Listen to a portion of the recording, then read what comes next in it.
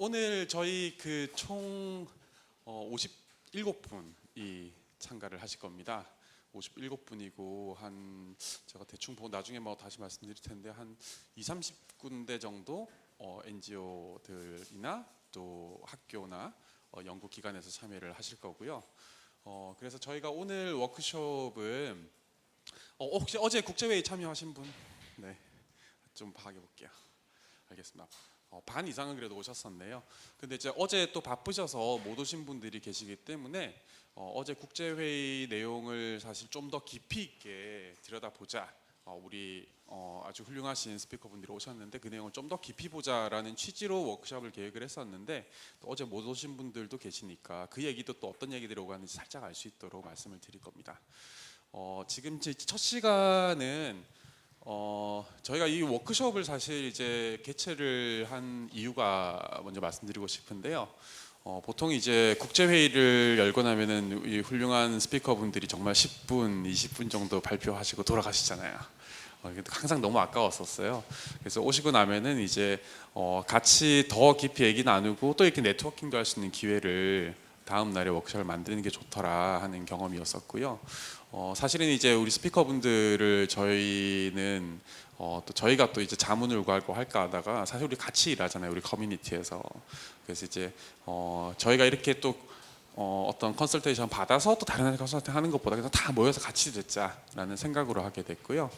그래서 오늘은 이제 저희들끼리 정말 편안하게 캐주얼하게 또 서로 이야기를 허심탄회하게 할 수 있고 또 여기에서 또 각자 하시는 또 다른 프로젝트들에 또 의견을 구하거나 하고 싶으면 또 연결을 하시면 되고요. 그런 취지의 워크숍입니다.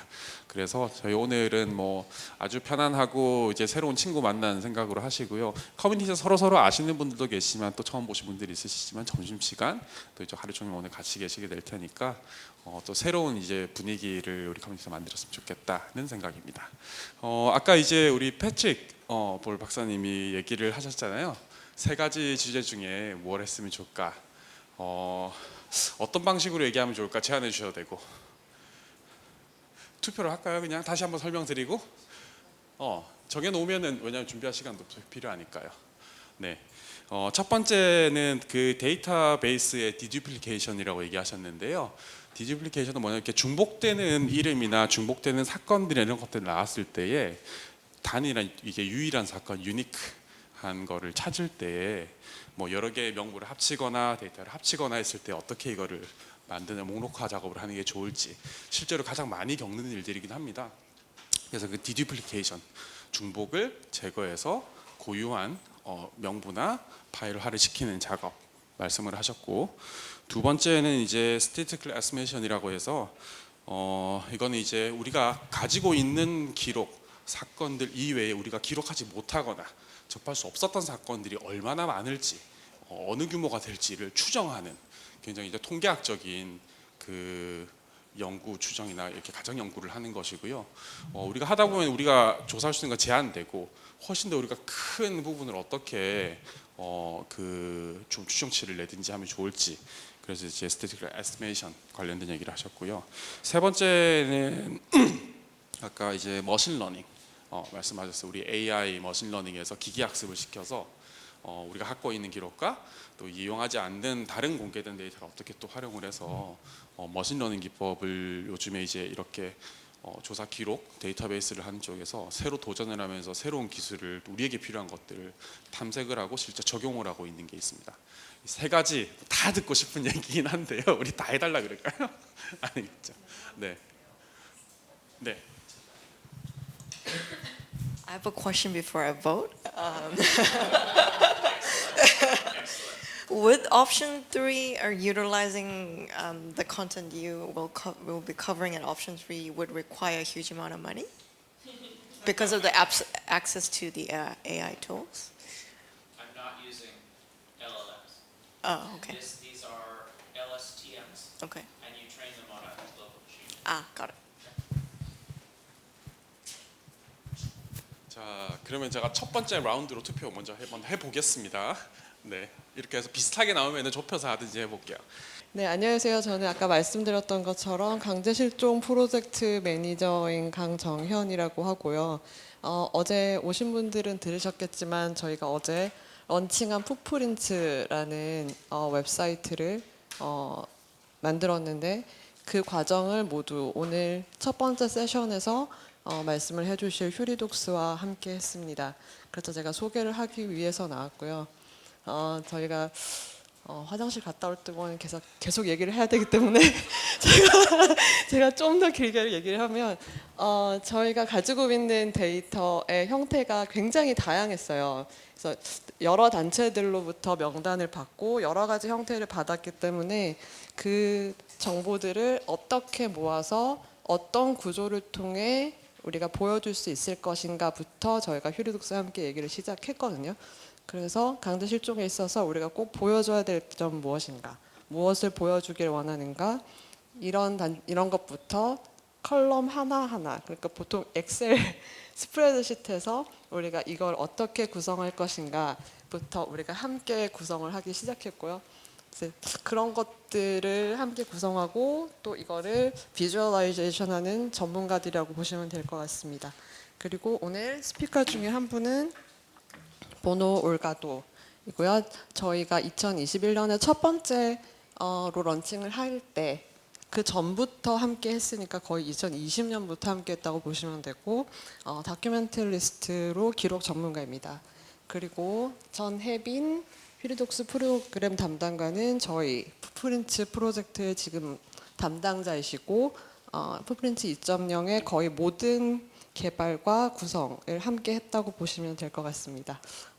이제 시작을 해도 될 것 같네요. 여러분 박수로 맞이해 주시면 감사하겠습니다.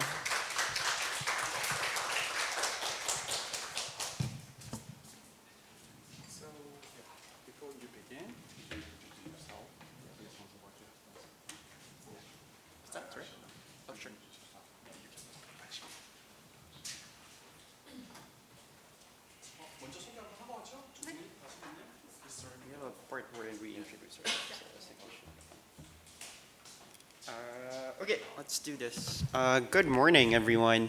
I finally slept really well last night, and I'm caffeinated. I'm wearing good shoes, so I'm in a really good mood today. And you're getting Professor Bono this morning.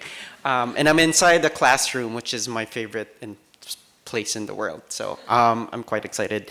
We're going to kick things off. Also, thank you and apologies to our translators. The caffeine just kicked in, so I'm gonna be speaking very fast.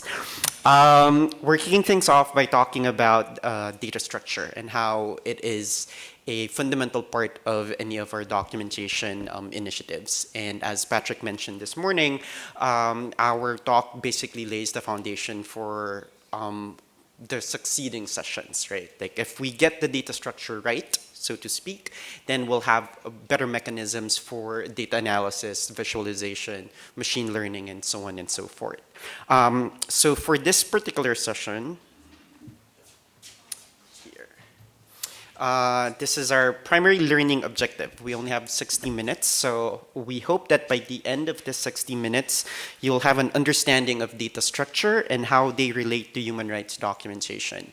So I'm going to put an asterisk here on our use of the term data structure, and we're going to muffle them all together with data model and data schema. But Bina will show you what we're actually talking about when we talk about data structure.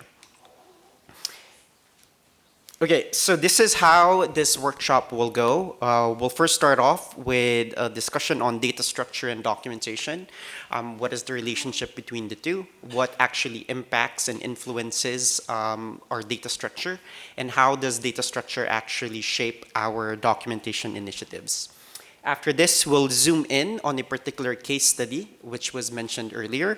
We're going to look at the data structure changes from version 1 of Footprints to version 2. So we'll use that as a case study to explore the points that I will initially raise on the first section. And then the third part will zoom out a bit and actually talk about some theoretical considerations that should be applicable to, or rather, provocations for your own respective documentation initiatives. And even for TJWG, as they prepare for version 3.0 of footprints, which officially starts today after you launched it yesterday. And then we'll open the floor for some questions and answers. I think some of you weren't there yesterday, so we'll do a proper introduction about HURIDOCS. We are the Human Rights Information and Documentation Systems. We're about to turn 41 this year. We're relatively one of the older international NGOs, almost as old as Amnesty and Human Rights Watch. But when we tell people about HURIDOCS, they'll be like, who are you guys? Mostly because the way we frame HURIDOCS is we're the infrastructure people. We build databases for human rights defenders across the globe. So currently, we host and manage around 300 databases for human rights defenders, ranging from collectives to community organizations to CSOs. And sometimes we also work with some state governments, specifically with their Commission on Human Rights.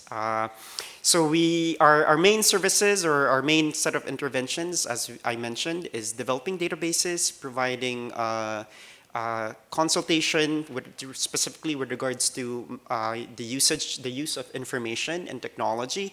And also, we haven't done this for a while, but we also provide assistance and consultation in terms of designing your documentation practices. So that's the scope of what we do. As with anything, I usually start with some positionality, explaining where we stand in our background and why we do what we do, and the kind of work that we do at HURIDOCS. So I'm Bono. I'm born and raised from the Philippines. I moved to the US back in 2004. I ended up in the human rights space because my grandmother is a World War II comfort woman survivor. So, trying not to cry every time I talk about her. So she fought all her life for acknowledgement and reparations as a comfort woman survivor.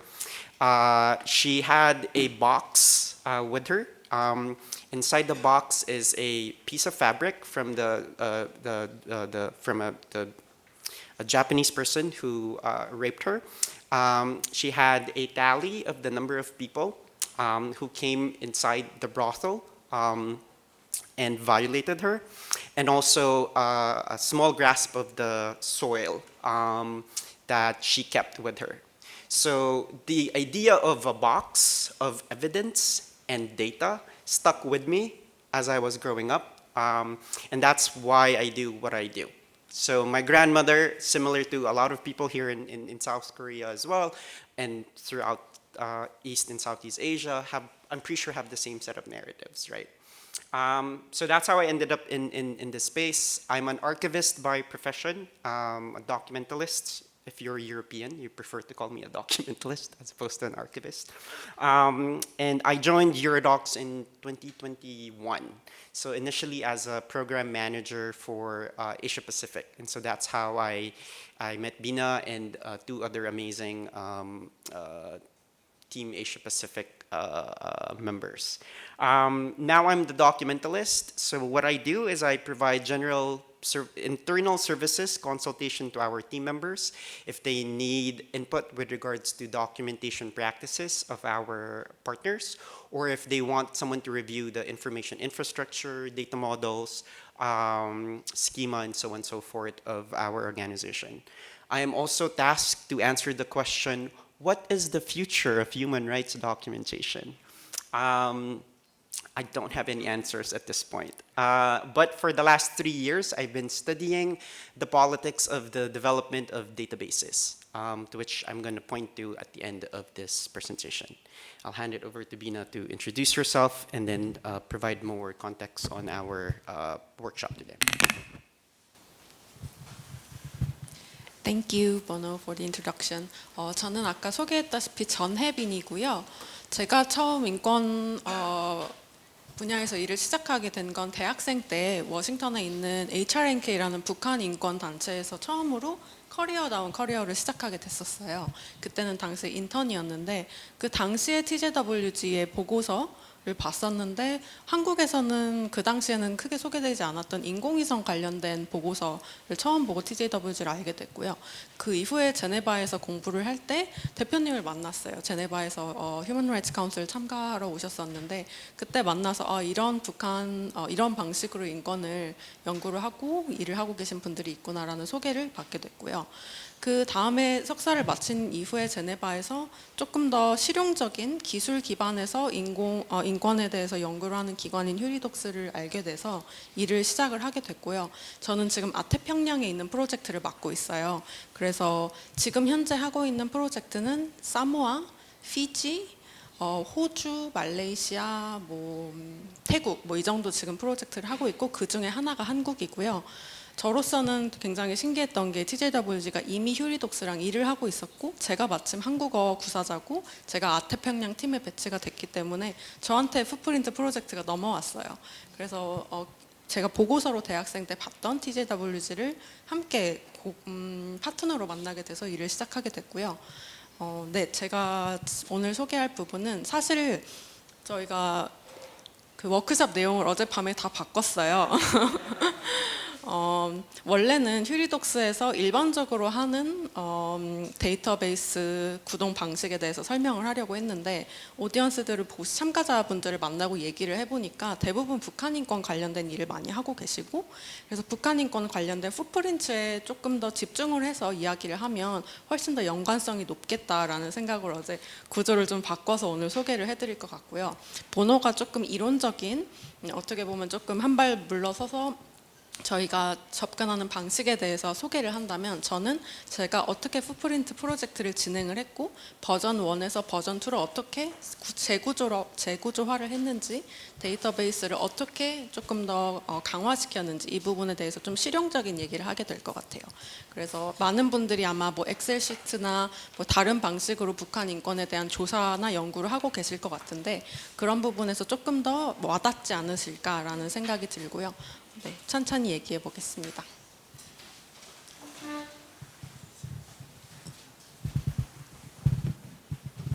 Bina?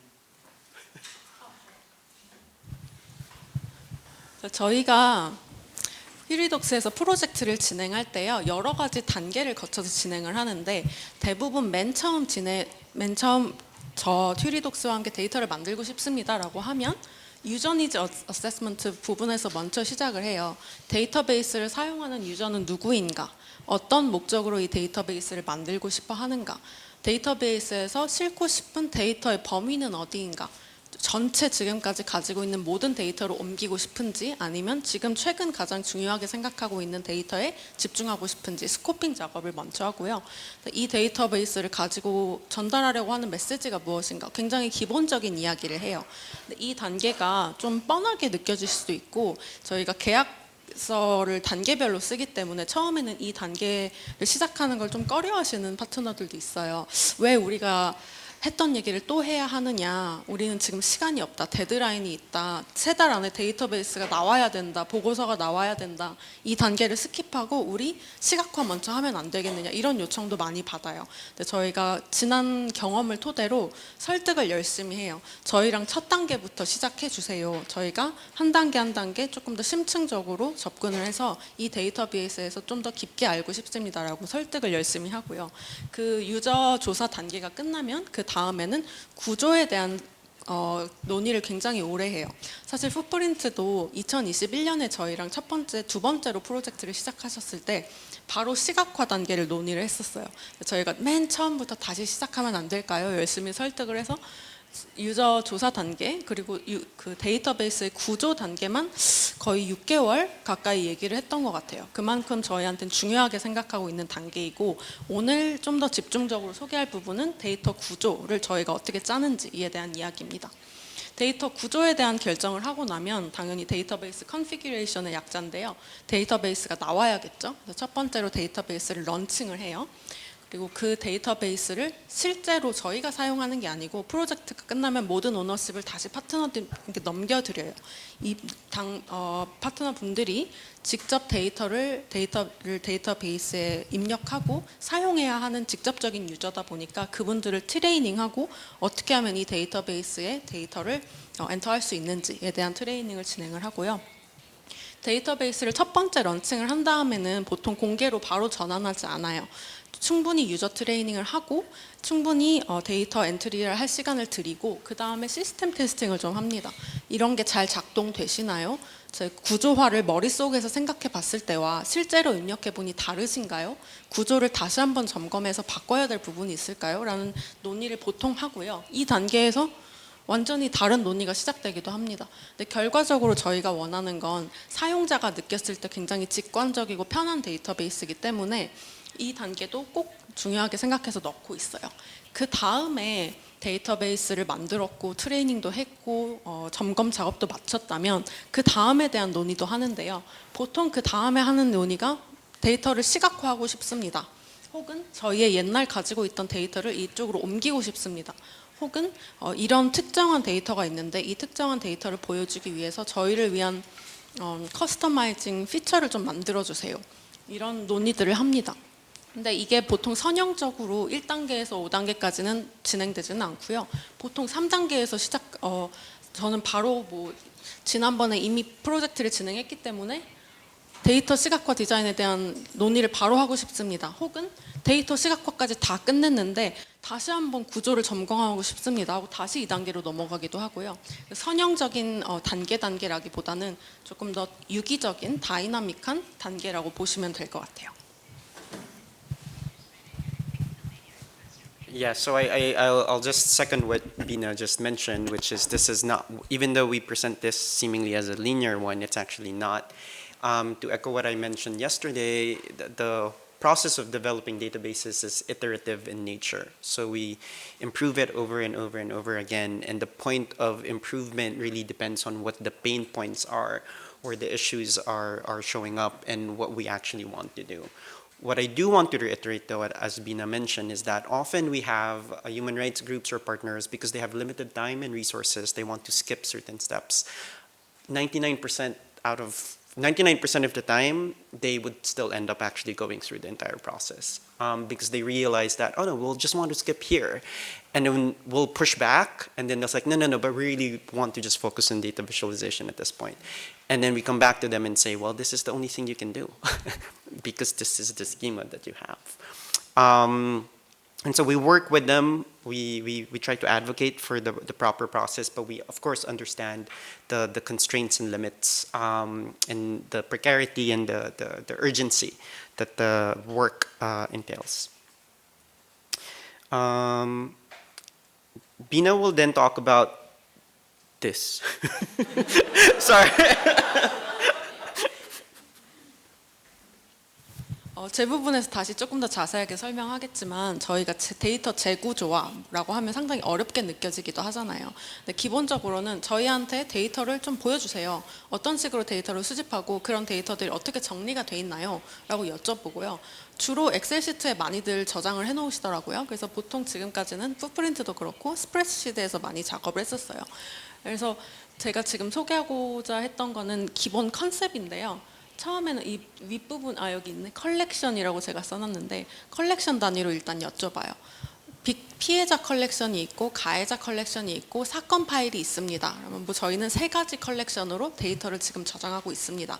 그러면 그 하나하나의 컬렉션을 조금 더 깊이 들어가 보는데요. 지금 보여드리고 있는 건 풋프린트 버전 1 때 저희한테 보여주셨던 피해자 컬렉션이에요. 근데 피해자 컬렉션에서 그럼 다음 질문은 피해자 컬렉션에서 어떤 정보들을 수집하시나요? 우아지 저희가 만드는 데이터베이스 상에서는 프로퍼티라고 부르는데요. 저희는 빅팀 컬렉션에서 피해자들의 이름, 사진, 국적, 성별, 직업 등등의 프로퍼티들을 저희는 수집을 합니다. 라고 저희한테 알려주세요. 그럼 하나하나 되짚어봐요. 그러면 어떤 방식으로 이걸 수집하시고 지금 기록하시는 방식이 좀 더 효율적으로 다시 레이벌링을 한다던가 다시 구조화할 수 있는지를 좀 여쭤보고요. 그 다음에 저희가 또 한 가지 들어가는 게 한 단계 더 깊이 들어가는 게 Control List of Terms라는 컨셉인데요. 만약에 제가 피해자들의 성별 정보를 수집한다고 해요. 근데 제 데이터베이스에는 남자, 여자, 모름 이 세 가지가 끝이에요. 근데 만약에 뭐 트랜스젠더 커뮤니티에 대한 데이터베이스를 만들고자 하는 고객이라면 이 리스트가 훨씬 더 길 수도 있겠죠. 근데 이 Control List of Terms는 내가 이 정보를 수집할 때 어떤 예를 들어서 뭐 국적 같은 경우에도 딸린 컨트롤 리스트 오브 텀스가 있을 텐데 이 경우에는 한국, 북한, 남한, 일본, 중국 뭐 이 정도로 추려지겠죠. 근데 데이터베이스의 성격에 따라서 이 리스트가 아주 길기도 하고 짧기도 하고 이 리스트가 잘 정돈되어 있을 수도 있고 무작위로 수집하는 대로 다 모아놨을 수도 있어요. 그래서 맨 처음에는 가장 큰 스텝으로는 컬렉션을 먼저 보고요. 그 컬렉션 내부에서 어떤 항목들을 수집하는지 프로퍼티 단계에서 논의를 하고요. 그 다음에는 한 단계 더 깊이 들어가서 각각의 수집하는 항목에 대한 리스트도 같이 점검을 합니다. 이 세 가지 컨셉을 머리에 이렇게 넣고 그 다음 논의를 저희가 할 때 염두에 두시면 좀 더 도움이 될 것 같아요. So why should we be paying attention to data structure? So sometimes our partners come to us and say, we already have a data structure, let's just use it as is. And then we have to walk them through, okay, well, let's evaluate the data structure that you propose. And often we have to explain to them why, right? So first, this is not an exhaustive list, but first, your data structure reflects and shapes your ways of knowing. So Patrick hinted on this yesterday. So most data structure would reflect the epistemology or the ways of knowing of a particular organization, right? So for example, if your group is composed of primarily of lawyers, there's a very legal way of knowing things, and therefore your data structure will reflect that accordingly. It is likely that your data structure and therefore your documentation will be following the norms and the ways of thinking and knowing of lawyers, right? But if you ask, for example, families of victims, or if you ask, for example, documentalists or a statistician, likely their ways of knowing will greatly impact your data structure. And therefore, it will also shape further how you perceive things. So it's your ways of knowing will shape the data structure, and the data structure will consequently shape your ways of knowing. So it's almost like a circular thing. And often when we have discussions with our partners, we point this out, right? It becomes very interesting when your partners have different ways of knowing. And that's when our program officers have to do the job of mediating between these, at times, competing epistemologies. So the data structure also specifies and organizes the relations across your data. And so Bina later with the technical example will show you how the data structure actually shows how the victim data is related to the perpetrator data, or how they're actually related to the events itself or the evidence or the documentation. Often we collect so many information or so many documents, but we don't know how to put them together. So the data schema actually enables us to figure out how to put them together accordingly. The data structure also governs and constrains your documentation activities. So for example, once you actually have a database in tow, usually then you will be using the database to do your documentation work. Pre-database, you probably have loose notes of like pages and pages of documentation. And so your documentation approach might have been very open-ended, right? But once you have a database, whether you like it or not, suddenly you are both, the database itself enables and also constrains how you go about the documentation. Because suddenly you're faced with a field and it's like, oh, I have 10 different fields or 10 different properties, I have to fill them all out. And then suddenly you have information that does not fall under any of those fields or properties. Like, it's either you will stop actually documenting that, or you'll just put them in a open box called others, which is my biggest pet peeve. Every time I see a box that says miscellaneous or others, it's lazy work, right? Because then it's like, well, then if you're actively collecting those kind of information, you have to find a way, you have to find a bucket to actually accommodate them and relate them with everything else that you have. Otherwise, why are you actually collecting them accordingly? The data structure itself also enables and limits your data analysis. So this is what Patrick was hinting on yesterday, and we've had conversations about this, right? There's only so much analysis or visualization one can do, depending on the data schema itself, right? So for example, and by schema, it means not only what you collect, but also the relationship of what you collect. You can have very fancy statistical models that won't work because the schema itself actually does not allow them accordingly. And this is my favorite example when our partner says, oh, we want this kind of visualization, and we come back to them and say, well, you don't have data for that, so I don't know how we're gonna go there. It happens all the time, and this happens because they end up seeing another organization's database or another organization's report, be like, oh, we want that, and they realize, well, you can't have that because you have different schemas. So that's why, again, it's important for us to focus on data structure. Which goes to the last point, it impacts how your data is presented and perceived by users as well. For the academics in the room, or for those who have background, I'm basically hinting on epistemology, phenomenology, ontology, blah, blah, blah, blah. But that's precisely what the data structure is. So let's move on. So what actually influences your data structure? Before we go into the designing of the data structure, we want to point out two considerations on what influences your data structure. First, it's the nature of your documents. So the first thing that we do when we have sessions with our partners or prospective partners is we ask them to give us examples of the documents that they already have collected. So this enables us to understand, okay, so what information do you actually have, right? And from there, we can actually kind of figure out an initial schema already, or initial structure.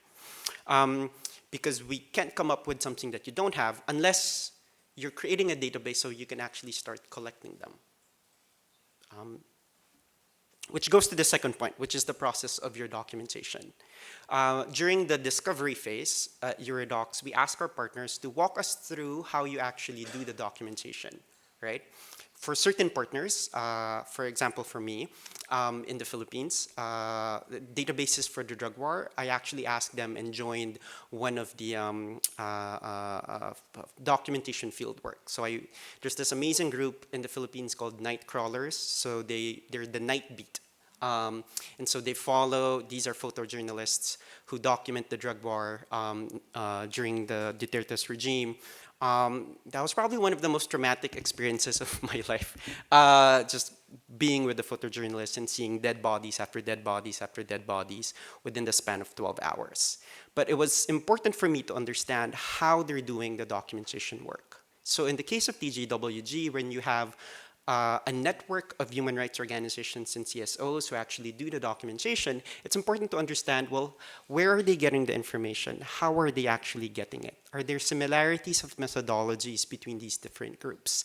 Because then we can actually account for discrepancies. We can probably evaluate the quality of the information or the data that is coming in from our network. Next is the requirements of your use cases. So this is one of the key things we ask our partners. So what is this database for? You'll be surprised with how many times our prospective partners actually can't answer the question. They'll just be like, oh, we just want one. Or my favorite, oh, we got funding for one. It's like, okay. This usually happens during Q4, wherein funders have extra money left and they need to give it to people. And databases is one of the key things that they throw money at. It's like, oh, here's like leftover money. Please liquidate us accordingly. Build a database. And then they also don't care about the process because they just want the database to show the funders. So answer that question. What is the use case of this database?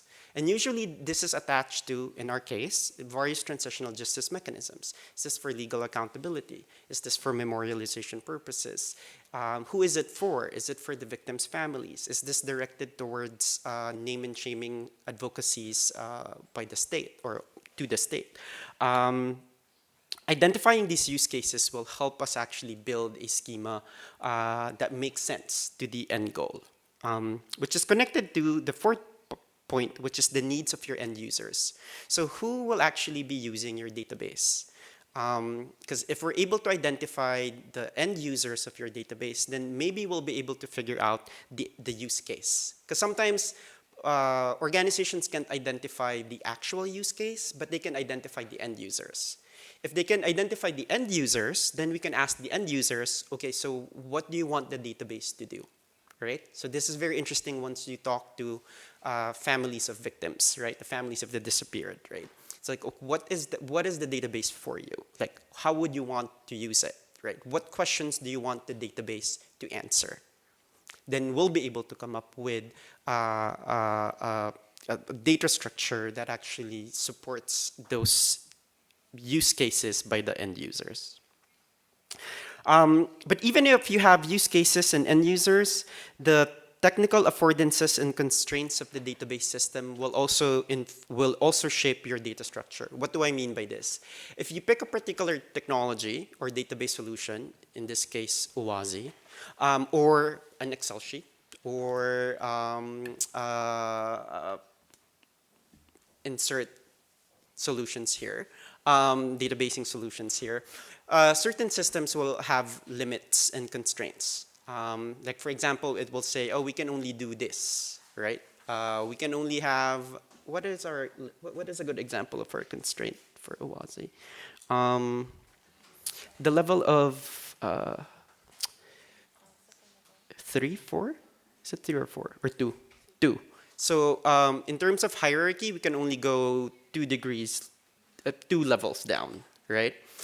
So for example, if we're talking about location or geography, so we can only do 2 levels, so that means, let's say state and then city, right? But then if you yourself want your schema to be date, city, district, then we won't be able to do that. We'll have to find a different way to redesign the schema to accommodate those constraints, right? So even if you know what you want to do, the technology actually might actually constrain you from doing that particular schema. So that's an important consideration. The next point, which is a big chunk of my research during the last 3 years, is the expertise in the room. You cannot conceptualize a data schema following a specific way of knowing if you don't have that expert in the room.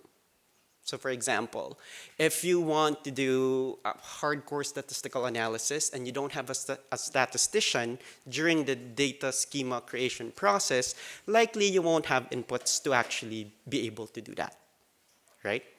Or for example, you want to do a database that focuses on memorialization, but you actually don't have memory scholars or archivists or museum professionals that will able to tell you from their experience and expertise that this is how we're supposed to do this or based on our experience, then you probably won't get the input to create a schema that supports what you actually want to do.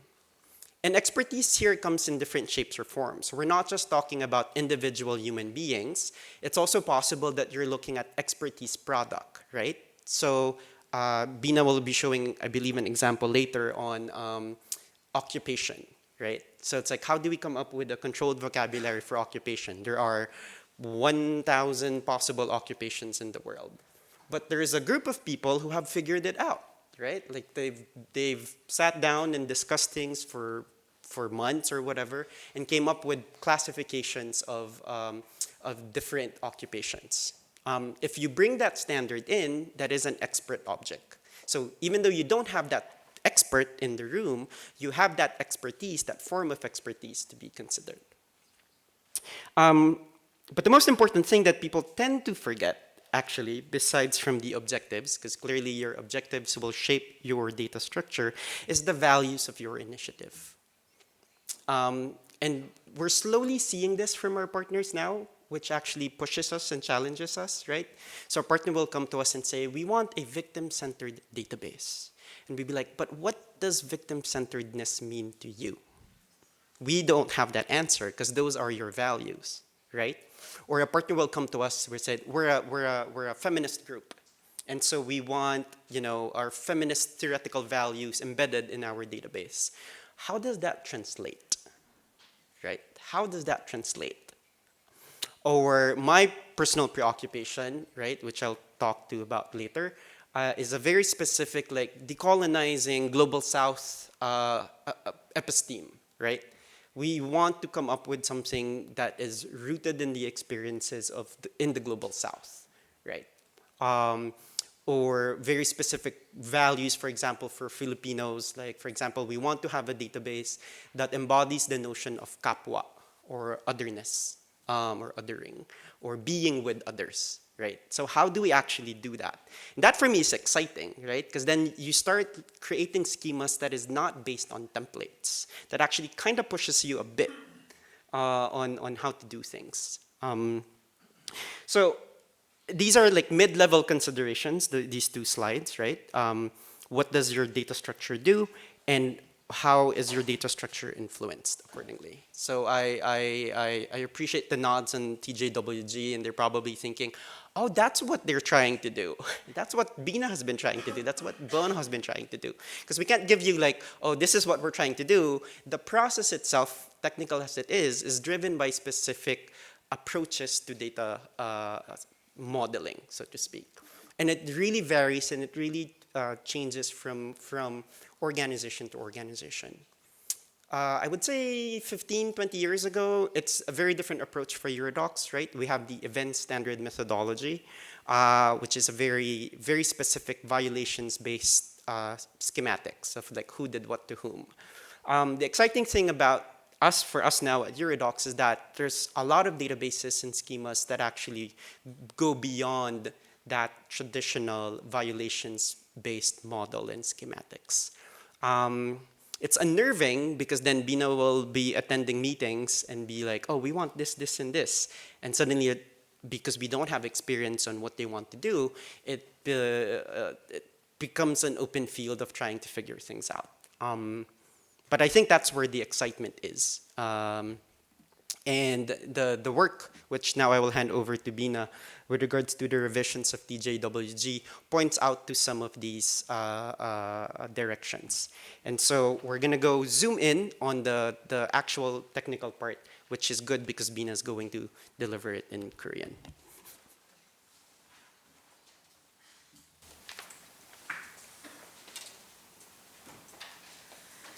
네, 조금 포괄적인 이야기였는데 그래도 저희가 프로젝트를 진행할 때 이런 방식으로 진행을 하려고 했다라는 걸 알고 이 이야기를 들으면 조금 더 재밌게 들으실 수 있을 것 같아요.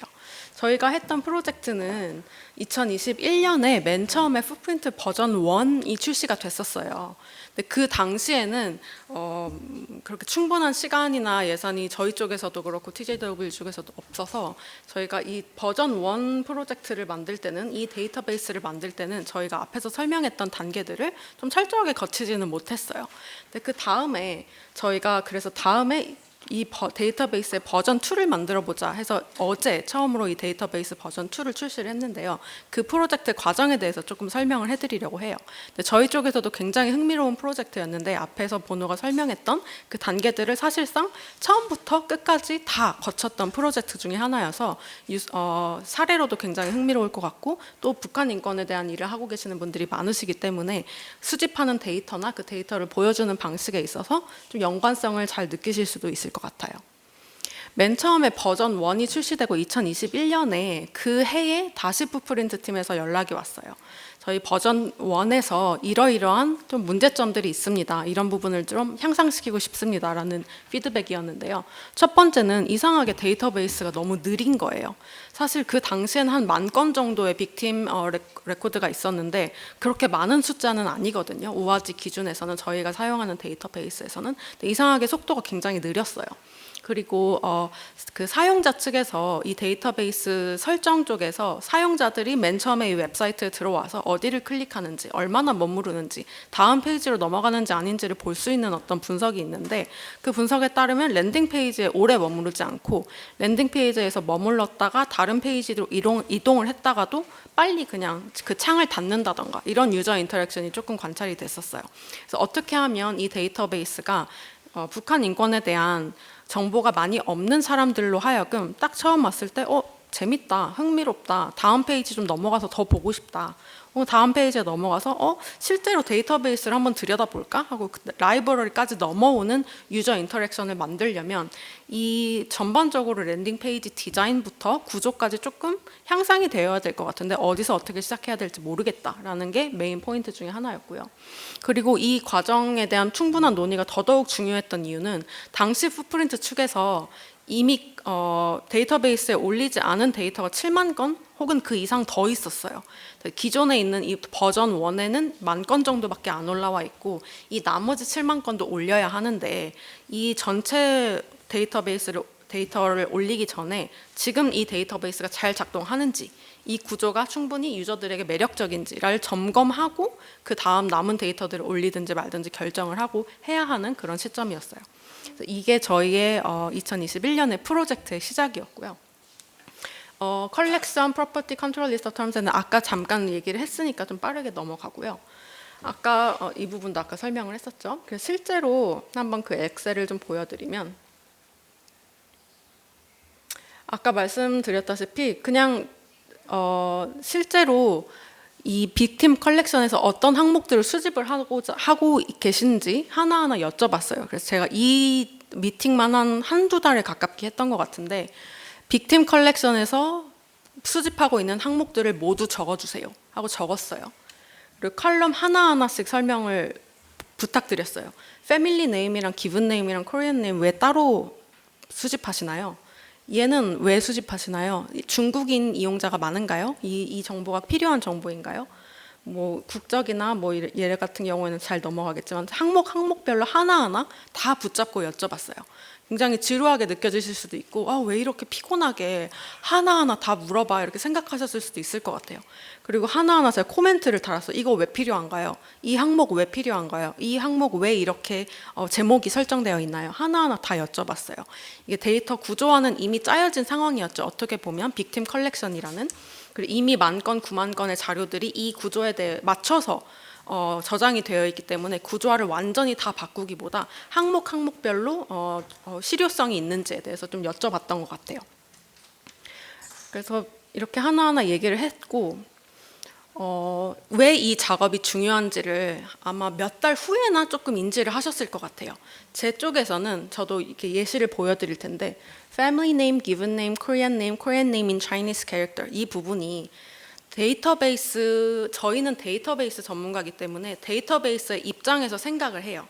근데 사실 기록 전문가에게는 그럴 필요는 없어요. 실제로 기록이 어떻게 돼 있는지를 이미 기록 수집 단계에서부터 맞출 필요는 없거든요. 데이터베이스의 관점은 저희한테 여쭤보시고 저희가 적용을 해드리면 되는데 저희 눈에는 어떻게 보였냐면 이게 풋프린트 버전 1이었어요. 이름이 안병열이라는 이름이 위에 이미 타이틀로 올라가 있어요. 코드 네임도 있어요. 근데 그 밑에 패밀리 네임과 기븐 네임이 따로 들어가 있어요. 그럼 저희가 보기에는 얘는 이중 정보예요. 중복된 정보예요. 그리고 이미 빅팀 항목에서 수집하고 있는 항목들이 30-40개예요. 그래서 빅팀 카드를 하나 열면 유저 입장에서 봤을 때는 수집하는 항목 30개, 40개가 쭉 보여요. 얘네를 최대한 간결하게 만들어주는 게 기록할 때는 아주 촘촘하게 섬세하게 작업하는 게 말이 될 수도 있어요. 근데 데이터베이스의 입장에서 보면 그리고 특히나 유저빌리티에 대한 향상을 원하셨기 때문에 저희는 간결하게 하자. 이게 가장 첫 번째 레커멘데이션 중에 하나였어요. 좀 대표적인 예시라서 가져와 봤고요. 이것도 맨 처음에 빅팀 강제 납북 피해자에 대한 조사를 할 때 그리고 그 정보를 정리를 할 때 기존에 있는 UN 워킹 그룹 서미션 폼의 구조를 그대로 가지고 오셨었어요. 그렇다 보니까 그 서미션 폼에 맞게 가장 정확하고 가장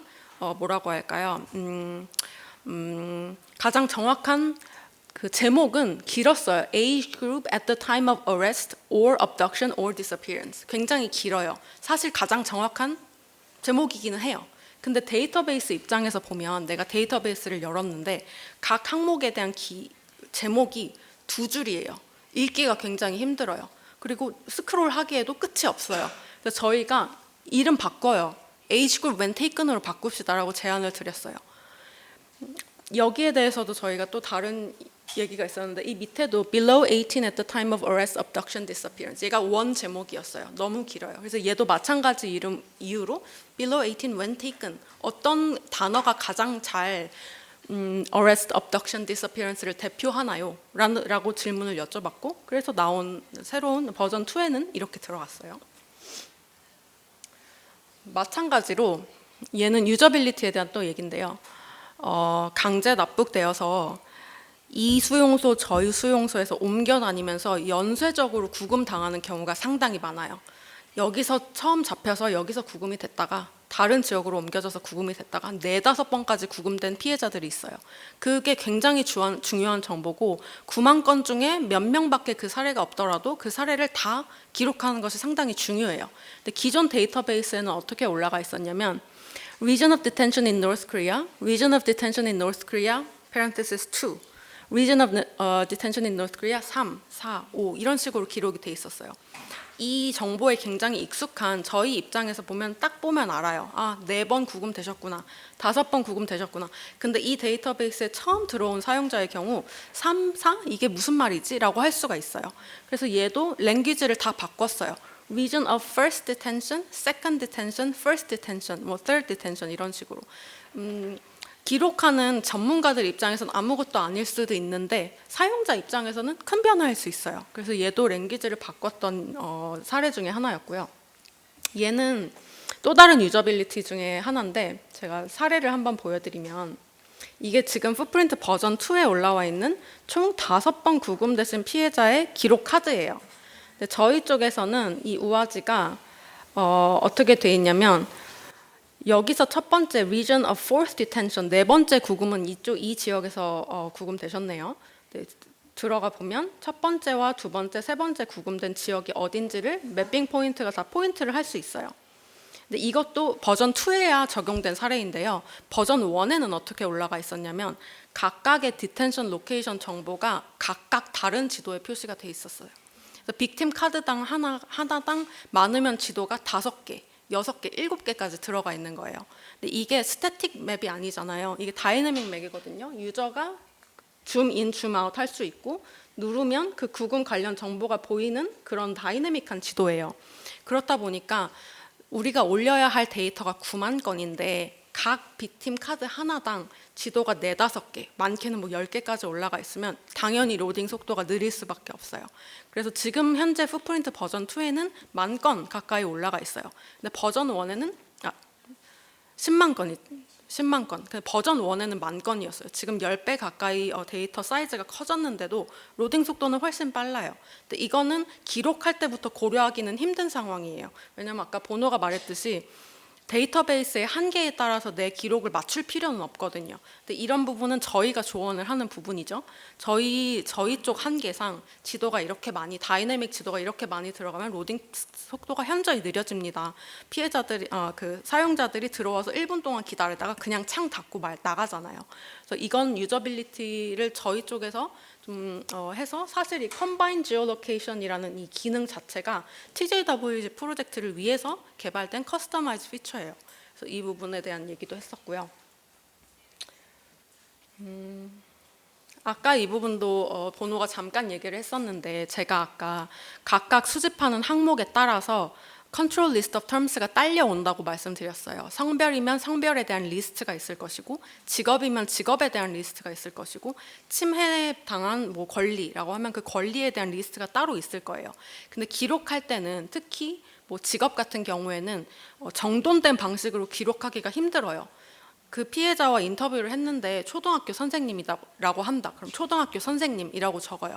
다른 분이 오셔서 인터뷰를 했는데 국민학교 선생님이었다고 해요. 그럼 국민학교 선생님이라고 적어요. 기록할 시점부터 이미 완벽하게 잘 정리된 리스트를 가지고 거기에 맞춰서 기록하기가 힘들고 사실 이 리스트는 기록이 다 끝난 이후에 다시 한번 리뷰를 하면서 좀 더 정돈된 카테고리로 만드는 건 그 다음에 저희가 해야 할 작업이에요. 그래서 저희가 추천을 드렸던 건 유저들이 보기에 조금 더 정돈된 언어로 데이터베이스 상에 올라가면 훨씬 더 접근성이 용이할 것 같습니다. 그리고 이 데이터베이스의 가장 중요한 타겟 오디언스 중에 하나가 인터내셔널 오디언스. 한국 컨텍스트뿐만이 아니라 인터내셔널 대중을 상대로 하는 데이터베이스이기 때문에 ILO에서 국제노동기구에서 이미 설정해 놓은 잘 정리된 직업 카테고리를 저희가 따라가면 어떨까요? 라고 제안을 드렸어요. 그래서 거기에 대한 랭귀지도 다 바꿨어요. 마찬가지로 에이지 그룹에 대한 얘기가 나왔어요. 한국 컨텍스트에서 보면 보통 기록을 할 때 16세, 10대라고 옆에 적어요.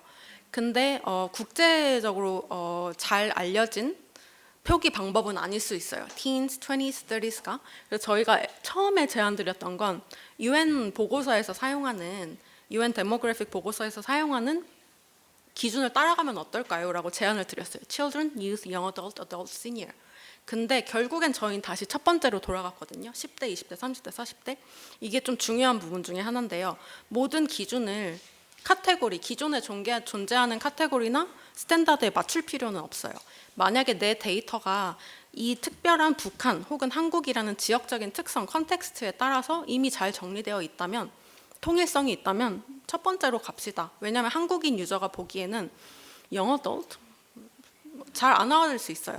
10대, 20대, 30대, 40대 저희한테는 훨씬 더 익숙하게 들리잖아요. 그래서 기존에 잘 따르고 있는 통일된 항목이 있으니 그러면 리저널 컨텍스트를 고려해서 첫 번째로 갑시다라고 얘기를 했고요. 이렇게 잠깐의 예시를 보여드렸지만 각 수집하는 항목에 따라 리스트가 있다고 말씀드렸어요. 지금은 뭐 한 2개 정도만 설명을 드렸는데 하나하나 다 논의를 했어요. 빅팀 컬렉션에 당시 수집하고 있었던 항목이 한 3, 40개가 있었는데 그에 따른 각각 리스트를 하나하나 다 점검을 했고요. 그게 데이터베이스 구조화에도 상당히 중요한 영향이 있었는데 왜 중요했냐면 Yes. And then, so as Bina mentioned, we opted for what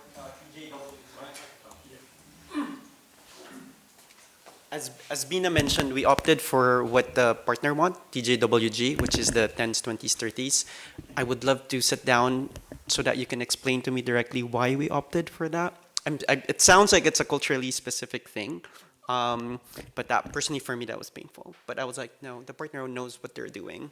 But I was like, but I wanted to know why. Besides from like it's culturally specific. Now I tried to Google it, like what is the cultural value of that? I couldn't find it online.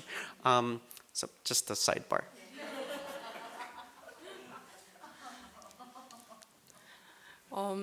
그리고 방금 말씀드렸던 그 구조화를 하는 것, 언어를 잘 정돈하는 것, 그리고 거기에 따른 리스트를 잘 정돈하는 게 중요한 이유가 있어요. 데이터베이스 상에 이게 지금 버전 2의 라이브러리인데요. 이 옆에 사이드 패널에 있는 이 항목이 저희한테는 굉장히 중요해요. 왜냐하면 유저들이 지금 데이터베이스에 올라와 있는 게 9만 건이 넘는데 이 9만 건을 다 하나하나 들여다보기 힘들잖아요. 만약에 내 연구 주제가 이 특정 시기에 납치된 미성년자, 피해자라고 합시다. 그러면 제가 어디서 시작하냐면요. 나의 피해자, 내가 조사하고자 하는 피해자 그룹은 North Korean이야. North Korean victim이고 당시에 disappeared within North Korea, 북한 내부에서 납치된 사람들을 보고 싶고 내가 찾고자 하는 피해자 그룹은 북한인이라고 합시다. 그리고 그 중에서도 나는 여성 피해자에 대해서 좀 알고 싶고 그 중에서도 young adult, 10대 혹은 20대를 알고 싶다라고 하면 이게 저희가 필터링하는 방식이에요. 저희가 한 500건 정도의 데이터에서 시작을 했다가 제가 필터링을 하는 대로 점점 더 내 리서치 스코프에 맞게 10개까지 줄어들었어요. 그럼 내가 9만 건, 500건 다 안 봐도 되잖아요. 지금 내가 보고 싶은 건 이 10건의 정보잖아요. 그래서 이 사이드 패널이 특히나 이렇게 데이터 컬렉션이 많은 경우에는 굉장히 중요해요. 왜냐하면 리서처들이 딱 와서 내가 원하는 대로 내 연구 목적에 맞게 필터링을 해가면서 데이터베이스를 탐색할 수 있기 때문이에요. 그래서 이 사이드 패널에 있는 이 언어들이 그리고 리스트들이 잘 정리되어 있는 게 굉장히 중요해요. 왜냐하면 얘가 통일성이 없고 얘가 너무 긴 제목으로 하나하나 정렬이 돼 있으면 리서치 자체가 힘들 수가 있어요. 그래서 데이터베이스의 관점에서 봤을 때는, 기록의 관점에서 봤을 때는 최대한 상세하게 사실 있는 그대로 기록하는 게 당연히 가치가 있겠지만, 데이터베이스에 올릴 때는 유저빌리티를 생각을 해서 간결하게 이 언어를 이 내부에서 통일되게 잘 정리하는 작업이 필요하다. 그것 때문에 저희가 맨 처음에 소개드렸던 이런 논의 과정을 굉장히 길게 가져갔던 이유 중에 하나고요. TJWG 풋프린트 프로젝트의 경우 이 작업이 중요했던 또 다른 이유는요. 아까 말씀드렸듯이 10,000건은 이미 데이터베이스에 올라가 있고 아직 올라가지 않은 7만 건, 9만 건 가까이 되는 자료가 더 있었어요. 이 자료가 올라올 텐데 가장 큰 니즈 중에 하나는 뭐였냐면 그 남은 데이터들이 다 한국어로 기록이 돼 있었어요. 근데 이 데이터베이스는 국제 사회에, 국제 커뮤니티에 이 문제의 시의성을 알리기 위한 데이터베이스였기 때문에 영어로 자동 번역하는 과정이 필요했어요. 저희가 어제 컨퍼런스에서 어떻게 자동 번역을 진행했는지, 그 많은 9만 건의 자료를 어떻게 몇 달 만에 자동 번역을 했는지에 대해서 잠깐 설명을 드렸었는데, 자동 번역이 할 수 있었던 이유는요. 데이터가 잘 정리되어야 돼요. 어큐페이션 같은 경우에는 중구난방으로 국민학교 선생님이라고 했다가 초등학교 선생님이라고 했다가 선생이라고 했다가 선생님이라고 했다가 통일성이 없게 자료가 정리되어 있으면 일괄 번역을 하기가 힘들어요. 근데 얘를 잘 정리해서 놓으면 자동 번역이 훨씬 수월해져요. 왜냐하면 저희는 코드북이라는 개념을 사용했는데 9만 건의 데이터를 필터링을 해요. 그리고 이 중에서 카테고리별로 다시 정리를 해요. 그리고 그 카테고리에 대한 9만 건이 카테고리로 정리되어 있을 때 9만 건의 직업 정보가 카테고리만 따오면 확 줄어들어요. 그리고 국민학교 선생님, 초등학교 선생님, 선생님이라고 서로 다르게 저장되어 있던 정보를 하나로 합치면 그 카테고리도 또 줄어들어요. 그러면 저희는 최종적으로 가장 간소하게 정리된 그 코드를 TJWG 측에 넘겨드려요. 9만 건의 직업 리스트 중에 추린 한 100건 정도의 직업 리스트를 저희를 위해 번역해 주세요 라고 부탁드려요. 그럼 그 100건만 번역하면 돼요. 그럼 그 코드북을 따라서 나머지 항목들은 자동 번역을 저희가 할 수 있어요. 그래서 이 프로젝트에서 데이터를 최대한 간결하게, 당연히 사실적인 부분을 지키면서 간결하게 정리하는 게 중요했던 이유 중에 하나는 대량 데이터의 자동 번역을 저희가 진행을 했기 때문에 더더욱 중요한 부분이었습니다.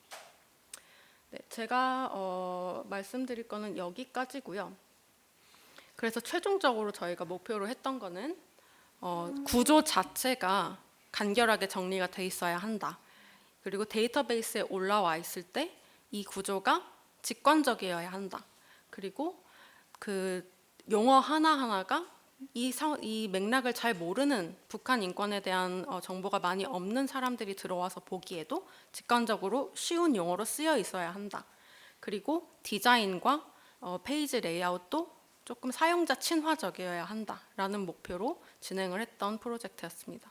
버전 1, 버전 2 지금 둘 다 공개되어 있는데요. 한번 들어가서 어떻게 달라졌는지 보셔도 재밌을 것 같고, 좀 2021년에 시작해서 2024년에 끝났으니까 거의 3년이 걸렸어요.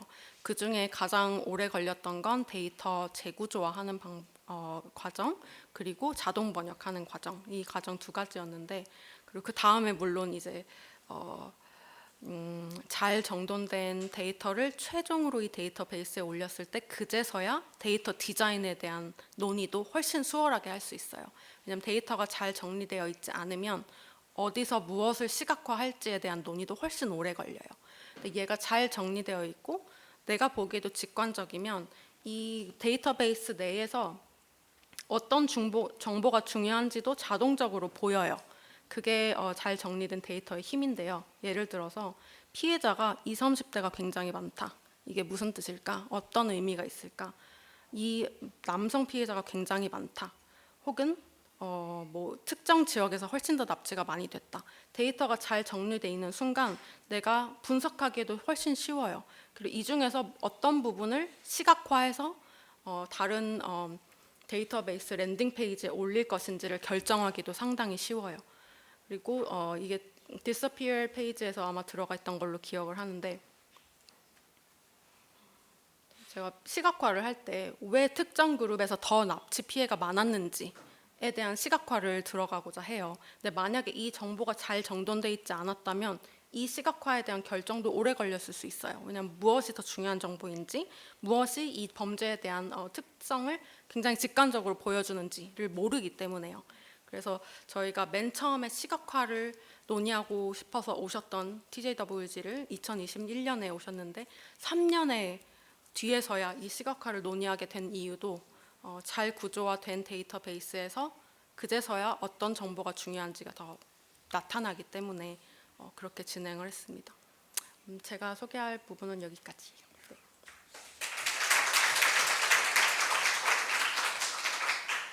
How much time do we have left? Oh, we have time.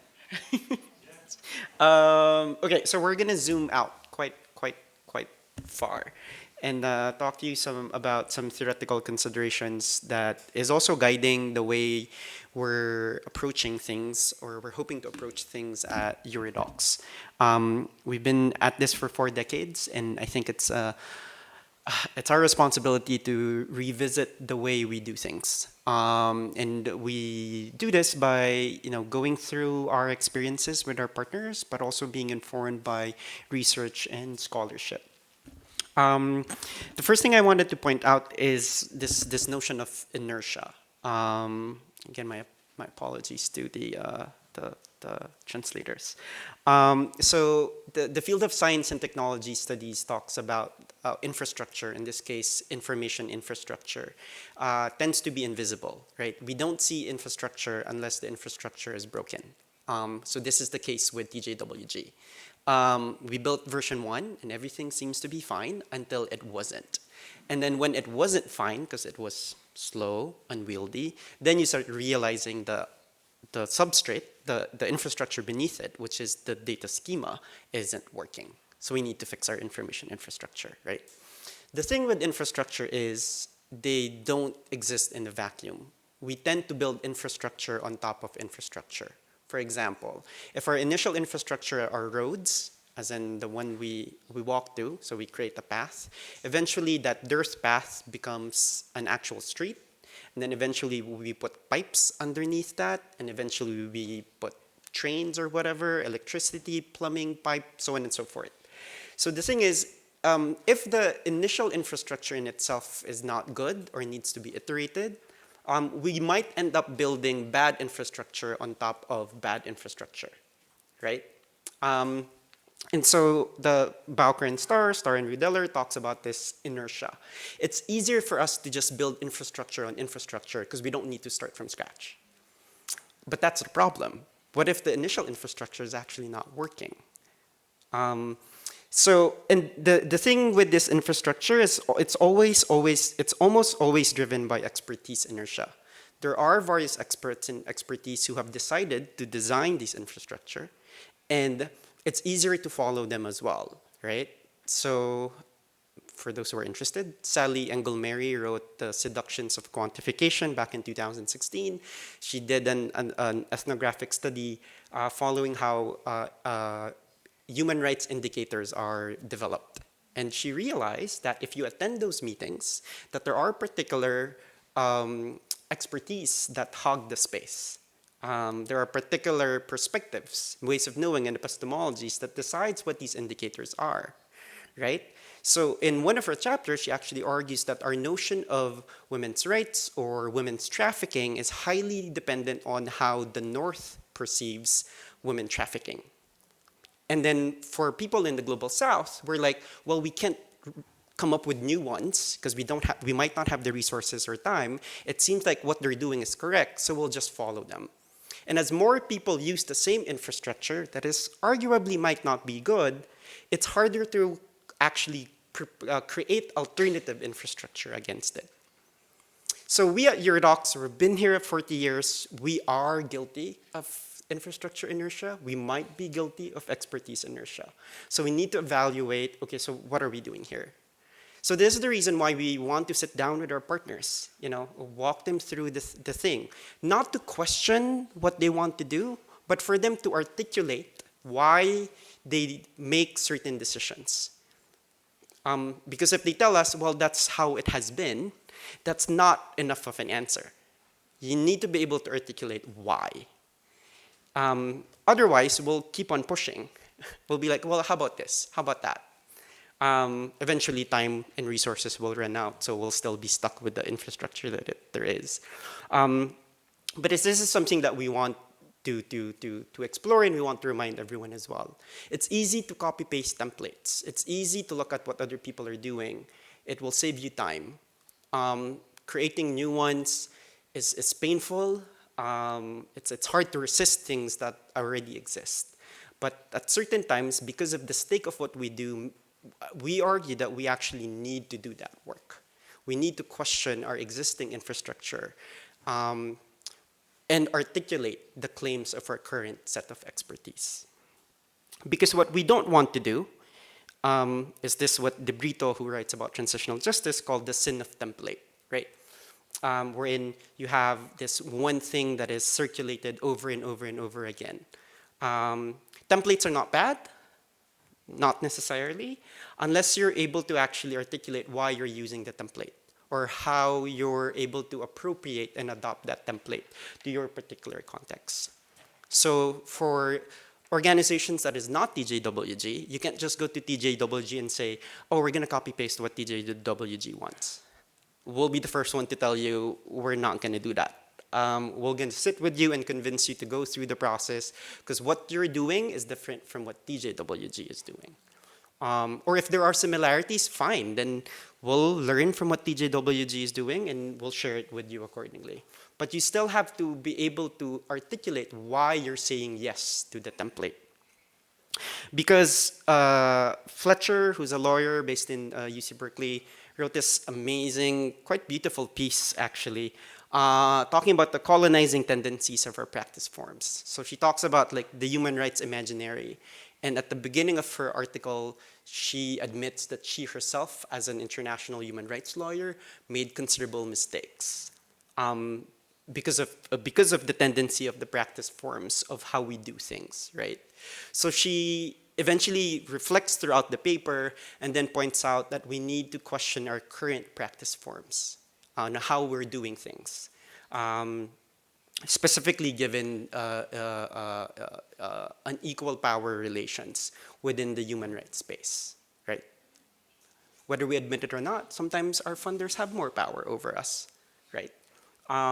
Whether we admit it or not, maybe we're also imposing our power on some of our community organizers and our community groups. We just need to constantly check ourselves in terms of this.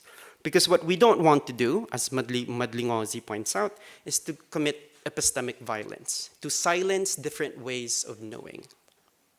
It's always exciting to bring different people in the room. It's always tricky to figure out how to get along. But what are we if not community organizers and human rights organizations that provide space for discourse and discussions? Because what we don't want to do is what Madlingozi calls an epistemicide. We want to make sure that different ways of knowing and being is accounted for. It's fine if this particular database is purely for X reasons, right?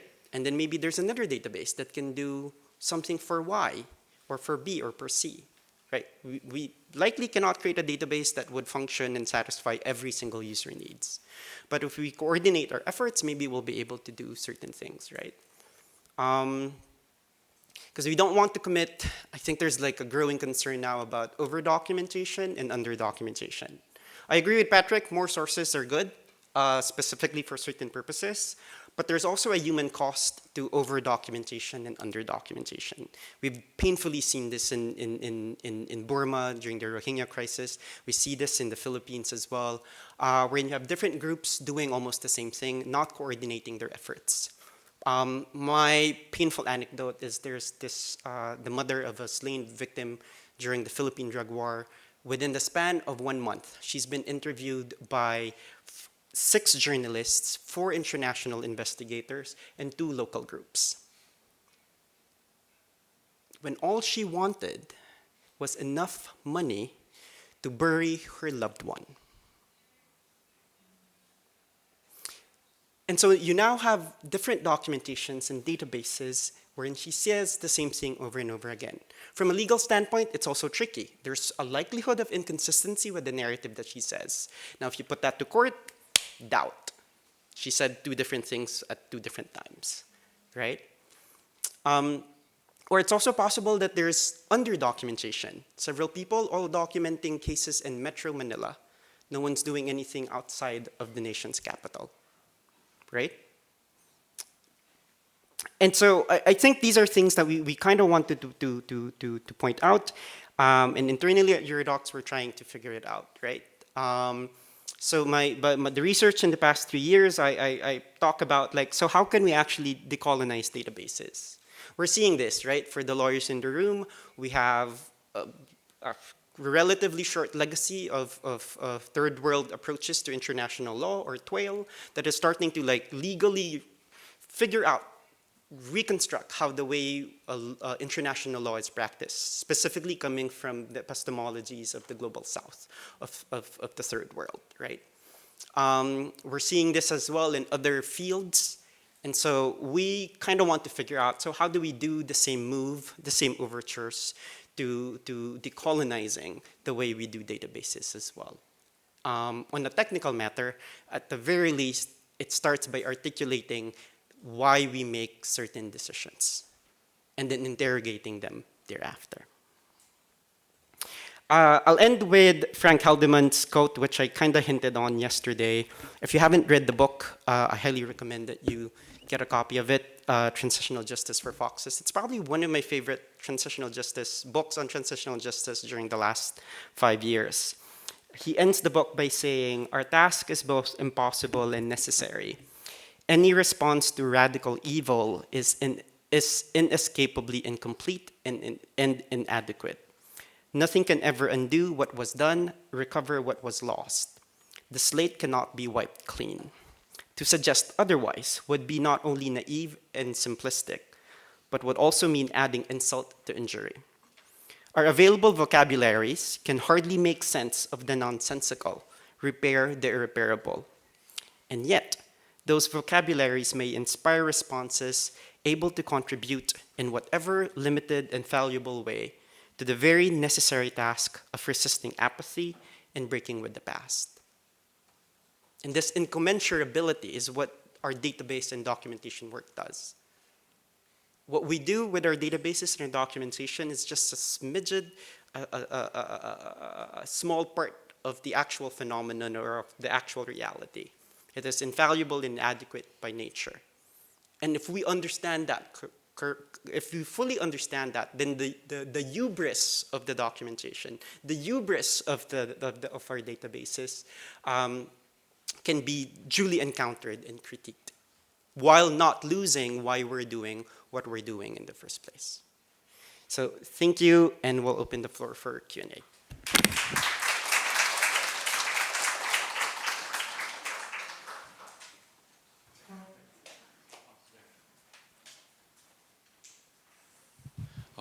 감사합니다. 원래 계획된 게 아닌데요. 그 풋프린츠 저희 팀에서도 같이 나와가지고 한번 진행하면서 어떤 이제 고민, 어려움이 있었는지, 또 제가 힘들게 하지 않았는지 뭐 이런 얘기도 해도 되고요. 사실 이 방 안에 이 풋프린츠 데이터를 이제 만들 때 담당을 했었고, 또 이제 같은 동료로 저희 도왔던 동료들도 꽤 많아요, 이 방에. 여기 지금 보니까 we have Dan now. Dan도 있고, 유림, 손 한번 들어보세요. 이 풋프린츠 프로젝트에 저희 TJWG에서 이렇게 참여하고 했던 분들 손 한번 다 들어보시겠어요? 지금? 네, just raise hand. 네, 또 뒤에 크게 신 안 했어요? 네, 또 승주 있죠? 네, Dan 있고 유림 맞죠? 유림 쌤도 그죠? 네, 맞아요, 성 쌤도 있고 맞아요. 자, 이 중에 제가 2분을 앞으로 좀 같이 해서 우리 매니저인 그 강정현 선생님이랑 박성화 선생님이랑 2분이 같이 와가지고요. 이 두 분이 엄청나게 많은 시간들을 서로 주고받고 하면서 진행을 했었어요. 그리고 이 시간이 사실 5년이 걸렸어요. 아까 3년이지만 그 전에 페이즈 1 때는 2년 동안 작업을 했었고요. 총 5년이 걸려서 이게 나온 거예요. 아까 이제 도너 얘기를 했었지만 상당히 인내심이 많게 저희도 지원을 받으면서 진행을 했는데 이렇게 네 분이 같이 질문을 받으면서 얘기를 하시면 어떨까라는 생각이 들어가지고 제가 갑자기 부탁드렸습니다. 고맙습니다. 궁금하신 걸 먼저 질문을 받을까요? 네, 제가 마이크를 이제 돌게요. 이름 얘기해 주시고, 네, 안녕하세요. 저는 한보이스의 최유림입니다. 저는 두 가지 질문이 있는데 첫 번째 그 풋프린트에서 왜 연령대로 그 데이터를 나누셨는지랑 그게 왜 중요한지 네, 그게 첫 번째 질문이고 이제 두 번째 질문은 그 아까 보노 선생님이 말씀하신 데이터와 그 현실이 그러니까 모든 현실을 그 데이터에 담을 수 없는데 그렇고 데이터가 이제 모든 거를 그러니까 데이터에 너무 중요성을 이제 부과하지 말라는 약간 말로도 들리는데 근데 지금 요즘 시대에는 데이터에 너무 이렇게 너무 약간 맹신하는 거나 이제 데이터에 너무 이렇게 오버 엠퍼사이즈 돼 있어 가지고 그거를 놓지 않으면서 이거를 관가하지 않으면서 이제 현실을 더 잘 반영할 수 있는 뭔 다른 내러티브가 있으신지 특히 이제 데이터가 서양 중심으로 이렇게 많이 발전했고 그렇게 되어 있다고 하셨는데 그거랑 이제 특히 북한에서 북한의 현실과 또 데이터를 이 브릿지를 어떻게 잘 이렇게 연결할 수 있을지 통역을 잘 하셨을지 모르겠는데. 또 질문 2개 더 받을게요. 여기 먼저 드릴게요. 네, 안녕하세요. 통일만면협회 대표 김정아입니다. 앉아서 할게요. 예, 데이터의 부분에서 데이터를 현재 탈북 여성 단체 최초로 유일하게 데이터 700명 정도의 데이터를 2020년부터 보유하고 있습니다. 근데 그 데이터를 수집할 때 그거와 그 데이터를 보고서로 전환을 해서 국제사회 어드보커시로 옹호 활동을 할 때 왜 우리가 더 힘들었는지 문제를 오늘 강의를 들으면서 정말 많이 느꼈어요. 그러면 우리는 지금 현재 20년 당시에 521명의 데이터와 지금 작년 연말에 우리가 이제 또 한 3개월 동안 또 더 추가 수집했던 데이터가 하나로 연결이 돼 있지만 주제가 분리는 돼 있어요. 그게 아까 무슨 말씀을 하는지 거기서 이게 여기서 문제였구나라는 걸 생각했는데 이거를 하나로 지금 합쳐야 하는 게 지금 우리의 과제인 거거든요. 그런 문제를 했을 때 지금 어제도 제가 좀 잠깐 질문 드렸고 언어의 문제나 주제 이슈들이 다른 것 같지만 하나로 이렇게 나눠서 지금 연결이 돼 있는데 이거를 하나로 통합할 때 지금 아까 또 그 발표에서 모든 데이터를 갖고 있다고 해도 처음부터 다시 한다고 했잖아요. 그러니까 그런 부분을 지금 어디에서부터 내가 다시 이거를 다 해야 될지 이거를 통째로 다 할 때 과연 여기에서 종합적인 데이터를 우리가 최종 얻는 그 시점을 기간을 우리가 얼마나 정리를 해야 될지 이런 부분이 있고 여기에서 가장 핵심적인 주제는 뭐 주제가 가장 다 중요하고 각 기관들마다의 주제도 너무 중요하지만 통일맘의 가장 강력한 주제는 북한을 탈북하면서 한국으로 돌아오는 그 여정에 북한과 중국의 자녀와 이별한 엄마들의 문제가 여성 인권의 문제와 아동의 인권 문제가 복합이 되어 있어요. 그러니까 이 문제를 데이터상에 보여줘야 이제 우리의 이 복잡하고 꼬인 정말 그 끔찍한 인생들을 다 말해줄 수가 있는데 그게 가장 어려운 과제였어요. 그래서 그런 문제를 해결하는데 첫째로 시간의 문제, 뭐 비용의 문제는 나중에 이제 만약 한다면 이제 논의를 할 수 있겠지만, 두 번째 문제는 이 데이터를 그렇다고 해서 기존 데이터를 우리는 절대로 버릴 수 있는 상황은 아니에요. 특히 중국 내에 있는 탈북민들 221명 데이터 그거 수집할 때 우리 운영진 탈북 여성 운영진이 전체가 다 쓰러지고 병원에 실려가고 그 사태에 벌어지면서 정말 목숨 걸고 우리가 그걸 구해냈는데, 이런 기존의 데이터를 살릴 수 있는 방법이 어떤 방법이 있는지 그거는 너무 좀 필요한 상황인 것 같아요.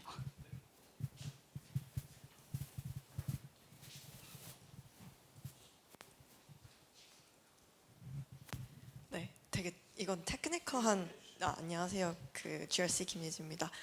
좀 테크니컬한 질문인데요. 그 여기 age group when taken이라고 바꾼 이 리스트에서 이거를 좀 더 뭐 10대, 20대 이렇게 좀 순서대로 나오게 할 수 있는지가 궁금했어요.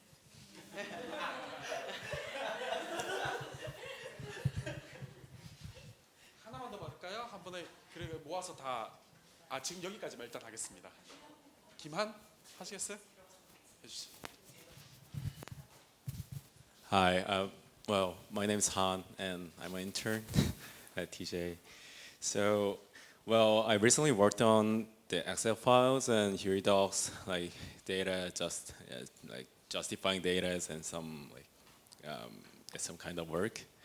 And my question is, like in collecting data in cases or incidents, how can you guys distinguish? Is it either credible data or non-credible data? Like I could see like some cases have like no info at all. Just like, for example, age was not, there was no info, and vocational information, there was no vocation. Like that kind of, I could see that kind of cases like pretty often. So I'm kind of curious, like how can you guys distinguish rumor and actual event?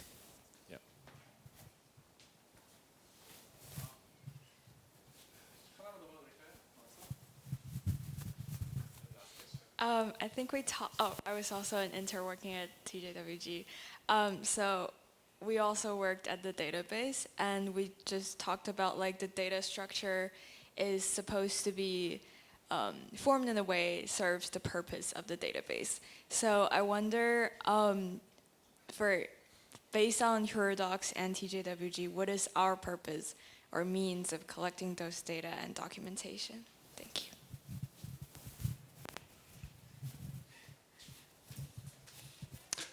남아있는 시간상 우선순위는 TJWG 밖에서 오신 분들 질문 먼저 답해 주시고요. 저희는 저희 또 돌아가서 집에서 또 얘기를 설명할 수도 있으니까 네, 우선순위 그렇게 하겠습니다. 누가 먼저 하시겠어요?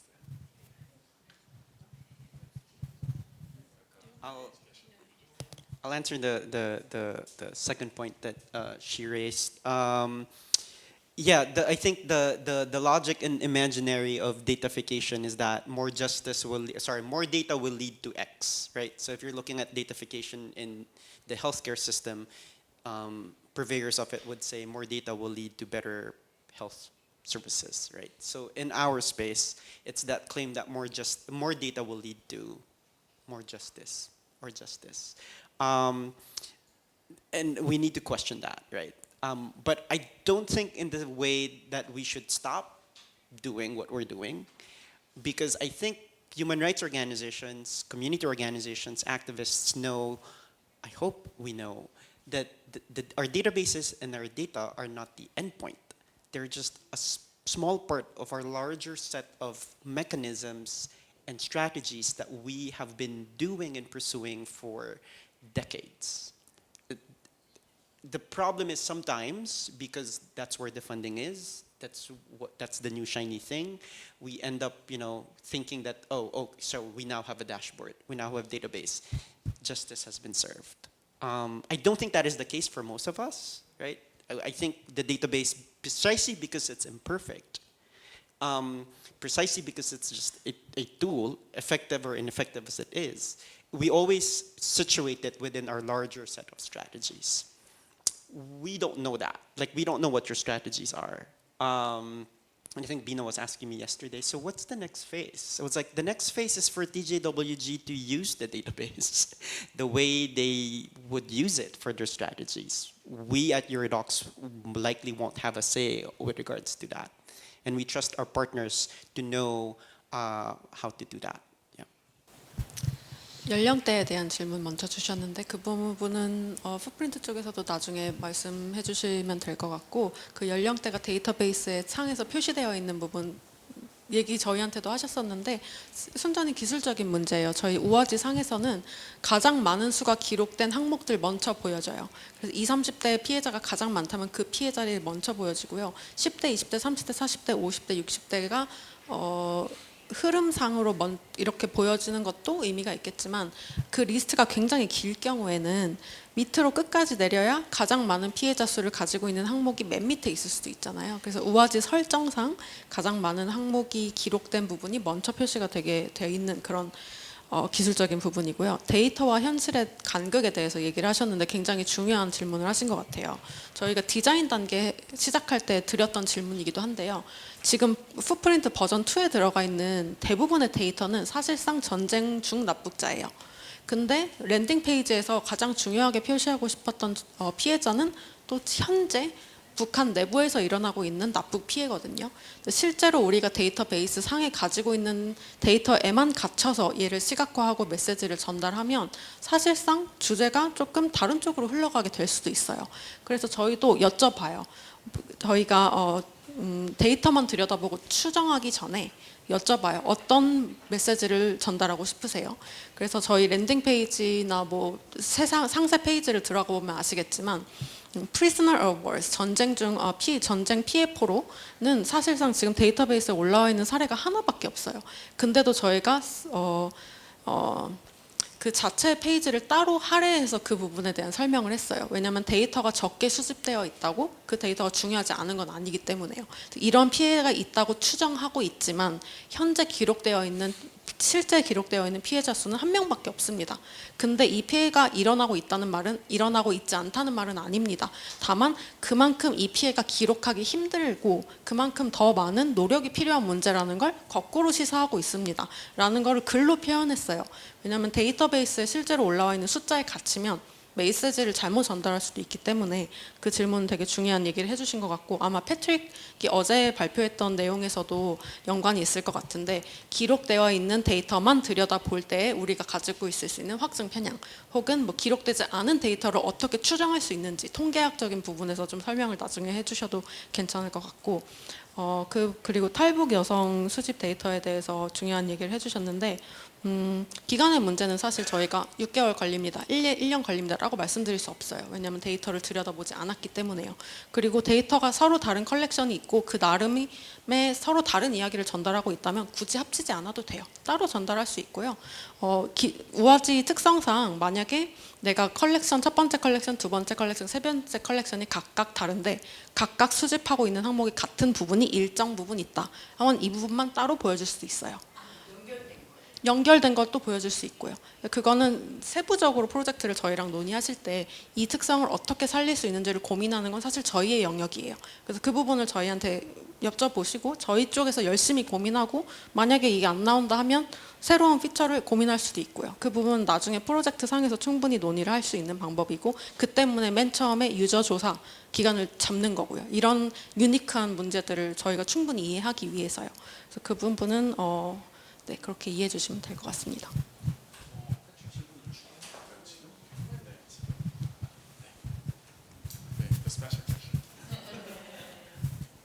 You got to it at the end. I'm curious because you said most of our victims are from a certain age. But I imagine that the most popular category of age is unknown.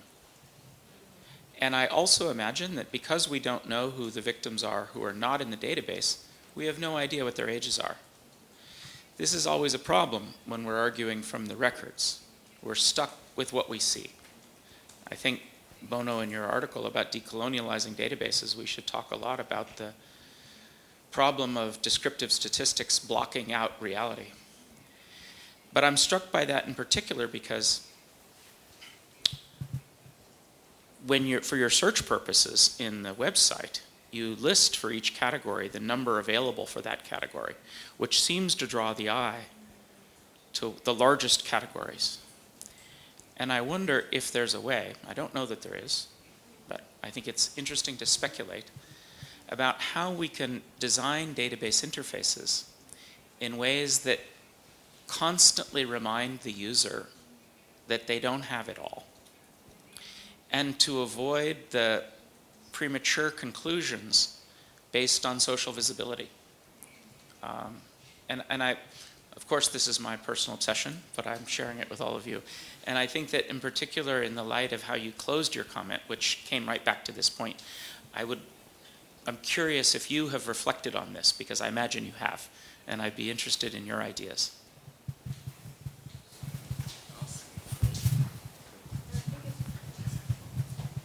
I think it's really important question. For example, if the most documented number says unknown, that itself is a really important message that we want to show in the database. So a lot of templates of victims actually have that cases. So we transparently share that information, obviously. And in case of misleading the users into certain premature conclusions, well, it's also on us. And we can also reflect and design the database to prevent that as much as we can. But that is another bias that we can trap ourselves into. But for example, on the side panel, technically, in the technical way of UASI is configured, is in the side panel, there are filters. But you, users, can decide which filters you would like to show on the side panel. So for example, if certain properties are well documented, but it does not really align with the message that you are trying to say, or if you don't want to directly lead users into this specific information, you can hide that from the side panel. But then again, it's another our bias being reflected in the system. So we try to give those options to partners, and we don't, HURIDOCS, we are not necessarily involved in making those decisions. We provide options, but they're the one actually who are deciding how they want to visualize their data. So it's slightly out of our scope of work. Our job would be to provide an ample options within the system so that they can choose themselves. But decision-making part, yes, this is definitely interesting for us to consider when we develop the system, UASI, but making the actual decision, we hand it over to our partner and ask this question. Do you want to add anything? No, I think, well, I'll hand it over to TJWG, because isn't TJWG the one thinking of visualizing we're in like, this is the data set that you have, but this is actually the entire phenomenon. It's you guys, right? Yeah. Just want to make sure. We'll have a longer conversation, Patrick. Because there's a lot of unlearning, even with our dev team. Because we bring this up with our dev team, they'll be like, but I agree with you. So in terms of how we visualize and present this, the quick answer, the quick solution to these things is that we can figure it out in terms of the data and the quantification, but our qualitative friends would easily say, yeah, just put a big narrative context to situate the statistics and the visualization. I have some ugly stories. Yeah. In our team, we call that the caveat fallacy. And it's straight up a fallacy. People will put up, I'm sorry to interrupt, but I've been dealing with this for 20 years, and people will put in the first paragraph of their report, of course we don't have all the information, of course. By the conclusion, they've forgotten. And I don't mean small under-resourced groups. I mean, my primary example is the Harvard Humanitarian Initiative that has done this 3 different times, that they forget by the time they get to the last page that they had all these caveats which disqualify what their conclusions are. And there's just no connection. And so I'm skeptical that our qualitative friends have nailed it on that one. Well, then, in that case, it's also, yeah, I mean, the qualitative critique on quantitative measures is always flat, because then the same thing in terms of like, well, how are you building your narrative, right? So I think yesterday we were talking about arguments. Arguments through things is one thing, but narrative building is a totally different thing. So I agree with you, if you situate a qualitative context, but actually the narrative that the quantitative is telling is still flat, then the qualitative people are not doing their job either. Yeah. 네, 질문 감사합니다. 사실 지금 나온 질문들 대부분이 저희가 이 풋프린트 웹사이트를 만들면서 굉장히 많이 고민했던 부분들이에요. 데이터와 현실이 어떻게 다른지, 이 우리가 보여주는 데이터가 현실을 어떻게 보면 조금 왜곡해서 보여줄 수 있는지가 저희가 엄청 많이 고민을 했거든요. 예를 들면 북한의 현실상 제가 어제 발표 때도 말씀을 드렸듯이 예상되는 피해자는 총 20만 명이라고 하는데 저희가 인터뷰를 통해서 얻은 북한 내부의 피해자는 뭐 100명 정도에 불과하고 방금 말했듯이 국군포로도 약 5만 명인데 현재 밝혀진 사람은 사실 뭐 거의 없다고 봐야 되거든요. 근데 우리가 이거를 우리가 가지고 있는 빅텀은 한 명이에요 라고 말은 하지만 전체는 사실 더 많다라고 분명히 저는 보여줘야 된다고 생각을 했었거든요. 그래서 어제 말씀드렸던 것처럼 그 인디비주얼 빅팀 페이지에 설명이 있는 것도 사실 그걸 보여주기 위한 하나의 가장 중요한 장치라고 보여줄 수 있고, 그리고 우리 또 풋프린트의 목적 자체가 어쨌든 빅팀 카드들을 보여줌으로써 이 한 사람 한 사람에 대한 정보도 제공을 하고, 그리고 이 사람에 대한 정보와 함께 이 사람들이 어떤 예를 들면 그 유엔에 어떤 문서를 제공을 했는지, 그에 대한 유엔의 반응은 어떠했는지, 유엔이 뭐 우리가 질의를 보냈다 이런 답을 저희한테 줘요. 그럼 그것도 같이 올리고, 빅팀이 뭐 퍼펙트 보이브에 의해서 잡혀갔다. 그럼 거기도 연결을 하고, 이렇게 해서 총체적인 것을 보여준과 함께 또 설명을 하면서 그렇지만 이게 전부는 아니에요 라고 보여주고 싶었던 거죠. 그래서 이런 고민들이 저희도 있었고, 앞으로도 사실 계속 고민을 하면서 업데이트를 해야 될 문제라고 생각을 하고 있어요. 그래서 전문가들도 많으시고, 또 이런 방식을 통해서 줄 수 있는 장점도 있고, 그리고 앞으로 해결해야 될 문제도 많으니까 앞으로 얘기를 하면서 잘 했으면 좋겠고, 그리고 또 하나, 그래서 제가 아까 번호 발표를 들으면서 이거다 했던 게 이 데이터의 목적이 뭐냐, 이 데이터베이스의 목적이 뭐냐는 건데, 지금 풋프린트를 위해서 만들었던 데이터는 여러 사람에게 보여주면서 이런 스케일이 있었어요. 그리고 이렇게 다양한 노력들을 해왔고 다 연결돼 있고, 어쨌든 저희가 지금은 안 되어 있지만 연좌제로 잡혀간 피해자가 있다. 뭐 그러면 릴레이션십으로 다 연결을 할 예정이에요. 어떻게 다른 방법으로. 네, 그런 방법도 있고. 그래서 사실 한 2시간 정도 얘기할 수 있을 것 같은데. 네네. 그래서 사실 저희 내부에 갖고 있는 데이터는 훨씬 더 자세하고 상세하거든요. 그래서 아까 보여준 것처럼 뭐 age when taken이라고 하면 이 데이터를 보는 사람들을 위한 거고, 사실 저는 글자가 많은 걸 엄청 좋아하는 사람이라서 age when 자유박탈, 체포, 납치, 구금 시의 나이를 선호하는 사람은 리서처로서의 전데, 이걸 처음 보는 사람들은 그게 아니잖아요. 그래서 저희도 만들면서 이거에 대한 얘기를 엄청 많이 했거든요. 그래서 제가 리서처가 만들고 싶은 데이터베이스를 만들면 제목이 3줄이 되는 상황이 발생이 하더라고요. 그거는 있을 수가 없는 일이고 리더들을 위해서 좋은 일이 아니니까요. 그래서 이게 또 김정아 대표님께서 하신 말씀이랑 또 약간 연결이 되는 문제인 것 같아요. 저희도 여러 가지 다른 타입의 피해자 타입의 다른 형태의 문서, 다른 형태의 데이터베이스를 합치는 작업을 휴리독스랑 굉장히 오래 해왔고, 저희가 인터뷰한 자료를 합치면서 이 구조에 대한 고민이 진짜 많았거든요. 왜냐하면 이건 너무 자세하고 또 너무 또 스페시픽한 면도 너무 많고, 좀 타입별로 많이 다르잖아요. 사실 뭐 전쟁 중에 잡혀간 거랑 현 북한 내에서 여러 가지 정치적인 이유로 잡혀가는 거랑 다르잖아요. 그래서 그런 것들을 구조할 때 고민이 되게 많았는데, 들으면서 제가 생각난 거는, 예를 들면 여성의 인권에 대해서 조사를 했다.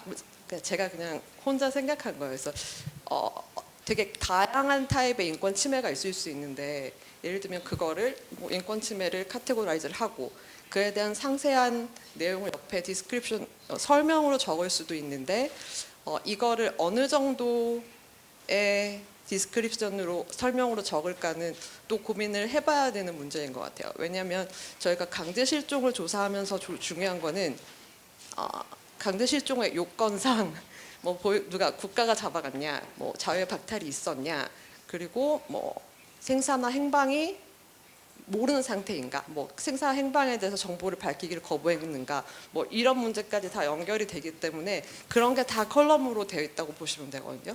그래서 인권 침해를 통해서 뭘 보여주고 싶은지 어느 정도의 정보가 있는지에 따라서 그 컬럼은 많이 달라질 수 있는 거라서 좀 자세히 얘기를 해봐야 알 수 있을 것 같습니다. 그리고 연령에 대한 거는 연령은 10대, 20대는 이것도 저희가 되게 많이 고민을 했어요. 왜냐하면 그 유엔에서 보통 그 잡아갈 때 18살 이하입니까? 이렇게 물어보거든요. 미성년자가 잡혀간 거는 또 큰 다른 문제이기 때문에 저희가 그래서 18살 이하입니까를 표현을 하려면 사실 이렇게 제안을 해주신 게 좋았는데 그 한국인의 입장이어서 그런지 영 어덜트가 영 와닿지가 않는 거예요. 그래서 뭐 18에서 24세 이내. 그래서 저희가 좀 더 익숙하고 조금 더 세분화되는 게 더 좋을 수도 있다고 생각했어요. 왜냐하면 10대부터 90대까지 굉장히 다양한 스펙트럼을 보여줄 수 있기 때문에 저희가 결국은 그렇게 결정을 했고 그렇습니다. yeah.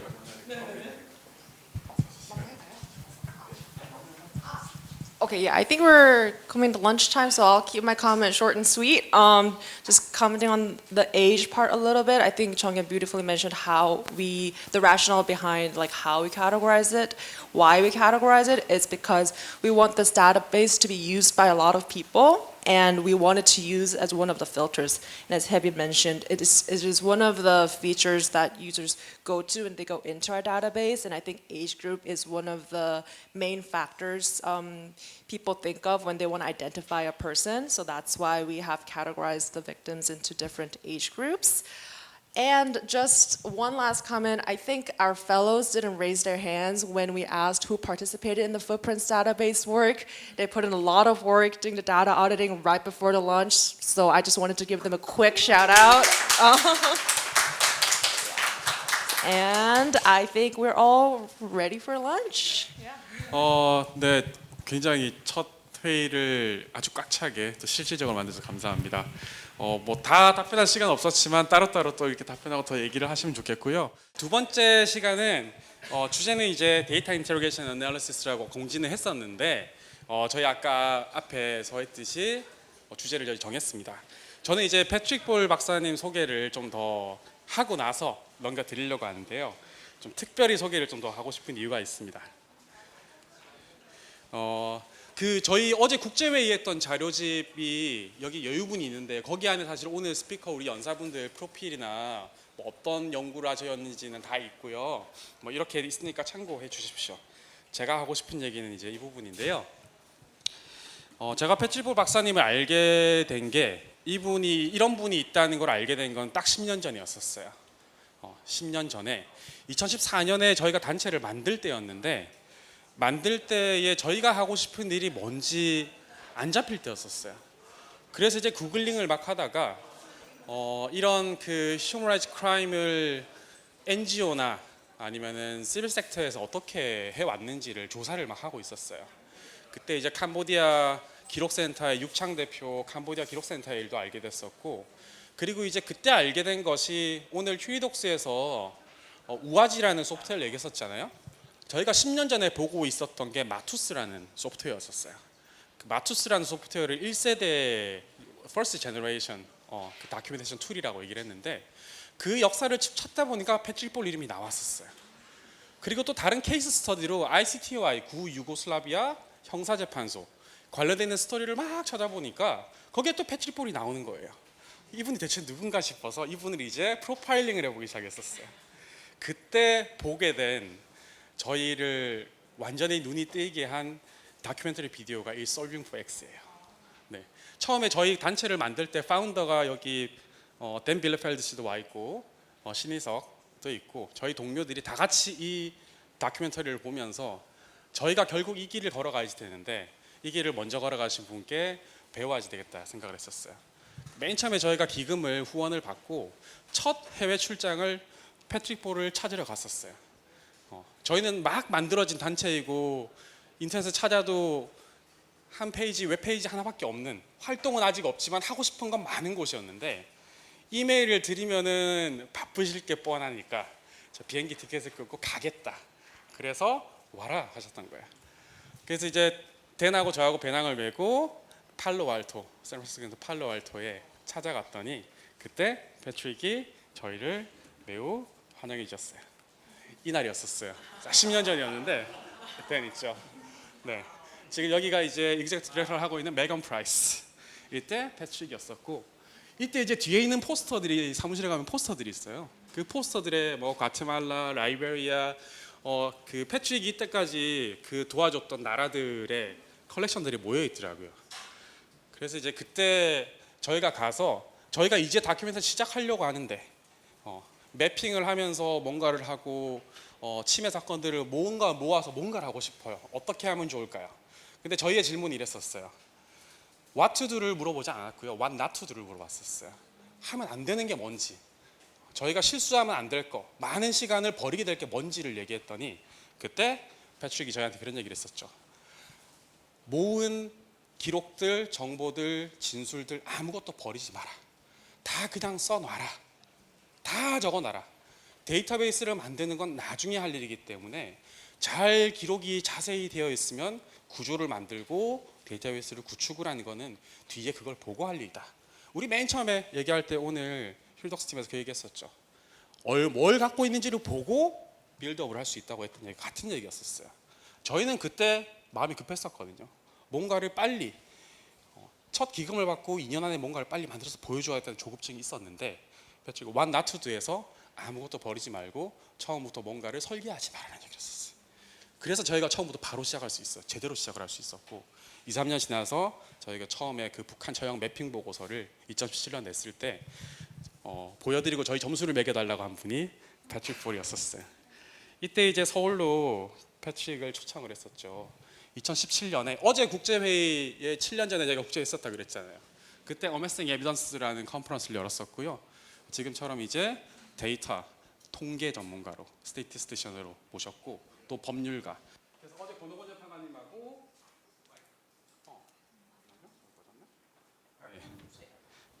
Right. Yeah, I'll tell her. Well, you can tell the story. And Patrick here. And Valentina. Valentina, yeah. Okay. I will talk about her. Okay. Got it. Okay, I'll give you the time then. 그래서 이때 트레이너였었어요. 트레이너. 그리고 트레이니였었어요. 저희 13개 나라에서 우리 북한 여기 자꾸 어디지? yours. 네. 이때 저희 원래 북한 인권 커뮤니티만 모였으면은 이렇게 확장되지는 않았었을 거예요. 저희 도너한테 북한 인권 그룹들이 다른 나라들 그룹들과 많이 우리 상자를 벗어나자. 그래서 13개의 다른 나라들의 사람들을 우리처럼 일을 하고 있는 사람들을 불러 모았었어요. 그 중에 한 명이 발렌티나였었어요. 트레이니가 그 다음에 만나가지고 같이 일을 하게 됩니다. 이게 너무 감동적이었었어요. 이 워크숍이 그때 7년 전에 했던 이런 워크숍이었었거든요. 그래서 이제 이렇게 설명을 하고 그리고 이제 다 같이 그때 워크숍 participants recognize them. 그리고 나서 발렌티나, 로저하고 패트릭하고 같이 co-publication 나왔던 거. You can. And now she is the first author. This was the first edition. We've written 2 more. She's the first one. That is the happiest time for a professor. Is when your student goes on. 제가 이 얘기를 드리는 이유가요. 그때는 저도 이렇게 이어져서 또 다른 저희도 생각하지 못했던 콜래보레이션 또는 같이 일하는 동료가 될 거라는 생각 못했었는데 보고 나서 저희가 이번 회의를 준비할 때도 이렇게 모아야 되겠다. 저희도 사실 이 HRDAG로 저희 스텝을 파견을 보내서 이 정말 이 아주 훌륭한 그거를 배워오고 싶은 생각이 있었는데 아직 가지는 못하지만요. 만약에 언젠가 또 모릅니다. 이 중에서 누가 또 배추가 캘리포니아에서 일을 하다가 또 돌아와서 이 운동을 또 바꿀지 모른다는 거죠. 제가 이 스토리까지 하고 이제 배추의 연사를 모시겠습니다. 배추.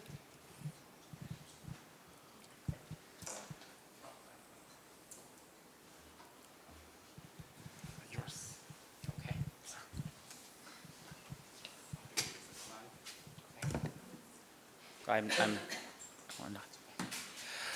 Wow, my goodness. When someone says you're a pioneer, they mean that you're very old. And he is correct. I have been doing this a long time, and it is a great pleasure to be continuing to do it, because every time I meet a human rights community, I am inspired by the bravery and the focus that we all have to bring in order to accomplish this work. It is hard, it is challenging, and consequently, I'll tell you a little bit of my story, how I got here, because I was inspired by the colleagues from HURIDOCS who did that. In the 1980s, I was a college student, and the political questions of the day in the United States for college students were apartheid in South Africa and the wars the US was supporting in Central America, in Guatemala and El Salvador. And I participated in the student political movements of the times. Soon enough, I decided to go to Nicaragua to see the revolution up close, and I lost all my politics. I was so disillusioned by the revolution. But I was left with a great sense of friendship and solidarity for the people, the individual people, the families who I met in Nicaragua. And I looked around and I thought, where are my politics? And I decided after a few years that my politics are very simple. Don't torture people. That's it. Those are my politics. That's it. Torture's bad. We can't have torture. Or arbitrary execution, or the forced recruitment of child soldiers, or disappearance, or wait, we need a list of these things. Hang on. We have the Universal Declaration of Human Rights. So those are my politics, and I've since that time tried to practice those. In 1991, I moved to El Salvador to work doing some other kind of political work, some human rights work, and soon enough, I was invited by the Non-Governmental Human Rights Commission of El Salvador, the CEDES, to help them build a database. I had been a computer programmer in the 1980s to make a living in mainframes and then later in small computers. That's what we used to call giant computers on the desk. I don't mean this, I mean. And we built a database that was very exciting. I told a little bit the story yesterday, but it was in some ways a distant ancestor to the great work that Security Force Monitor does now. And something happened in the course of that project that really caught me forever, and that is that we were able to create human rights dossiers for each of 400 military officers in the Salvadoran army. We were able to say what human rights violations were committed under the command of each of those officers. Now, throughout the civil war in El Salvador, we would have expected that they would have killed us all. We would have been disappeared. But because this happened a few months after the peace accords between the guerrillas and the state, the officers chose to sue us for defamation. So we went to court with the software, and I explained to the judge how the software worked. And after I'd been explaining for about 15 minutes, he stopped me. He called their lawyers up, and he said, "Get out of here. If I have to go through with this, I'm going to have to rule against you." So they withdrew their suit. Every newspaper in El Salvador said, well, the CEDES is right. Their evidence is correct. Because there was another mechanism inside the transitional justice process of El Salvador called the Comisión ad hoc. The Comisión ad hoc had the charge to depurar, or house clean, the military, to throw out the worst officers. And they used our list. I'm hooked. I haven't done anything in my life since. This is what I do, because I found a way to use the things I love, the human rights framework and technology, to accomplish what I think is a great social good. And that's why I'm still here 35 years later, because I haven't found a better game. Now, I want to be really clear. and I have a slide that'll say this, so I'm going to repeat this. I do not think statistics are the most important part of human rights. In fact, I think statistics may be the least important part of human rights. But if we're going to do statistics, they have to be right. And this is hard. It's really, really hard to do because we only have some of the data. And so we have to use sophisticated statistical models to understand what is the data we do not have. So that's what I'm going to be talking to you about. I introduced this a little bit in my talk yesterday. I'll review some of that today, and then I'll go into the software. And I'm even going to show you the code. So this will be quite a technical talk. And if people have questions, I encourage you to interrupt me. Okay? So let me go through it. But first, how do you do this work for 35 years? Okay? Now, one of the ways I do it is I go home and I cuddle my dogs. Okay? Because this work, and it's a silly slide, but I'm actually have a serious point. This work will hurt you. It'll hurt your heart. It's really hard to read these stories every day. Year after year, decade after decade, listening to the most terrible things that people do to each other. Okay?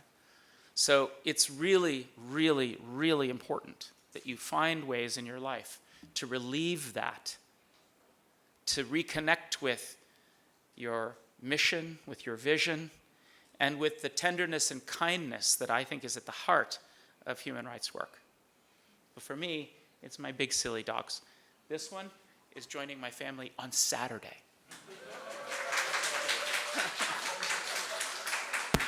I'm very excited.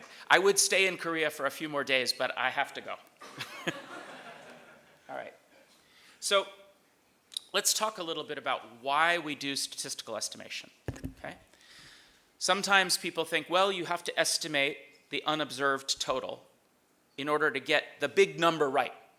Because every journalist wants to say 100,000 prisoners in North Korea or something like that. Okay, fine. We have to deal with that. But that's not actually what statisticians are focused on doing. What we're trying to do in professional mathematical statistics, our job is to figure out the range of likely truth. Not the number, not one number, but the range of that truth, in order to exclude the infinity of things that are not true. Okay? Because often, for the purpose of an argument, for an advocacy argument or a legal argument, it is sufficient to know the range. And so when we're constructing an argument, when you're thinking about what shall we say, it's really important to construct that argument in a way that respects our uncertainty. What is it that we don't know? Now, when I say uncertainty, I want to be clear. Uncertainty is finite. Uncertainty might be boundable. We can put a range on it. That's the point. So statistics is often described as the science of uncertainty. It is the science that studies what we don't know, but putting a structure on what we don't know, putting limits on what we don't know, so that we can still make arguments even with imprecise data. The reality is that our data will always be imprecise, especially in human rights, because both of the parties that know something about the violence have an incentive to hide it. Perpetrators hide the violence in order to create terror, in order to create impunity for themselves, and in order to shift the blame for violence to other people in society. Victims often hide and conceal violence because they're quite reasonably afraid of retaliation. Now, that makes our jobs much harder. Now, I'm not criticizing the victims. I recognize the validity and the importance of their decisions. But we have to, as professional analysts, we have to respond to that in a professional and scientific way. And so we have to limit the unknown. That's our goal. Now, I already said this, but it bears repeating, okay? If it's impossible to do professional good statistics, I will urge you to not do any statistics. Okay? An exercise I often do with groups that I'm working with is that I say, well, let me tell you what I would do if the police hired me. If I worked for the police, here's how I would discredit your argument. Okay? And it's valuable to go through this exercise to think about how will your argument be attacked in order to prevent that attack once you publish. So if statistics are done badly, even if they're a very small part of the report, that will be the place that gets attacked. That will be the place that people attack your report. Now, we work in human rights. We know that we are going to be attacked no matter what we do. People will attack us. But there's a big difference between a flimsy, poorly based attack that we can easily rebut and a very powerful, well-founded attack that may be right. Our job is to prevent really good attacks from coming at us. And so when I'm working with a partner organization, I often say very difficult things, things that are hard to hear, because I don't want my partners to be hurt by naive data analysis that they might publish. So let's get into it. This is a database from Kosovo. It's just a spreadsheet. And in the spreadsheet, test one, in the spreadsheet we have a list of names. And the problem is you can look up there, you can say, hey, you know what, some of these are the same guys. You know? It may be that Meho and Islam may be the same guy, maybe not. But we have to figure out which of these are the same people. Now, why do we have to figure that out? Okay? Well, first, we want to count every victim only once. Okay? That's the most important sort of starting point, is that you don't want to have a duplication of cases in your data because you just got more than one report of the same case. In fact, in some cases that are very well known, you may get hundreds of reports of that case. This is common, particularly when there's a really signal event that every group will focus on and there may be lots of media coverage and so forth. You'll get hundreds of reports about one event. Now, we do not delete these cases, but we do link them. We observe them and we bring them together. And we study them as a group because the collection of these cases will be our basis for our estimates. How am I doing? What time am I ending? Let me make sure I'm paying attention here. Okay.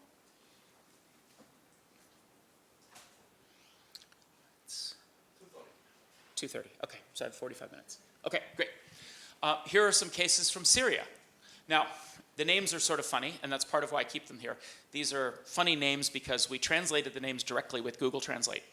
And so some of these guys get named Muhammad Ahmed, vegetable thief. And it turns out that that is actually a name in some Syrian subcultures, but it doesn't really mean vegetable thief. Just like in English, when someone is named Smith, it doesn't mean that they work as a blacksmith. But it's just a funny name that comes from history. In any case, it turns out that Muhammad Ahmed Greens is the same name with just one letter changed. So that's the same person. So our clerk who goes through and reviews all the data has clustered these. So this is one person, here's another, here's another, here's another group. All of these people who have fairly similar names. And I put them together like this because this is the next step. In the first slide I showed you from Kosovo, you saw just the list. Here we have a list that's been organized and the same records have been clustered together, and we've put an ID number that joins them all together. Okay? Does everyone follow this? What's going on here? All right. It's going to get a little more tricky. So everybody, put your seatbelt on. All right. Here's another country that I won't tell you what it is because this is a live case. But it's really interesting because each of these records is now a victim. But look what we've got here. This is the part of the data that matters to me. Here we have 1, 2, 3, 4, 5, 6 sources. Okay? And I have a 0 or 1 indicating if this person was found in this source. Okay? This is what I think your database has to be able to do. you have to be able to have at some point a way, this is called an inclusion vector, a vector of zeros and ones that tells you where this person was included in the source. All right? So this vector, and then the collection of these vectors, this matrix, is the information that's going to enable the estimation procedure that I'm going to explain. Okay? But you've got to be able to get to here. Now, I went really fast about over the part where we just join all the records together. Yeah, that's a whole other talk. So we can get to that another time. But once we've gotten to here, now we can do some really cool stuff. Because remember, we don't know what we don't know. Okay? And what we don't know is systematically different than what we do know. And I'm going to just kind of wander off on some examples here until Hubert throws me out. But one of the examples that I want to talk about is how old are people who have unknown ages? Okay? Turns out there's a structure to that. And here's how that structure usually works. Let me tell you a little story. Let's imagine that someone's telling us a story of a homicide. Someone killed by the police. Okay? A neighbor or a relative. And they say to us, why did they kill him? He was only 14 years old.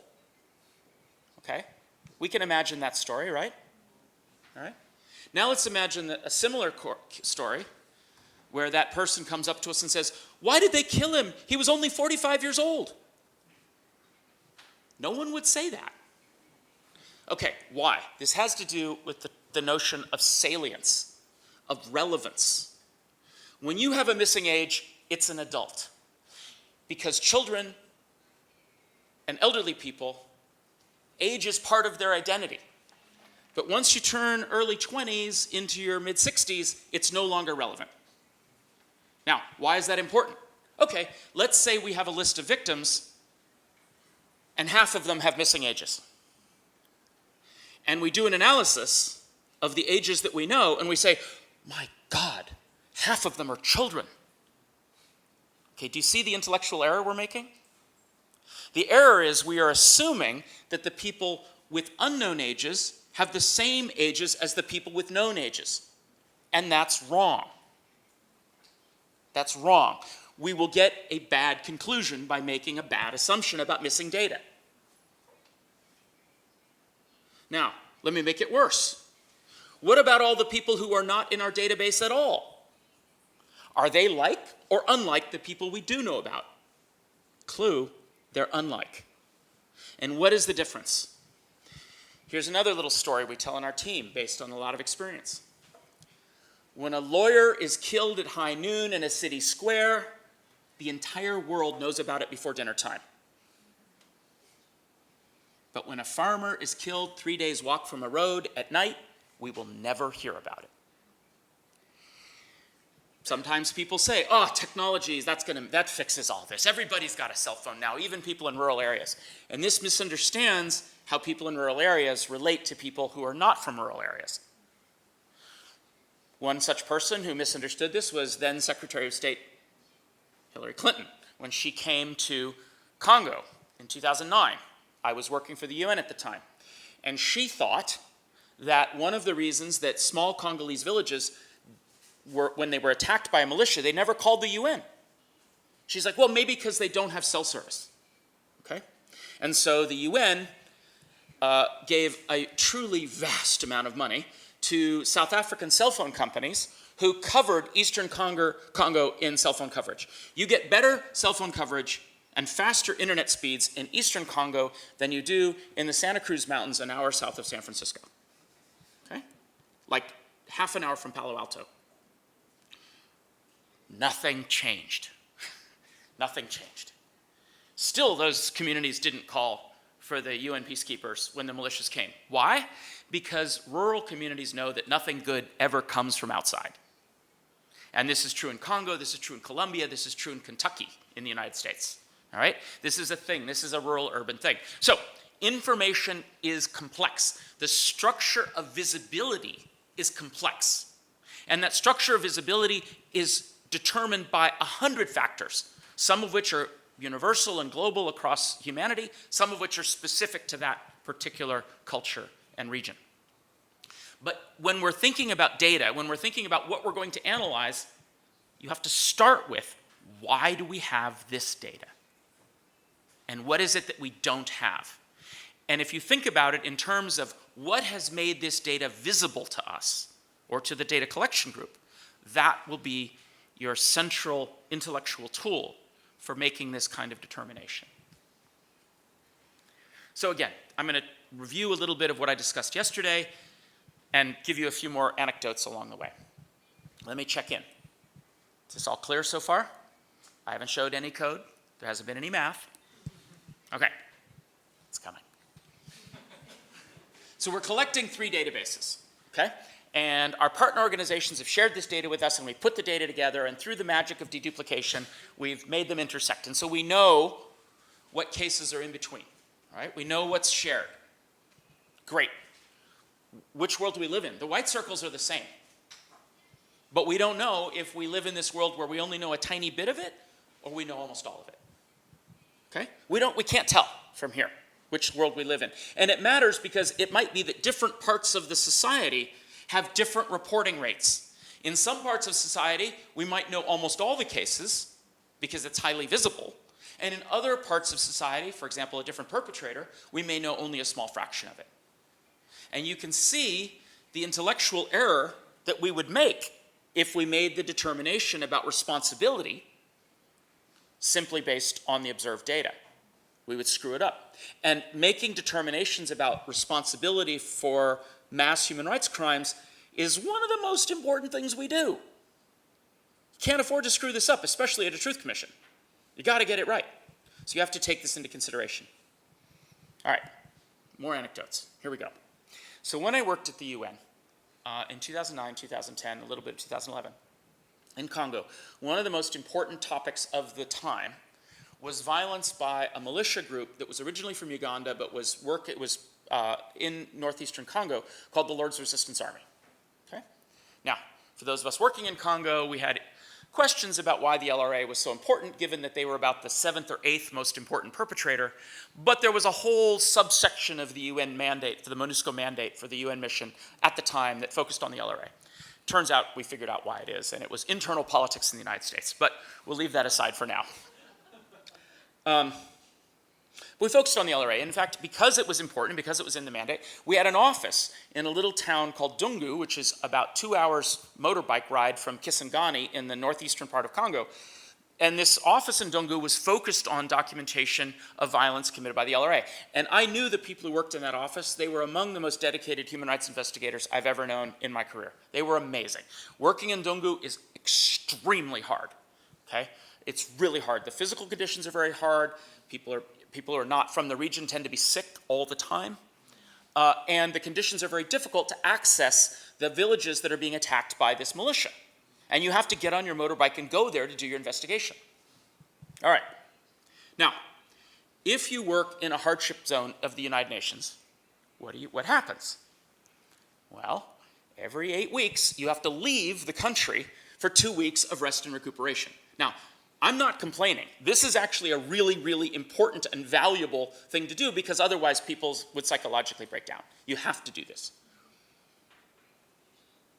But let's play out what happens in the data, because I'm all about the data here, folks. All right, 4 people, they work really hard, and they document 100 cases in March. Great. And they send that, they write it all up, and they send it to Kinshasa, and we in Kinshasa process this documentation, and we send it on to New York, and the Security Council staff look at it in New York, and they're like, right on, 100 cases in March, got it. Thanks, team. All right, in April, 2 of the team members rotate out in R&R for the first 2 weeks of April. And the team works their ass off, because they still are working really hard, and they document 60 cases. And they write it all up, and they send it to Kinshasa, and we write it all up. We send it to New York, and New York is like, woohoo! Violence of the LRA is going down. Wow. Yeah, this is the level of egregious naivete that the most powerful and arguably most impactful institution in the world working in human rights is using on this stuff. Now, they knew perfectly well because I wrote repeated emails about this, but it was inconvenient. Don't let this be you. Okay? If you're the Security Council staff, you can ignore all criticism because nobody's listening to you, nobody cares. People do listen to us. It's important.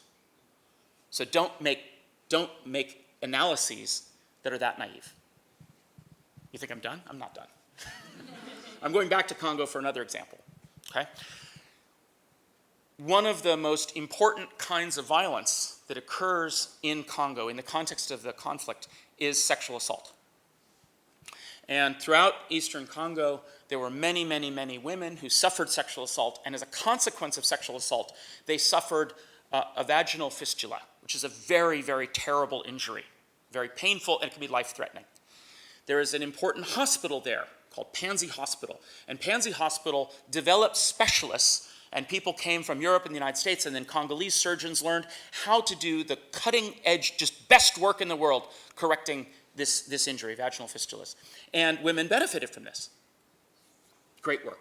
Nothing in my anecdote criticizes the hospital or the surgeons.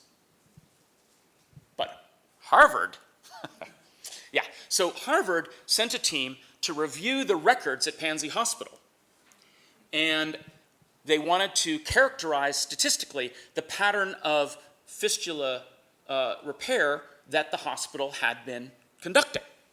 And they discovered that somewhere around 2007, the number of surgeries that the hospital was performing declined. In fact, it declined like 66%. And they're like, wow, this is an amazing indicator that there's a decline in sexual assault in Congo. No. No, in fact, this surgery had become so important that European donors had created 2 more hospitals in the same region. Okay. We can't have this, all right? So you have to think about, why do you have the data? What do you not have? What's constructing the data flow? What are you saying with this data? And if you haven't asked those questions, then you probably don't know the answers. And that's a problem. All right, I got more. All right, so we're going to Iraq. And one of the most important data sources in Iraq is called the Iraq Body Count. The Iraq Body Count has done astonishingly important work. They started work, they're a London-based group, but they started work right after the Allied invasion in March 2003. And they accumulated media reports from all over the world. And to their immense credit, they accumulated reports from all the world's international media, okay? From all across Asia, from all across Europe, from all across the Middle East and North America and South America. They got over 200 major media sources that they reviewed every single day, and they extracted the lethal events of deaths into their database, and they deduplicated them in near real time. Breathtakingly important work, okay? Very good work. And this is an extremely valuable measure of what the media pays attention to. So I'm not criticizing the Iraq body count. However, other people took the Iraq body count's work and used it as a proxy for the number of people killed in Iraq. And we knew this was a big problem because the media reports what the media sees. What they don't see, they can't report. So what happens? I asked Iraq body count for their raw data. And they gave me, after several years of negotiation, they gave me the data from the Februaries of 4 years. And from that, what I did is make this graph. And this graph represents the test. This graph shows, well, let me start off. I divided all the cases into how big the event was. So in the first bar, we have events with one victim, events with a single person, so very small, specific events. Then we have the second category of events of 2 to 5 victims, 6 to 14 victims, and 15 or more victims. Okay? And then in each bar, I've shaded by the number of sources that document those victims. Okay? So we see here in events of 15 or more victims that more than 3/4, in fact, slightly more than 80% of all the cases have 15 or more individual sources, independent sources. Okay? And only a tiny number of the cases have 1 or 2 sources. Okay? And as you move down to smaller events, you see that this fraction of very, very well documented cases declines really quickly. Until when you get out here to the cases with one victim, you have 3/4 of the cases have only 1 or 2 sources. All right. Now, thought experiment. A case that is undocumented is a case with 0 sources, right? So what kinds of events in Iraq are undocumented? You can look at this graph and make a pretty good guess. Does anyone want to take a guess? What kind of cases in Iraq were rarely documented? These ones? Well, these ones have 15 or more sources. So they're pretty well documented. Look at this. We have 3/4 of the cases of individual victims with only 1 or 2 sources. So it's easy to imagine a lot more cases here with 0 sources, right? Okay.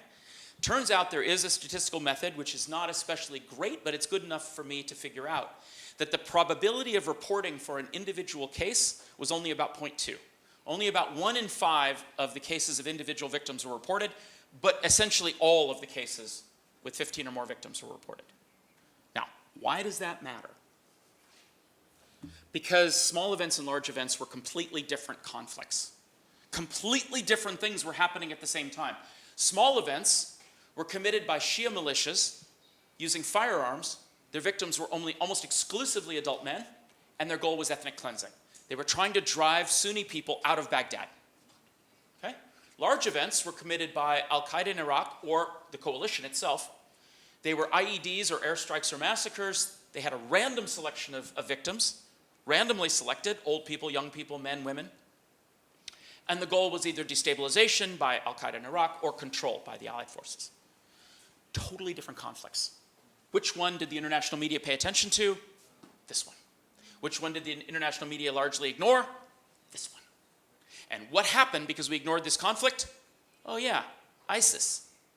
Right? All these people fled to Western Iraq where they welcomed ISIS. Why did they welcome ISIS? Because they needed security. Because they just suffered ethnic cleansing and had been driven out of Baghdad. And when people need security, they'll turn to anyone who will offer it.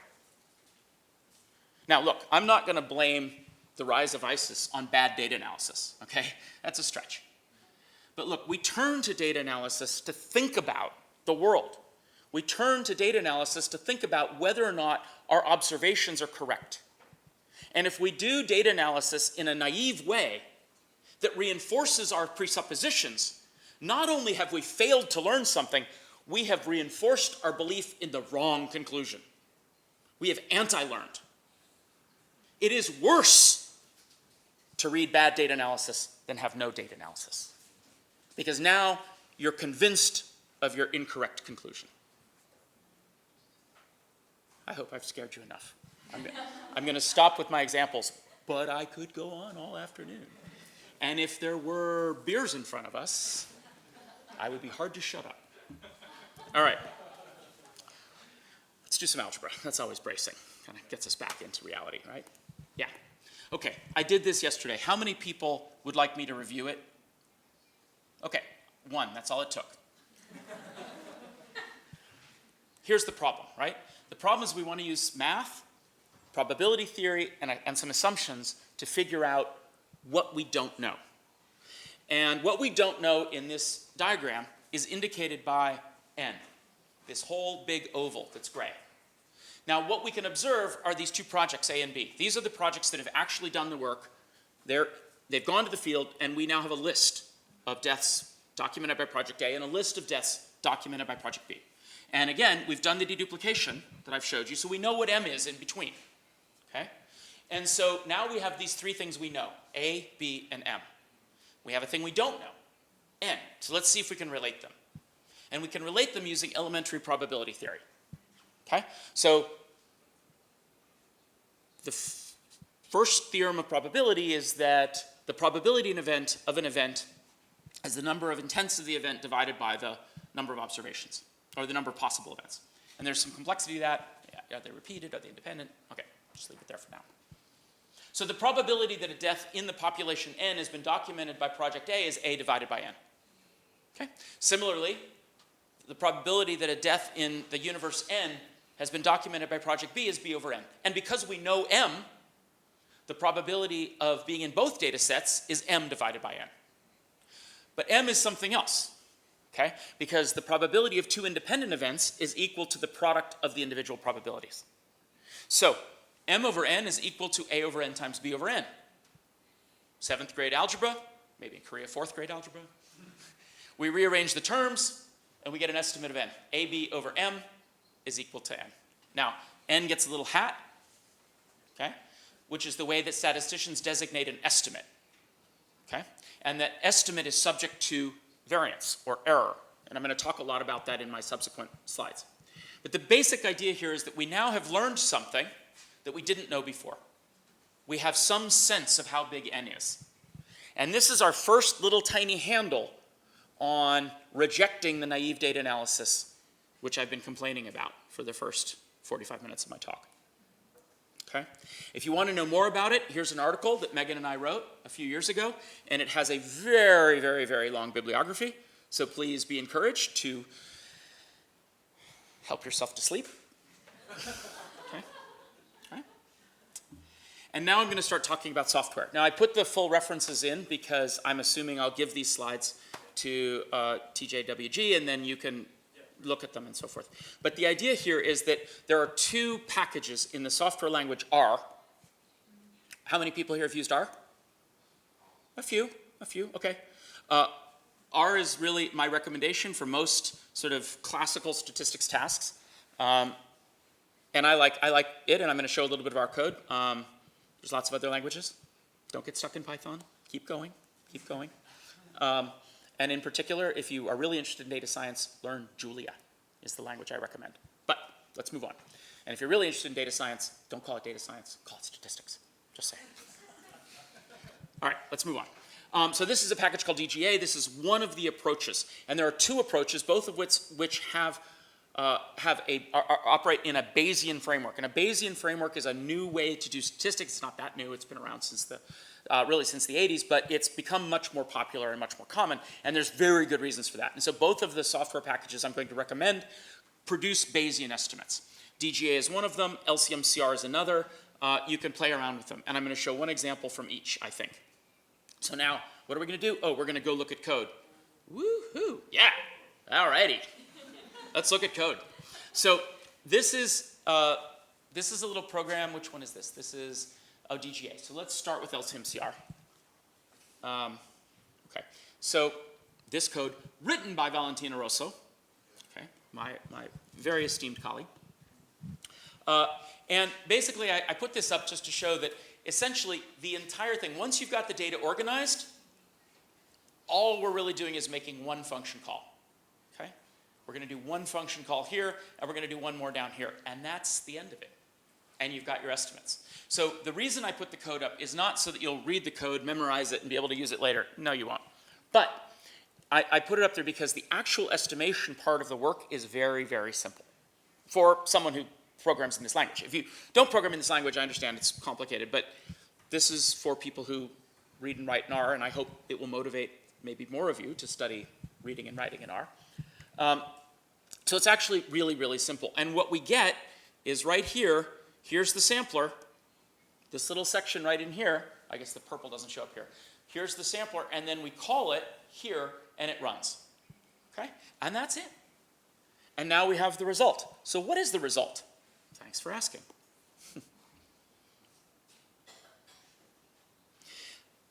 For a Bayesian, a result is called a sample from the posterior probability. What does that mean? We have in the notion of Bayesian statistics, there is some probability of the result, the thing we're trying to estimate. In this case, the number of people, the number of women who suffered homicide by paramilitary groups in Medellin in 2004. So this is data from Colombia. And just this one municipio, Medellin, this one county essentially, in 2004, this is the possible number of women who suffered homicide. And what a Bayesian estimate does is it explores the probability of all the possible outcomes. And it tests to see, it checks number after number after number, literally millions or tens of millions of times. It checks lots of possible numbers to see if they fit in this probability space. And if they don't, throws it out, and tries again. If it works, it includes it in the sample. And so what we have is this long list of numbers, which are all points that we observe in the probability space of the result. And when we make a little graph of them, this is what that graph of all those numbers looks like. We can see that there's a nice peak right here. That's probably the answer. That's it. That's the complexity here. That's probably the answer. But we can't rule out that the answer's here. And we can't rule out that the answer's here. But it's much more likely in here. That's very helpful. Because now if someone says there were 1,000 women killed in Medellin in 2004, I say, I doubt it. That's very unlikely. Someone says, oh, there was 100 women killed in Medellin. You're like, nope. Because we have 350 names. But the idea is that the way I'm making this argument is all about this idea where we've got a bound around our answer. Okay? We know what the answer is. And not just a bound, we have a shape to the answer. Okay? And that shape is literally the probability. The literal interpretation of this result is that if the data is true, that is, if it is not lies, and if our models are appropriate, which statisticians spend their academic careers arguing about, but it is useful to know, and we can talk about that in another session if people are interested. If those two things are true, there is a 95% probability that the answer lies in this region. Okay? That's a very direct interpretation. For those of you who've taken classical statistics, you know, if you repeat the experiment 100 times and 95, okay, that's too complicated. My mind just melted. I can't figure it out. But this is quite straightforward. Okay? And that's the advantage of a Bayesian estimate, and that's what you get from this method. Okay? Now there's another method, LCMCR. It has pros and cons with respect to DGA, and I can talk about that in the Q&A, but I'm going to try to wrap up here. Because once we've done that for every year between 1985 and 2015, now you know where this little green zone came from. This little green zone is the 95% quantile inside that curve. Okay? And that's what this is. And it changes year to year because in some years the data is better than others. Okay? So, and there's lots of other factors that we can talk about that create the notion of error. Where does error come from? But in general, the point is, you'll notice I didn't write one green line right in the middle. I showed a cloud. Because I want to emphasize that we don't know the exact answer, but we know what the answer isn't. We can exclude lots of answers with this analysis. And then, I'm just going to show this again. Yeah, homicides and disappearances are not discrete. They are not distinct from each other. I think almost all disappearances are in fact homicides. And in fact, the law seems to anticipate that when it says, when the various statutes and treaties talk about acknowledgement or information that the authorities fail to provide. But I put this up because this is actually kind of complicated to calculate, right? To do this, you need to have all that deduplication done. To do this, you need to be able to find the same victim who's been reported in different ways in different data sets. Okay? So that's the end. I think there's 15 minutes for Q&A, and I hope this is useful to you.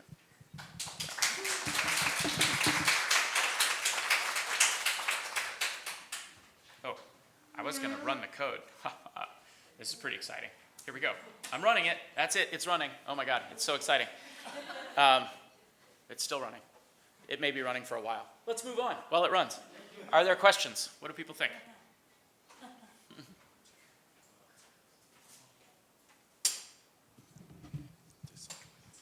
By the way, this is the number of social movement leaders who were murdered in Colombia in 2016. Okay, here's the most likely. And this is from the first report that Valentina and I wrote. Our third version of the report will come out in October this year. The second version has been out for a while. So they're on my website, so you can find them there. And she sends her best. I signal messaged with her last night. She's like, oh. Well, thank you, Patrick. I'm here. Yeah. Well, first of all, your talk is always fascinating, and also very captivating as well.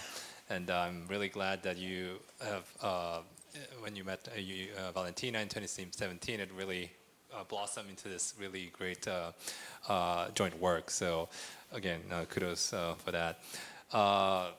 I guess my questions would be like just you already mentioned like many like examples of applying statistical modeling to this kind of human rights statistical work. But can you also explain a little more about the Peru situation? I think you had the killings by the government forces on the one hand, and also the rebels, the Shining Path on the other, and I think that was on the graph. But and also this one, yes, and all. I think.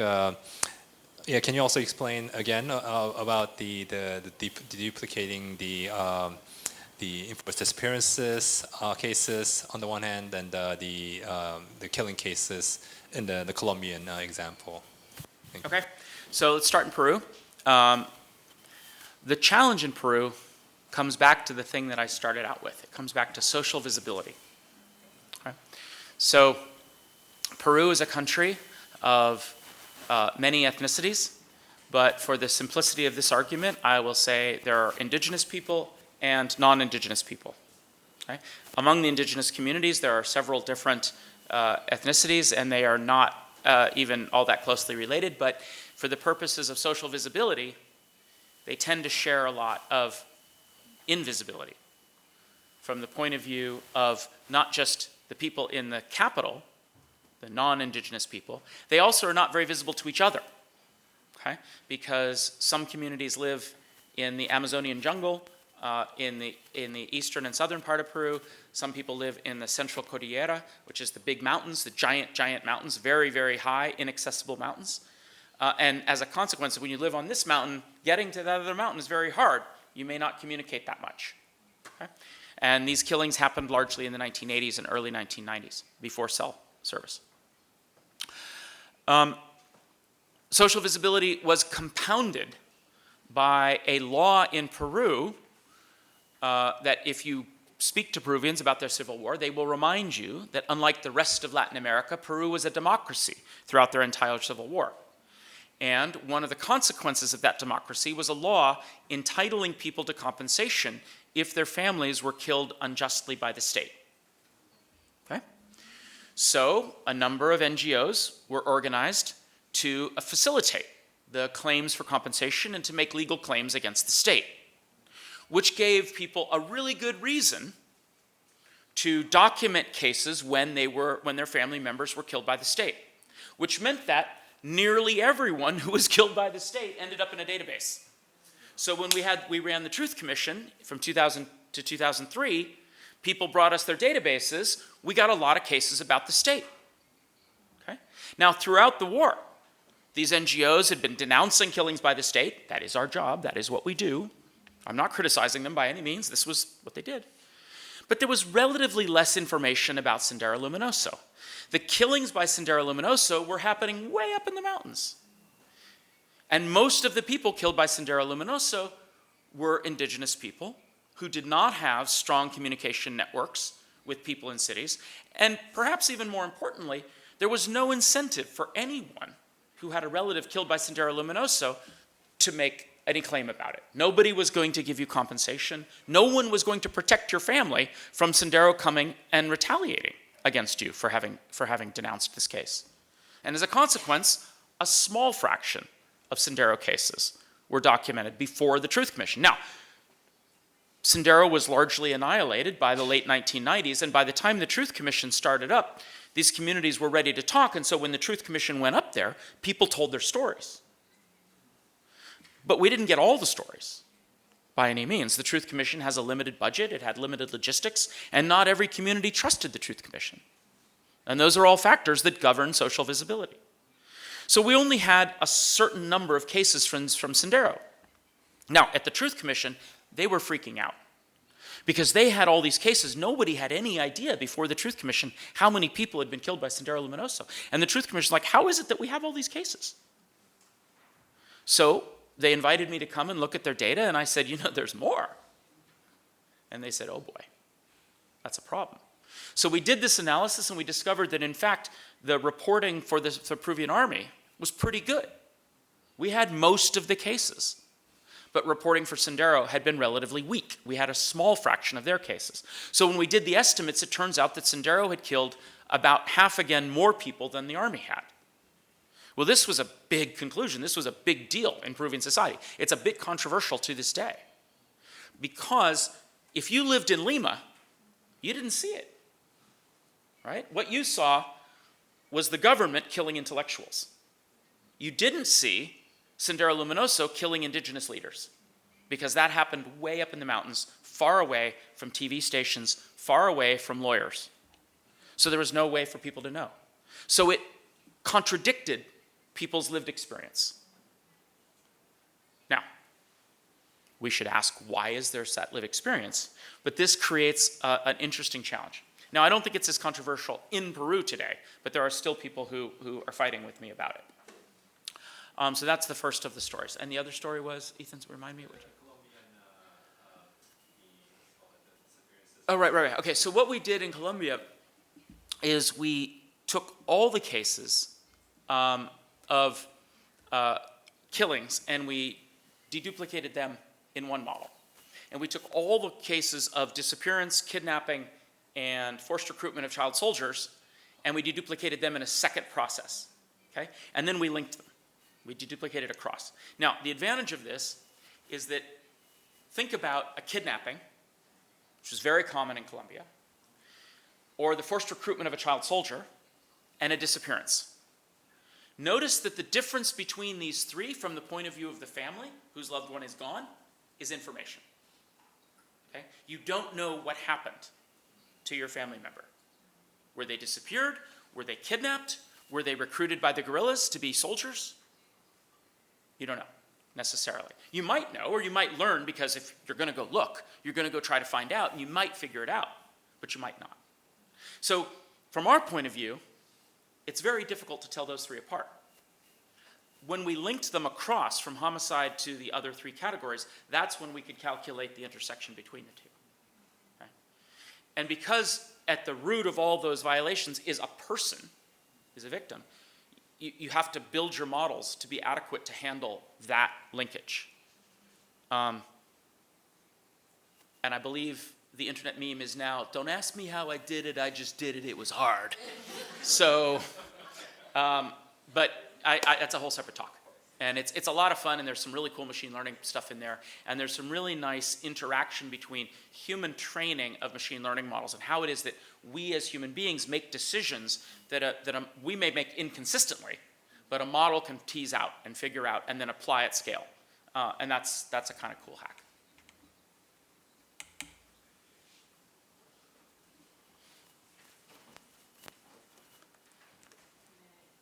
Oops.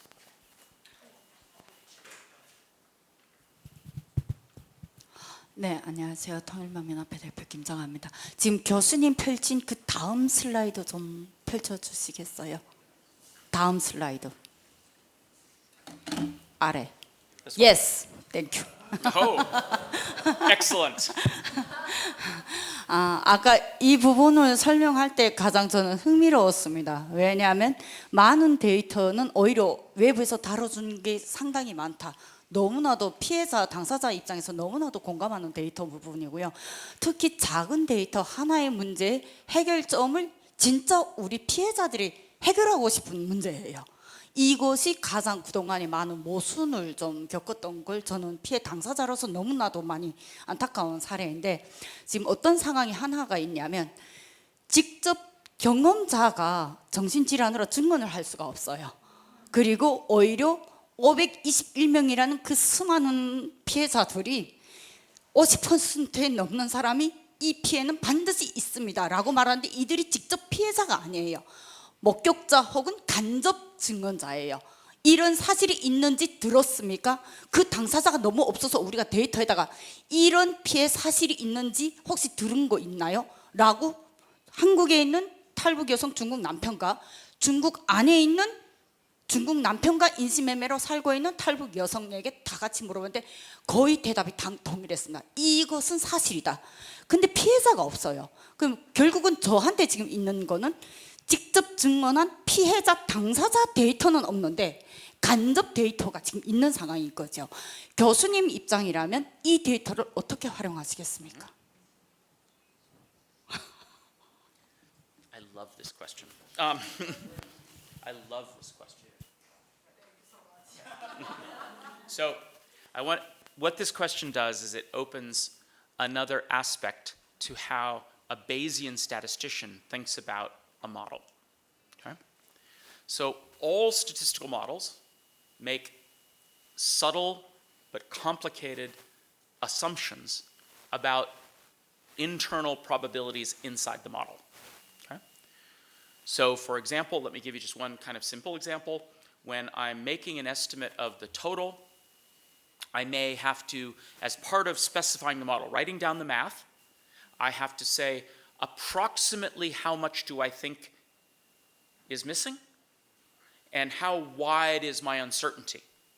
I may say that I think there is 0 probability that there are 0 missing, there's this much probability that there's 100 missing, and there's this much probability that there's 1,000 missing. So I have a nice curve around that. Okay? Now let's talk about what would happen in different contexts. Let's say that I have this, it's called a Bayesian prior. Okay? And this is my prior, right? It has a nice shape here. Let's say that I go out and do my study and I get 0 data. I get nothing. My conclusion is the same as my prior. I have learned nothing. Okay? Now, let's go to the opposite extreme. Let's say I go and do my study, and for whatever blessed event that has occurred, I learn everything there is possible to know in the world. I learn everything. Well, now, my prior is completely irrelevant. It has no effect on my conclusion because now I know everything. Of course, all real studies are in the middle of these two extremes. And in all statistics, the conclusion is a complicated mix of what we started out thinking was true, mixed with what we learned in the study. Formally, the posterior probability is proportional to the product of the prior and the likelihood.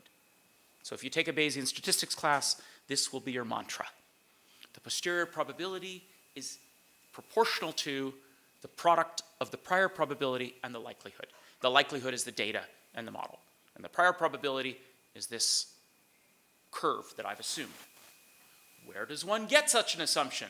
Well, thank you for your question, because you've just described one of the places we might get such a prior. When I'm constructing a prior, I elicit from my partners what they think is true about the world, because I trust them, because my partners are immersed in the reality. They know what's going on. Now, they may not think with a statistician's mind. They may have another discipline that they think about. They may be anthropologists or psychologists or journalists or lawyers, but they know a lot. And it's my job as the statistician to try to hear them and convert their hearsay into a prior probability that we can use in the model. Now, again, how much impact that prior probability has depends on the quality of the data. If the data is terrible, we haven't learned very much, our conclusion is the same as the prior. If the data is excellent, the prior probability becomes irrelevant, and our conclusion is driven only by the data. But all statistical models have this character. All statistical models of all forms have these subtle probability distributions built inside. For a Bayesian statistician, we think our job is to make them completely and absolutely explicit. And then the magic science word here is we parameterize each of those. That is to say, we write them down and we show them. We say, this is how big I think it is, this is the shape it has, and here is its center point, and here is its width. Okay? And we say that for each of the parts of our model. Now, if you don't know anything, you can use very, very simple priors that maybe don't affect the model very much. I don't like that. That's not how science works. We don't start from knowing nothing. We start from knowing something. And so when I build models, I use what are called informative priors, which are informed by stories exactly like what you just told me. That's how we use that stuff. And it's really, really valuable. It's absolutely essential, because it's one of the various ways we ground the model in the subjective reality and experience. I don't mean subjective like mushy. I mean knowledge held by subjects. Knowledge held by people is what I mean by subjective. as opposed to objective, which is knowledge that's outside of individual people. And I know there's postmodernists who will fight over that particular conversation, but I think there is such a thing as objective truth, and I will fight to the last beer over it. Anyway, so that's how we would use it. Thank you for it. That was a great question. Is there anything else? I am at my time, and I don't want to be too abusive. Last person.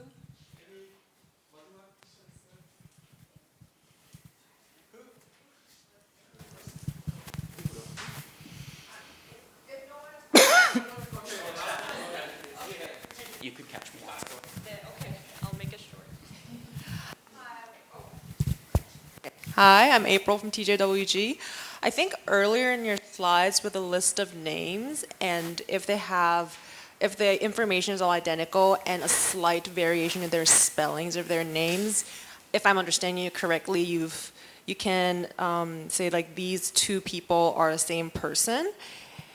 We've actually come across data like this a lot in our interview and when we're making the database. So like for example, if person A and person B have like one spelling difference, same date of birth, but then slightly different occupations, slightly different description of disappearance. So like they're right. So there's so many different factors. So many. So would it be a judgment call for the documenter, or I just wanted to hear a little bit more about what your take on this matter? So that's the talk you didn't invite me to give on record linkage. But I'll take a few minutes to talk about what I think the right answer is. Okay? Let me start with the wrong answer. I have two records. They're pretty similar. They're the same. No, they're not. They're different. No, they're not. There's some probability of both. Now, this field, should you choose to look it up and start studying it, has been around since 1969, and it is called probabilistic record linkage. And the reason it's called probabilistic is because our goal is not to say yes or no.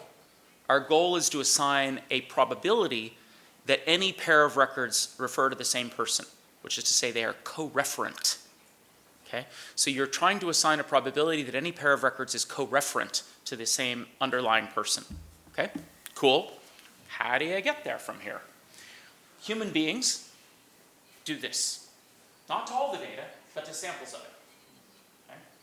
And from this, we build machine learning models that look at every pair. Okay? And we train those models based on human training data, stuff that human beings organize like this for a few 100,000 records. I mean, we do a lot. But in Columbia, we were starting with 26 million inputs, so we had a lot of records to deduplicate. And we looked at hundreds of thousands of pairs, but human beings don't look at pairs. Human beings look at clusters like this. You get a chunk of records, and then you organize them. From that, we extract the pairs, and from that, we derive similarity measures. Okay? So a similarity measure, for example, is I have two names. How many characters does it cost to transform one name into another? That's a similarity metric. Here's another one. What if I transform both sequences of names into their phonetic representations? How many tokens different are they? That's another similarity metric. Here's another similarity metric. Let's say I break it up into 3 character chunks, and I put the character chunks in a bag, and I have 2 bags, one for each name. How many chunks intersect? That's another metric. In fact, we derive hundreds of similarity metrics for every pair of records. Now, they're the same similarity metrics that we apply to every possible pair, but that gives us, for all the possible pairs, a way of measuring for all these different fields, for dates, for locations, for names, for text strings. Now we can do all kinds of cosine similarity on vectorized data, just to throw out some little bit of jargon. You can then get all these measures, and because you now have a whole bunch of measures, and for some records, a dependent variable, you can just train a model. Now, it's not a linear model, but it could be. You could use logistic regression. It's not as good. There are better models, but that's the idea. Okay? And once you have a logistic regression, or anything else that makes a prediction between 0 and 1, you can interpret that prediction between 0 and 1 as a probability of similarity. And then you have to test for whether or not your model's any good, which means you reserved a bunch of data and you use that as test data. So it becomes a kind of classic machine learning problem. where you have training data, you have testing data, and you test fit.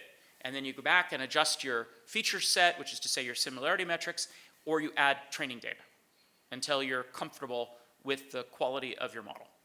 And once you're comfortable with your quality of your model, you predict for all the pairs, and then you do clustering on top of that. Okay? And clustering is a way of resolving something called transitive closure, aka snakes that eat their tails, the Ouroboros. Because you don't want your data to become an Ouroboros. What does that mean? Record A has a high probability of being like record B. Record B has a high probability of being like record C. Record C has a high probability of being like record D, but record D is nothing like record A. Uh-oh. Okay? Okay, you cannot assume that there's a transitive relationship in this whole set.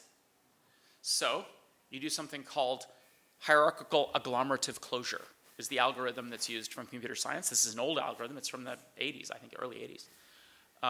It's an expensive algorithm. For those of you who know, it's ON cubed, which is bad.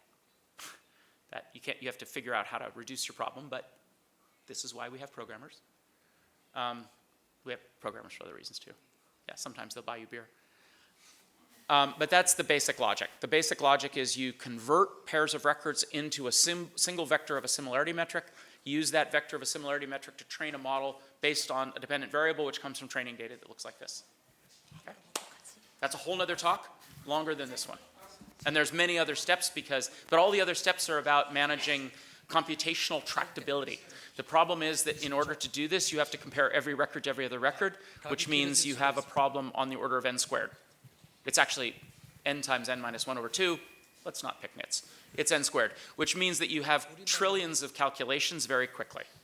And yeah, that's not going to finish in any time that we can wait for. So you have to figure out how to split the problem up into little pieces so that you can actually do the calculations in a reasonable time frame at a reasonable cost. Sure, sure. 네, 시간이 많지 않은 것 같은데 먼저 오늘 발표 아주 흥미롭게 잘 들었습니다. 제 질문은 지금 선생님 발표하신 게 이제 베이시안 스태티스틱스를 베이스로 해서 현재 우리가 관찰한 게 있는데 그 관찰이 나올 수 있는 포퓰레이션이 어떻게 되느냐라는 것을 추정하는 것 같아요. 제가 바로 이해했는지는 모르겠는데, 근데 일반적으로 이제 베이시안은 사전 확률을 거기에 likelihood를 곱해 가지고 사후 확률을 계산을 하지 않습니까? 근데 지금 말씀하신 우리가 관찰한 것은 에비던스에 해당이 되는데 지금 아까 디스트리뷰션을 도출한 이 과정이 베이시안 관계식하고 어떻게 연결이 되는지 그 부분이 잘 이해가 되지 않는데 설명을 좀 해주실 수 있나요? Yes, may I ask you a clarifying question? Do you mean the formal distributions that we use to parameterize? Do you mean why do I choose a log normal or a beta or a No, what I'm asking is based on the Bayesian probability relation, that's starting the prior right, and multiplied by likelihood, then we will get posterior probability, yes. Right? Yes. So you estimate based on the evidence, the population distribution, right? Right, that's the posterior. Right. Right. So how can you make a connection with the Bayesian formula? The Bayesian which, sorry? Formula. The relation. Okay, well, the prior is what I talked about before. So I elicit the subjective understanding of experts, and from that, I can describe a prior. Okay. So that's where the prior comes from. Okay. The likelihood comes from the form of the model that we're using, and I've given you two papers here that you can have a look at how those models are formulated, that then are used to sample from the likelihood space given the data. And so the data and the model enable us to sample from the likelihood space in a way that allows us to estimate the posterior. Okay. So I think that's probably about as far as I can go here without starting to do the math on the board. But I've given you two papers both of the software packages that I proposed have one or several academic papers underneath that will give you all the mathematical detail you could ever hope for there. And I encourage you to read the code. At least our code. I don't know the other one. The LCMCR code's pretty hairy, but the code we wrote, I think, is kind of cute. It's nice. My question is whether there is a simple way to understand, not reading difficult paper. Oh, sorry, simple. Yeah, I missed the word simple. I don't know how to get too much. I mean, I gave the simplest explanation I could. Someone smarter than me could probably give you a simpler one, but the way I think about it is the prior probability is what we think is true before we do any study. Yeah. The likelihood is the data mixed with whatever our reasoning is about how the model works, about how the actual process works to make an estimate about the world. Okay?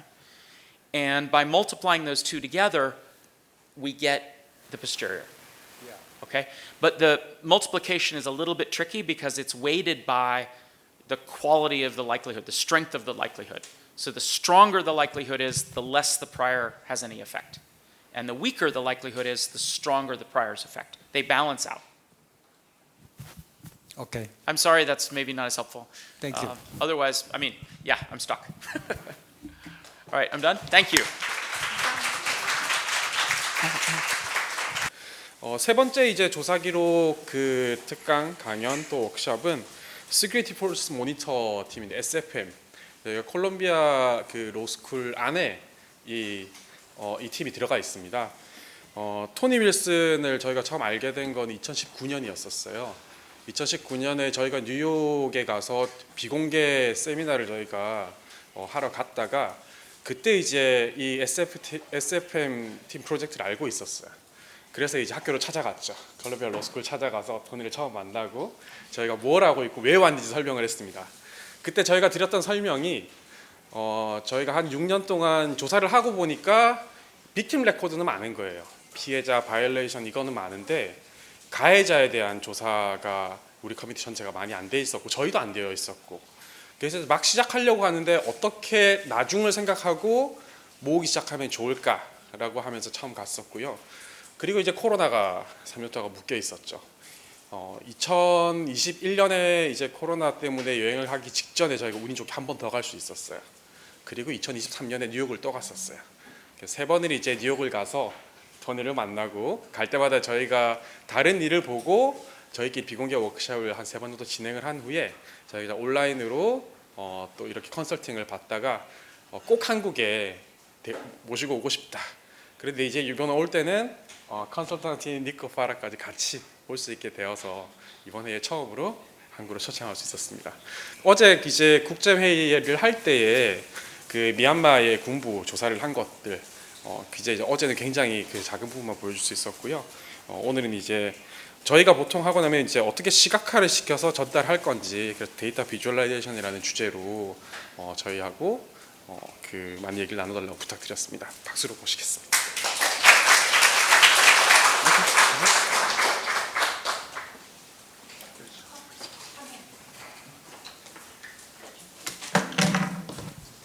Hi everyone, Tony. It is not showing up. I will describe the data blue, visualization. displays. Yeah, that's, my computer wasn't picking it up. Well, let me unplug it again. Patrick, did something, it went blue during yours. Was that something that you triggered when it went blue? No, I noticed that. All right. Maybe the somebody the HDMI cable. So that's a yes, I did break. Yeah. Have we tried plugging it back out and back in again? All right, that should now. Wonderful. Perfect. Perfect. Thank you. Thank you. Wonderful. So, hi everyone. I'm Tony Wilson, founder and director of the Security Force Monitor, joined by my fearless colleague Niko, and taking some inspiration from the presentations before. And thank you so much, Hubert, for the kind invite and for chasing us down in New York every time and doing the work and then extending the invitation. It's wonderful. I must say, I think I've eaten much better than you in New York, so I'm always looking forward to coming back many times in the future. So just very briefly about myself and kind of why I'm here and doing this work. So the Security Force Monitor really started post-Arab Spring, when I had the opportunity to meet with activists who had been jailed, who had been abused by their governments, and who were still advocating for freedom and rights of their countrymen, even though they were living at that time in exile. And meeting them was incredibly inspiring, also incredibly clarifying for what very limited role I could possibly have to support the incredible work that they were doing. And it was this. It was thinking about how to map security forces, go through all of this information, and perhaps, hopefully, be able to connect it to the incredible documentation work that is going on around the world about abuses committed by security forces. So that's kind of why I'm here and what I'll be talking about today, and throw it over to Niko. Hi everyone, I'm Niko Pero. I'm a computer programmer and I'm a consultant to Security Force Monitor. I've been working in human rights off and on, I guess for about 10 years now. I co-founded the Syrian Archive and I've been with the Security Force Monitor for about 2 years now, right? Quite a bit, and in those 2 years I've had a lot of trouble when people ask me what we do or what I do, and so I'm glad we have a whole hour to talk about it today, but also I just want to commend Patrick for being able to explain it in about 30 seconds in a very good way, and I'm excited to keep talking about that and kind of trade learnings on the programming data part of it. And in my part of the presentation, I'll be kind of just doing a deep dive on how we structure our data models. And on that note, I want to thank the translators for not only being human rights experts now, but also computer science and statistician experts with everything. Yeah. Wonderful, wonderful. All right, so I will talk about the non-technical, non-math things, and just go into, again, a brief overview of who we are and what we do, which is we're using open source research to build the chain of command, areas of operation, identify commanders of police, military, and other security forces of countries around the world. We've done about 20 countries to date. Our most recent work that's publicly available is on Syria and Myanmar, which I'll show some examples from. We've also mapped the Saudi-led coalition in Yemen and the U.S. support for that coalition, the Nigerian army, the Mexican army, forces in the Sahel as well. And what we do is we always bring our experiences and continuously learn as we go from country to country, bringing the lessons learned, because there's a lot of similar logics for how security forces are organized, but also how the sources of those forces, how you can find information about those forces and the sources that report on them, how they report on them, how that information kind of comes together, where that information may be, as well as maybe the foibles or the errors prone in those sources. So today I'm going to talk about similar things. You'll see similar slides, but the focus of it's a little bit different and kind of on the highest threshold of how this data can be presented and hopefully be useful, which is in legal proceedings or submissions to kind of investigatory bodies. And so a couple of questions that we always have is like, yeah, we have, and Niko will show, we have really comprehensive data sets and we have all these things. That's not the things that are going to advance arguments or be sort of digestible. So, a couple of kind of questions we always have when we're thinking about doing our analysis and showing our information visually is, can a judge understand it? Is it transparent for the defense, which is important because the defense's job is to eliminate information and evidence. So if it can be transparent, it can be understood, that means it can be submitted, it can be used. And then, could a prosecutor rebuild it? As much as I believe in the research we do and everything we do, like, they're going to want to check. They're going to want to see those sources. They're going to want to do their own work. They're not just going to take our word for it. And in fact, our whole model and how we approach this is because we do that open source research and because we have the sources from which we've drawn the information, we say, don't trust us. You can look at all of our information. You can see where everything came from. And we do that because we know that it will be more useful for a prosecutor. It will be easier for a judge to understand. It will be transparent for the defense. So when I talk about sources and when I talk about, and kind of what you'll see from all the different visualizations, we're living in a very different world when we think about sources about the security forces. As much as I would love there to be a source or two sources that lay out the entire command structure, all the individuals in it, and be able to easily link that to a violation, that's never going to happen. We're 20 countries in, it hasn't happened, it's not going to happen. What we have instead is little glimpses of the structure, little glimpses of the careers of individuals, little glimpses of the areas different units of the security forces are operating in. So what we do in our research and in our process is we start from here. We have one source telling us one thing about a person, a very short period of time. Often a news report will say, Commander so-and-so gave a speech today talking about what a great job he's done. Well, that's relevant for the day of that press, that media story, and that's it.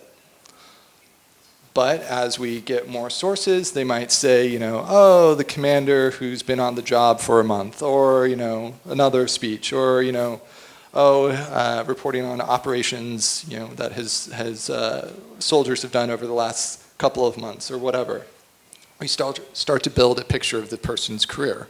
We start to understand more about them.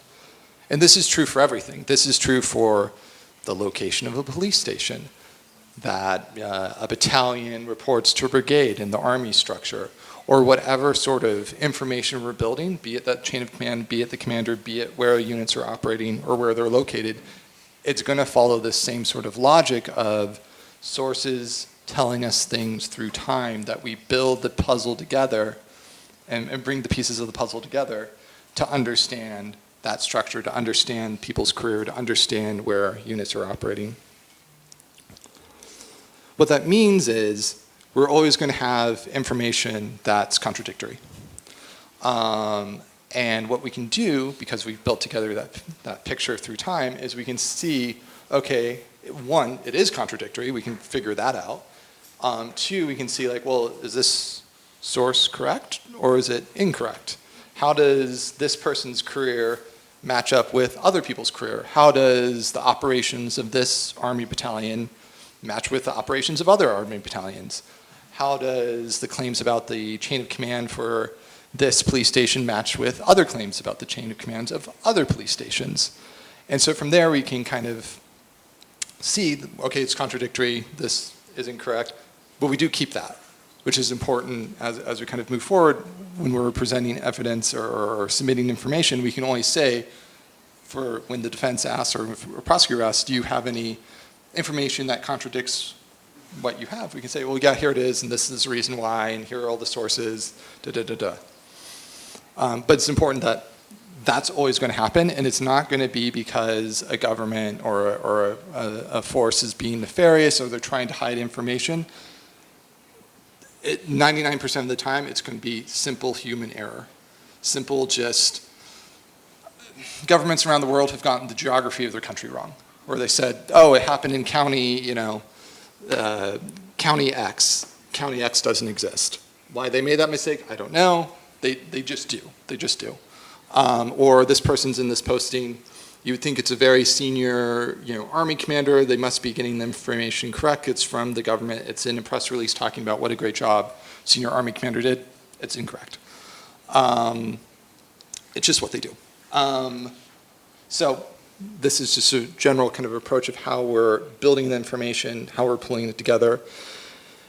And as I move through the slides, so everything is tied to dates. And everything is tied to dates because human rights violations happen in particular times, particular places, and thus our information has to tie together with it.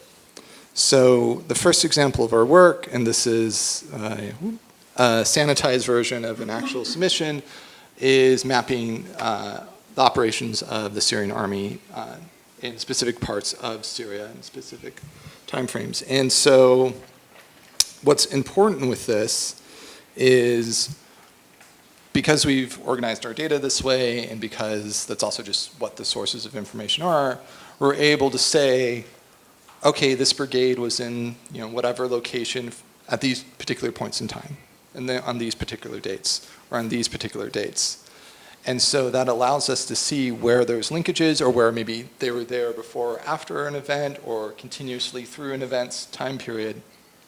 But it makes it useful and accessible for the prosecutor, for the defense, for submission of, we're not just presenting them a map and saying, here's the location of units, because those units aren't always there. They're not going to be there from the beginning of time through the end of time. And so being able to show it, being able to say, this is where we got the sources of information for each individual claim. Here's a source of information for this, for that, for that, for that. Makes it so we can build this visualization and we can back it up with the sources that it was drawn from. Similarly, we can build the chain of command. And this is where our approach is different from human rights work, in the sense of, we're going to have information that's not connected to violations. And that's actually important because it gives context to what we know, or the units, the commanders, whoever, that could be connected based on time, location, what have you. So we're able to say, this is an entire army unit, this is an entire army division, here's the battalions and regiments under it, this is their chain of command through time, and these highlighted ones were the ones where we have information that they're operating at the time. Here are the other ones that aren't connected. Or here are the things we don't know about how the units connect together. And you're always going to have that, and it's always going to be important to kind of show, because it shows where maybe certain clusters of violations or certain people might be the most important, but it also gives you the context to know the overall connections between units and violations, and the overall connection between the chain of command. And it always lets you know, okay, we know about this battalion, it can help ground claims about this battalion and that battalion, and so on and so forth.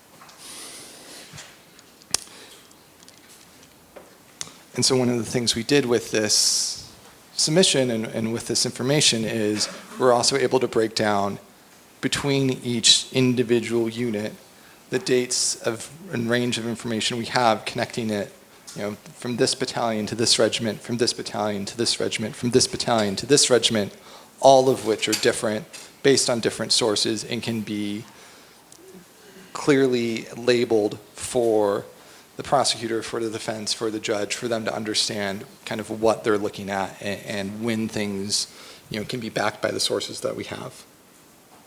I'm going to pause here just in case there's any questions on things.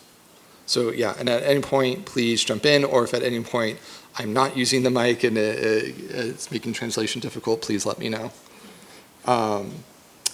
So I'm going to go through some slides that you saw before as far as our under who's and command report. And the thing that I think actually I want to spend some time on, so I'm just going to, that wasn't part of the slides, but is how we're building the analysis and how we're kind of showing the analysis through time. So what we have is a violation. So a group has documented a violation. It's in a particular place in Myanmar. It's out at a particular time. And what we have are a bunch of claims laying out, all right, this person was in charge of the military is in charge of Myanmar, none of which are going to overlap exactly on that date, but because they happened before and after, help us build the chain of command, help us build the linkages and evidence, all of that. In this case, the claim had, the group reported this little bit. They identified a specific perpetrator, and kind of this was it. how it connected to the rest of the chain of command was unclear. But because we were able to draw on all of these different sources, we were able to build that broader chain of command from this unit is in charge of this unit, is in charge of this unit, on down to the actual specific perpetrators that the group identified. And we did that for hundreds of cases in Myanmar, again, drawing on open source information. So, you would have one news report that would say, this person is in charge of this unit, or a news report that says, the unit that they're in charge of has control of that township, or this person's in charge, they have this rank, so on and so forth. And building those pieces through time allows us to build this overall picture that's drawn from hundreds of sources, none of which overlap neatly or exactly with the violation itself, but can be drawn together into a broader picture.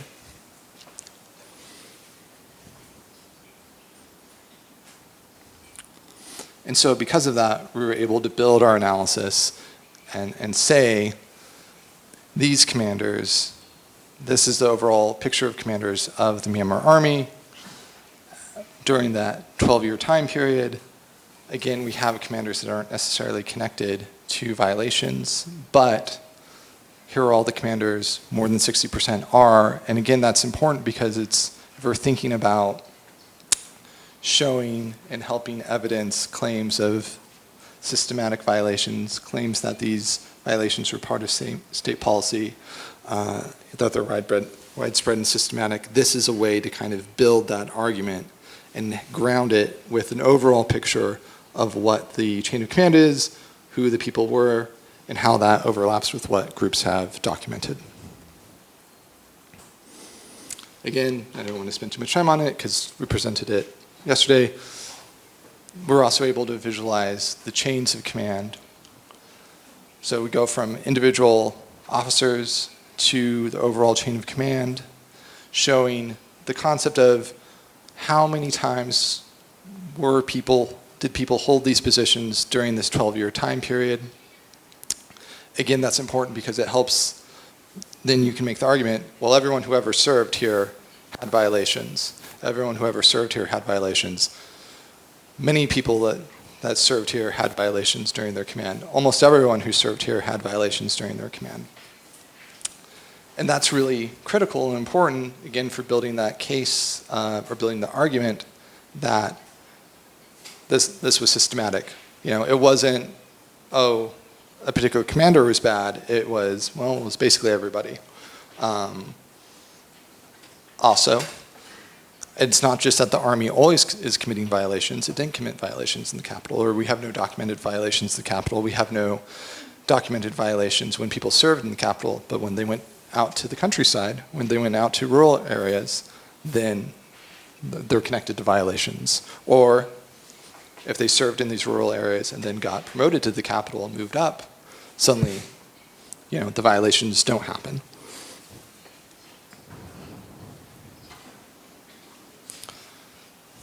Pulling all this information together, we're also able to visualize it with individuals, showing the overall chain of command, showing the individuals and their particular points in time that they served in particular positions. Here, I touched on it briefly. When we're investigating the security forces, we never assume someone with the same name is the same person unless there's sources specifically saying Tony, who's commander of Police Station 1, was previously commander of Police Station 2. Then we can say, all right, that Tony is the same Tony. And that's really important because often people do have the same name and are not the same person. Or even if they are, we want to be able to back everything we say to a source that says this is why we're saying these two people are the same person. And if we can't do that, we shouldn't do that, and we don't do that. Similarly, again, this is a singular violation that we're able to visualize and show and kind of nod to all the different sources. If you go to the report, you can click and see the sources for the different things. What's really important here, and I think will be important in the North Korean context, is have in our data model and how we organize information that there can be multiple overlapping chains of command simultaneously for units. Units can change through time and space what their chain of command is. Chains of command can start, they can end. People's careers can start, they can end. We're able to model all of that, but then able to visualize it in this way that shows, okay, for this specific incident, this is what we have. We chose one that's where we kind of have everything. But in other cases in this report, you'll see, we may not actually have a commander at this level, or we may not actually have a commander at this level, but we're still able to build the overall chain of command with the sources we have and connect it up, even if maybe we're missing individual officers along the way. And that's important because we can then still connect everything up. And now I will hand it off. It's a perfect segue to Mr. Niko to take over, who will be showing a lot of live demonstrations of our tools that we're using on the back end, and hopefully will be part of the sort of front end things we're using as well. But yeah, Niko, please. Thanks. Does this mic work as well? Yeah, I can hear it working. So I'm going to go off-road and into Miro board. This was a very exciting project for me to start with. One, because when I arrived at Security Force Monitor, the data was already impeccable. They had extremely good data management practices, had a very good idea about how everything was working. So once I was able to learn about graph analysis, query languages, data log, and all these sorts of things, I was actually able to pull a lot of interesting things out of it. And one thing that we were talking that's important about this data is the kind of idea of like this dimensionality. Time is something that can be applied to every single entity in the data set. From a location, I live in Berlin. East Berlin only existed for a certain amount of time. If there's an incident that was attributed to happening in East Berlin at a time when East Berlin didn't exist, it can't actually follow the graph query. So we can, the idea of time can be associated with every single kind of entity in the database in a generalized way. Geography as well, many things happen in places. Oh, I should use this? Thanks. All right, this one's on. Geography as well, and as well as the sources. How can we, after all of the aggregation work is done, and after we pull all sorts of information and make our visualizations, how can we go back and say which sources actually made this claim? Where are we pulling this data from? This name, how many sources say that this person has this name? So that kind of goes through the aggregation. So now we're going to get techie a little bit, and I've tried to make simple drawings of kind of how this process can work. On the left, you see two claims, and these claims are able to make assertions. So these claims are talking about the name of a particular unit. So this unit has two other names, and our researchers through the research decide that this is talking about the same unit, and those can then be aggregated into one unit where both of those claims are aggregated into a list. So you can actually look back and say which claim made which data point at any point in our. You can always go back and ask for that data to get it back. This is how it works on a data level, what Tony was talking about getting the sources to infer date ranges. If we have three separate claims that are talking about the 33rd Light Infantry Division as a child unit of the Northeastern Regional Military Command, speaking of different time periods, we can infer the existence of that relationship between the two, between those two units, and that we can then use in further analysis. I'll also stop here and see if anyone has questions, if I should go slower. No. All right.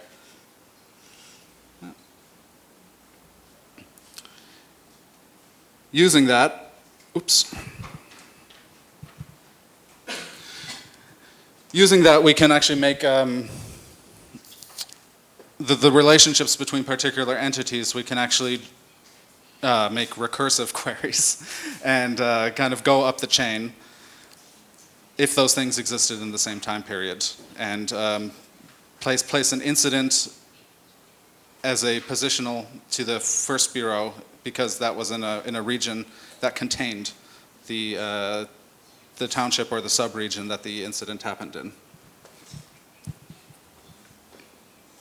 So that's a little bit of an analytic kind of explanation, and now I can show you some of the tooling that we have internally here. So this is a page where we're talking about Tun Tun Nong as Brigadier General, as well as Major General of the Northern Regional Military Command. And this is an entity describing their relationship, which was put together from multiple claims from multiple sources. Here we see the list of the claims. Some of them made assertions about the rank, which were speaking of what the rank of this person was in the military. Others don't specify the rank, but simply that he was a commander of this unit of the military. You're also able to see all of the articles, sources, and books that were used to make each one of these individual data points from all of these different locations.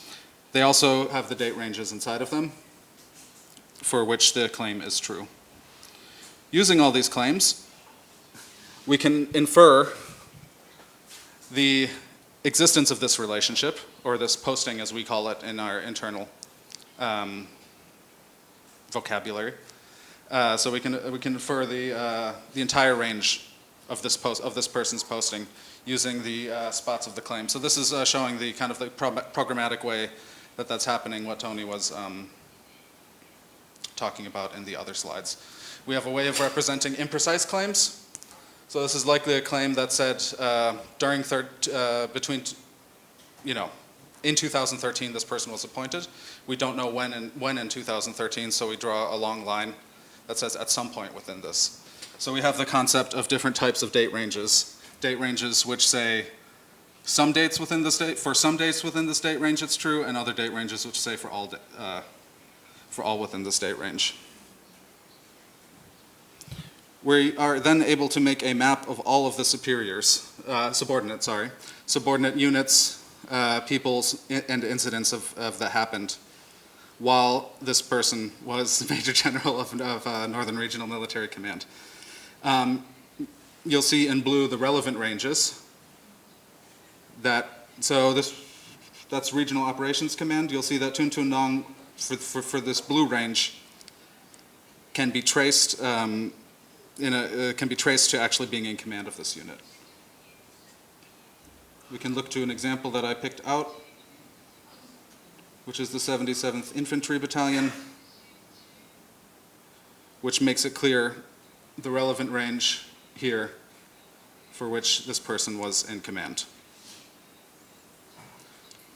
So this person's posting as Brigadier General was during this time period. And then this is the chain of command going down onto the 77th Infantry Battalion. I picked this example because you'll notice there's a line right here. And that is an incident. And that's an incident that the 77th Infantry Battalion did. But you'll notice it does not travel up the chain of command to Tun Tun Nong because during this time period, that didn't exist. If it was cut off from at a different point because the relationship of a subordinate unit didn't exist, it would also make that relevant path lesser. All right, now I also had an example of an incident that did exist. Over here, the shelling. So we can look at a shelling that can be traced to that time period, and this is how it does go up that chain of command.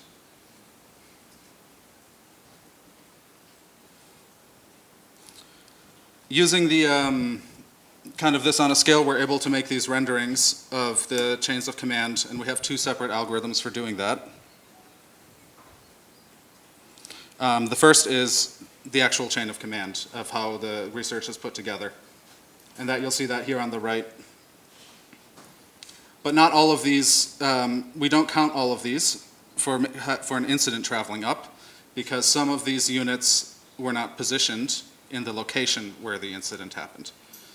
So by combining the chain on the right there to this chain on the left, which I'm going to expand, just as a side note, it's very difficult to make interfaces that do well with these types of graphs because they can get either extremely wide or extremely tall. So finding something without a zoom capability is kind of difficult. But we'll see in this case, it's the Coastal Regional Command that had both a positioning in this district as well as this region. Therefore, we can actually rule out on this side the Southeastern Regional Military Command and the Northeastern Regional Military Command, who both had command of that unit. But we can see that the Coastal Regional Military Command and the things above it, those are the ones that we can attribute the incident as an allegation in that. And similarly, we can see a large range of all of the commanders of those units that we can go off. And I think I'm going to wrap it up there, because I think that's probably time for us. I wanted to show just as a very last slide that all of this comes from a spreadsheet that we're kind of pulling all of this information from. And when the spreadsheet is updated, the entire interface updates as well. And we've developed a data format that we think is pretty comprehensive that can pipe from this spreadsheet into a Postgres database, as well as a data log database that I use for most of my analysis, as well as simple JSON structure that can be exported and analyzed from anybody. And we're hoping to be able to release that soon, right?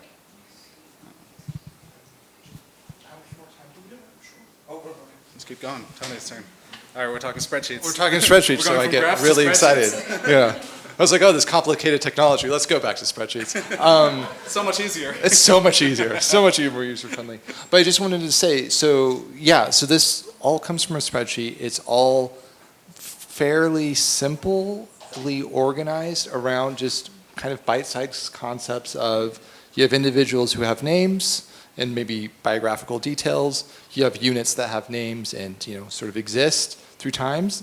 That's one, those are two concepts. And then those units can be located in places. That's another concept. Those units can have relationships with other units. That's another concept.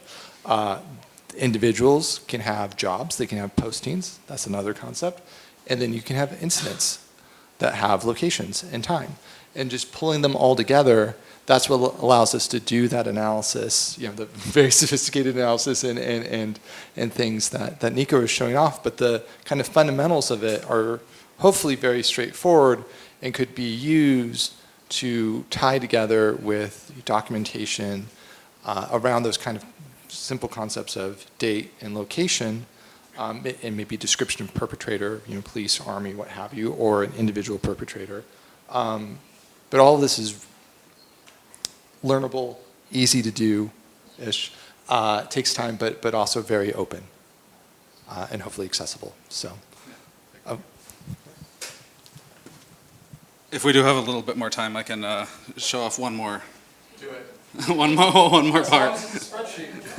Yeah, it's kind of the mapping portion, which we kind of glossed over because it shows up in the graphs and in the command charts because actually locations form a natural graph. Those are within other locations and those which aren't. But we have this kind of way of searching through our data sets, locations and which units were in which places at which times. And you'll see you're able to look through and highlight the stuff, highlight the locations. And if you wanted to search for a specific unit, for example, I always go the 88th, you can then get everywhere that unit was positioned and the time periods for which it was positioned, which you will see on the time periods on the right-hand side and the locations on the left. Yeah. But again, all from the spreadsheet.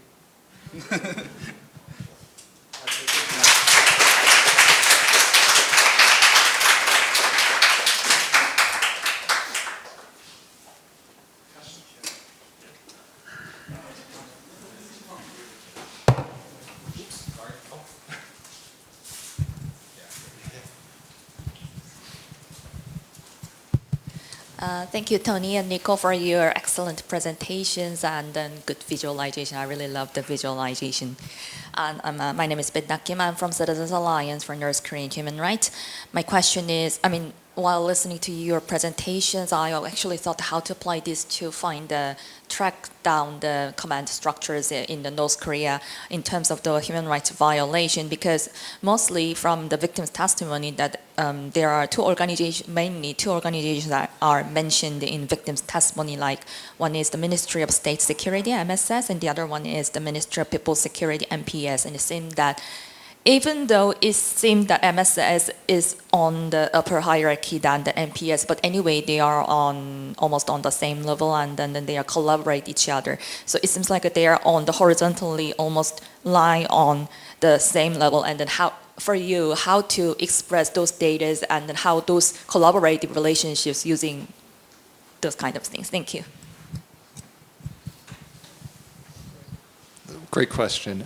So what we have found, and I think will be true for North Korea as well, is there's going to be a universe of sources, primarily going to be books and other sorts of non-victim-based testimony that will lay out concepts of organization. So for Ministry of Public Security, let's say, hypothetically, although I think this is true, it says the Ministry of Public Security is organized around, at the provincial level, district level, and village level. Well, we have OpenStreetMap, which lays out how many provinces there are, what districts are in which province, which villages are within those districts. That gives us, an insight into a potential chain of command at a specific point in time of that source. So if that sort of broad-based claim is repeated in other sources through time, then we can start investigating and say, like, okay, well, these sources say each province should have a provincial command. Each district within the province should report to that provincial command, so on and so forth. And then we'd have the overlapping authority of the Ministry of State Security, which would, I think, also be largely provincial, district, village-based. What we've found in security forces kind of broadly is there's always going to be territorial commands that are organized in that way, and then there will be some sort of specialized units within that broader structure that can be either deployed or either serve in parallel to those. So a Ministry of State Security specialized unit that deploys to a province but still reports up to the central Ministry of State Security and doesn't fall under that provincial authority, or because it's in the province, it does fall under provincial authority for the time that it is deployed in that province, sort of thing. And so that's kind of how we would do it. And then the kind of second step would be, if there is descriptions of what the perpetrator was by the victims or by the documentation organization. So if they say I'll just use, if they say, oh, it's Ministry of State Security, okay, well, we code each unit with a classification. So every police unit is classified as police, every military unit is classified as military. If it's an army unit, it has an additional classification of army. So the human rights reporting says the police did this, even though we'll have military or army units in the same location, those are discounted from being a potential perpetrator because they don't match the classification. Similarly, like, this is something that happens quite a bit. When the perpetrator is army, we're going to include the Navy, we're going to include the Air Force because those are, if the perpetrator is military, we're going to include the Navy, we're going to include the Air Force because those are military units, or if it's police broadly, we're going to include, maybe a specialized riot police unit. But if it says it was a member of the riot police, well, the regular police are excluded. So that's sort of how we would do it in the, drilling down into potential perpetrators or potential connections to the violations. I don't know if that, okay.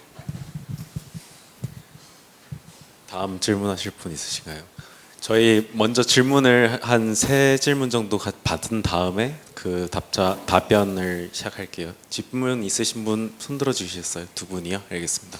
So we will first receive questions and then we'll proceed.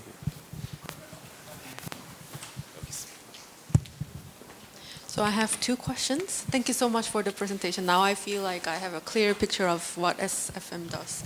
And one question is, could you share more about your experiences collaborating with partners who are working with data? For example, I'm coming from a perspective where we do have Burmese partners who are working on collecting data from the field, and mostly those are violations documented by victims themselves.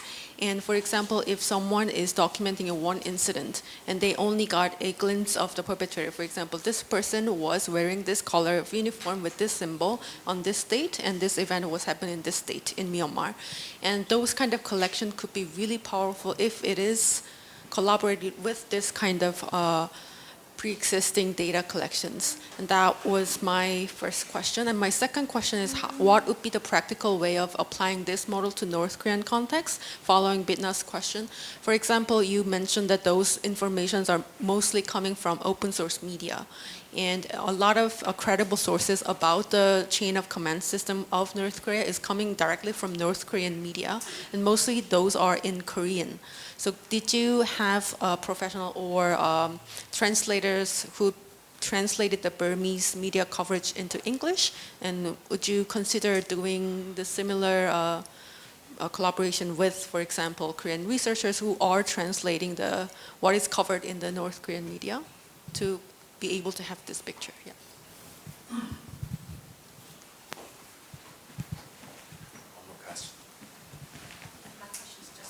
Okay.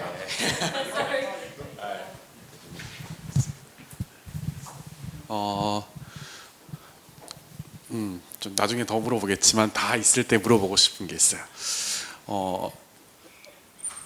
관찰입니다. 저희가 관찰을 오랫동안 이제 하다 보니까 뭐 북한의 미디어 자료, 뉴스, 인터뷰, 피해자 인터뷰, 북한의 내부자 인터뷰 보다 보면은 이렇게 위계적으로 있는 모든 채널 커맨드를 밟아가지 않는 경우들이 많이 보여요. 이렇게 점프를 하는 거죠. 지시라는 게 굉장히 위에서부터 탑다운으로 모든 스텝을 딱 거쳐올 것 같지만 실제로는 그렇지가 않고, 이 중간에 있는 특정한 유닛에 있는 부대가 특정한 오퍼레이션을 전담하는 경우가 많아요. 예를 들어서 킬링 부대, 살인을 하는 어떤 부대가 직접적인 명령이나 아니면 고유하게 그 임무를 지시를 매번 받지 않더라도 그 임무를 계속 수행하게 되어 있는 경우, 이 경우는 사실 커맨드보다는 사실 이 안에 있는 내부자 사는 게 좋지 않느냐라는 생각도 들긴 들었었는데, 그런 경우를 혹시 관찰한 적이 또 있었는지. 두 번째는 지휘 체계보다도 국가가 부과를 해놓은 혐의, 그 정권의 관점에서 볼 때는 범죄의 종류에 따라서 어떤 경우는 2단계의 지시, 어떤 경우는 3단계의 지시, 어떤 경우는 로컬에서 알아서 하도록 되어 있는 경우들이 있다는 거죠.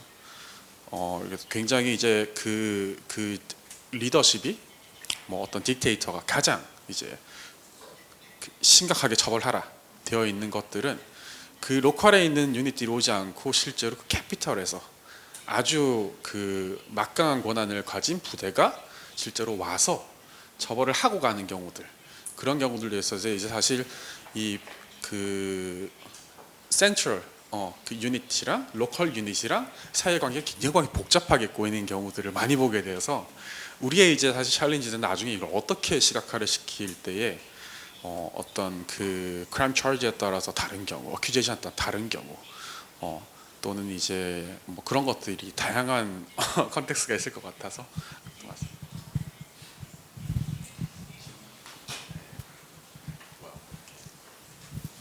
Yeah, thank you for allowing us to have a pick on your fantastic work. My question is, so while I was looking to your presentation, I thought if I were a Burmese perpetrator, I would probably shit myself because it's very well documented. So my question is more on, is really good material for seeking accountability, but as a human rights advocate, how may we utilize these amazing work documentation to deter further work? So my question is, was there any case that you witnessed so far that your amazing work has been acted as a deterrent so far?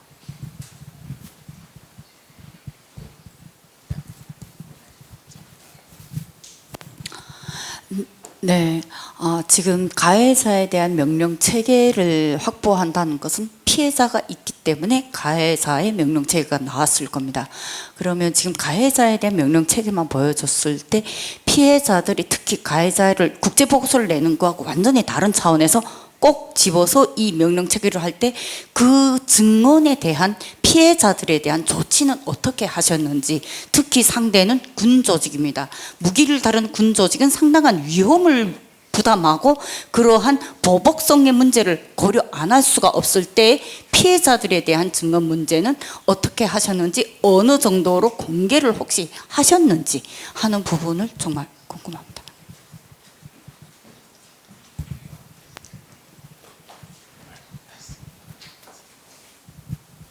Thank you for your great questions. I'll actually do the last question first, which also then ties to the first question of how we work with partners. Our role is really small. It's really focused on doing this research, relying on sources that are publicly available and thus not tied to victims' testimony. Any sort of confidential information, any sort of engagement with victims, any sort of engagement with people at risk, we are not equipped to do it responsibly and ethically, and so we do not do that. We really rely on the partners for that. Similarly, or in a very different context, we don't do interviews. So we've done partnerships with journalists. We can say, this is what the open source record shows, these are the questions we think are relevant, but it's up to the journalists to conduct those interviews, protect their sources and everything else, because we are not good at that, and so we should not try to do that because that is not being responsible. The potential benefit from that kind of collaboration with our partners is, one, we are going to be looking at sources that are not useful or relevant for human rights documenters. Like for the Burma example, it would have been kind of crazy if someone read 20 years worth of state media reporting about commanders giving speeches. Who would do that? Oh, it was me. I did that. But that's not helpful for human rights documenters, but I can bring that information to our partners and say, this is what we have. And as we work with our partners, that's really our role, is to say, this is open source information that we've pulled together. Please take it and use it for what you're doing.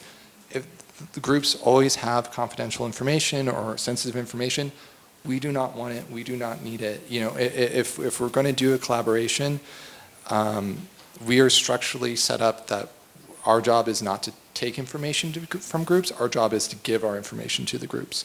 We can work collaboratively to think about how the groups or the partners can organize their information so that it's complementary, so that our information can be maybe more useful to them. But victim information, sensitive information, personally identifying information, we don't want it, we don't need it. That's not what we do, and we shouldn't hold it. And so our collaboration with partners, is really to kind of push that information to them. And so what we do in the Burmese context, honestly, is to say, okay, if you're reporting the kind of most important things that would connect to the chain of command, or is the location, ideally at least the township, or maybe more specific, that's fine, but like the township level, we can always connect it to the chains of command if it's more abstracted. So in the North Korea context, it was at the provincial level, we would say, okay, well, that's where the analysis would start, would be the provincial level up, maybe one of the district level, maybe one of the village level units is the perpetrator, but we kind of can't exclude any of the village. All the villages are potential, all the districts are potential, so province up. Or if you go to the district, you'd say, okay, all of the village level units within that district are potential perpetrators, we can't exclude any of them, but we can exclude the other districts. And so with the Burmese partners, what I would say is, to tie it to geography, and we use, because we're entirely grant funded, everything we use to kind of organize the data is freely available. So we use OpenStreetMap to organize our information. So we'd say, okay, let's work with partners, to use OpenStreetMap in their sort of documentation, or at least, internally to kind of help our information to connect. And then as far as, the non-English language differences. I'm a product of the American school system, so I can only do research in English. We have a long track record of working either with partners to train them to kind of do the research, and I can work as kind of research reviewer and help bring that information from local sources into our model, or grant funding dependent, we can hire someone who can work in the local language as well as a researcher to kind of push that information to partners. We have had thus far, hopefully we continue 100% success rate training people to do this. It takes a little bit of time just because it's a different way of approaching the problem, but it's not, I wish the answer was like, I'm so smart, no one else can do it. That's not the answer. It's people very much can learn how to do it. It's just looking at a different world of sources and thinking about how to organize them. Anything on any of those questions? I can keep going, but. None on those, but talk about the traveling unit. Oh. I think we're looking at one, is all I wanted to say as to your question. Oop, the channel switched by accident. I think we're actually looking at a traveling unit right now. Well, this is a mix of them. I've got a search going, but the 88th Light Infantry Division, I believe, is one of the divisions that would travel around for specific purposes. So this is kind of built in. We can put a unit at a location at a specific point in time outside of the command chain, and it'll kind of form that. You probably have more to say. Oh, yeah, totally. So yeah, this is actually a great example. So you can see the unit is traveling around, and for Burma, actually, in total, there's 200 plus units that travel around the country whose chain of command is partially dependent on where they are when they are. So they all of those units always have one chain of command to the center, and that's consistent. Just they report to the top. They kind of bypass any sort of regional command or anything else, and they can get their orders that way. But also, if they're in a particular spot, they can also get orders from that regional command. And so you have those two lines of command, and when you're thinking of that culpability, exactly.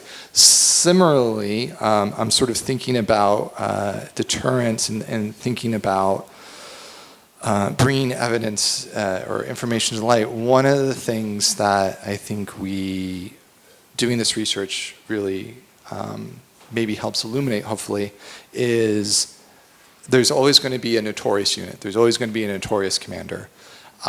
What we often see country to country is the middle manager problem.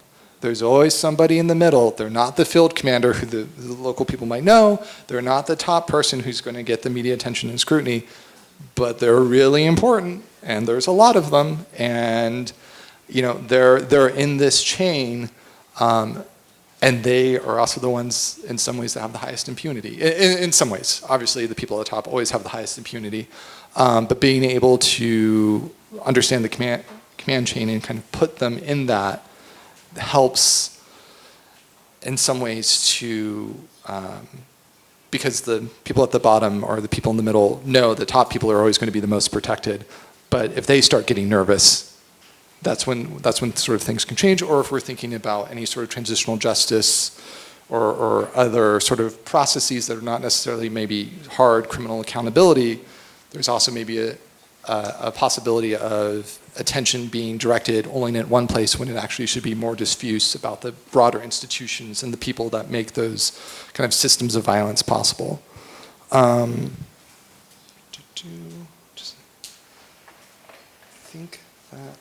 think that is all of the questions. I hopefully answered them well, but if there's anything else or any other.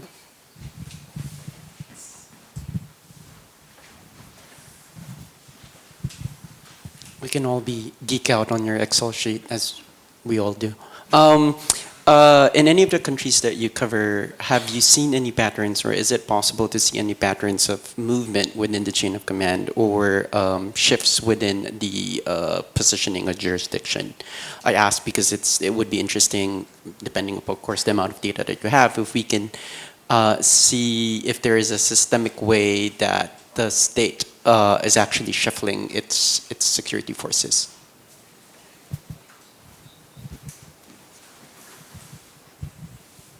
Absolutely, yeah. So that's a great question. So there's a couple of different ways that they've done it. And in some cases, there's particular places where people are sent to earn their stripes or basically do the state's bidding of violence, and then they get moved somewhere else. Or one of the things that we do is, we're tracking the people's ranks, but we also build the sources to have a meaningful of like, okay, if someone's a major general and then they become a brigadier, or they're brigadier general and become a major general, is that a promotion? It is. And that's a way to see, okay, is the state rewarding people? Are people moving up the chain of command? Or are they, moving parallel, but they're getting promotions? Similarly, if they don't, we can also see that. So for the Burma example, there's people who very clearly have a lot of career trajectory. So there's a field level commander who was on the ground in 2017 in Rakhine, and his unit has widely been documented as being one of the key players in the genocide against the Rohingya.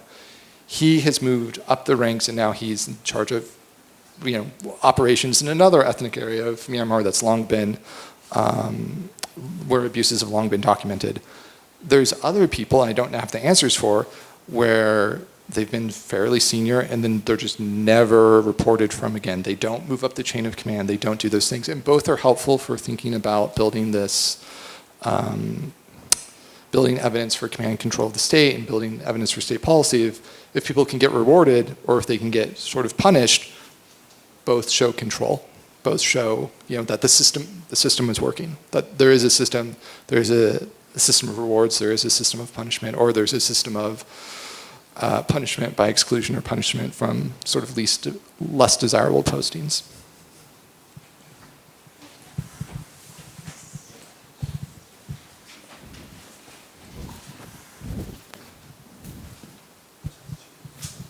I think my question is that in the North Korean context, like not all of the commands were conducted by security forces.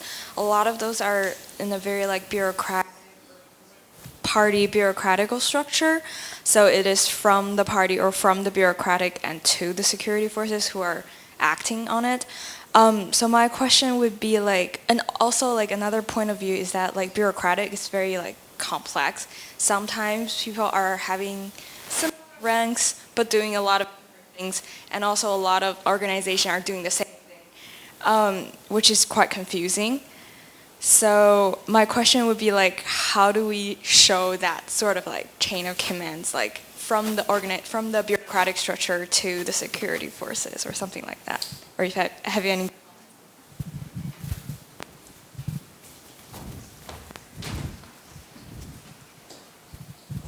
Hi, thanks for the question. I think on that note, the data model is pretty flexible. So we're able to very quickly add a different type of organization type if we were to follow a bureaucratic structure and then define a set of rules for how command can travel in those instances. And that kind of makes it very quick for us to adjust this model to new fields and new structures and new ways to travel. I call it travel. Within those structures, because it's kind of when you jump from one entity to the other in that way. In the same way, we were also talking about adding different relationships between people. These two people went to the same school together. These people are related, they're family, but defining these relationships is actually quite easy for us, and then defining rules of analysis is quite easy because we did the work to generalize a lot of the structure. So time-based things, location-based things, and all of that can be just pulled up quite quickly. Yeah, and I'll just say, I mean, the other thing, just the foundation for all this is if we have the sources to lay it out, that's great.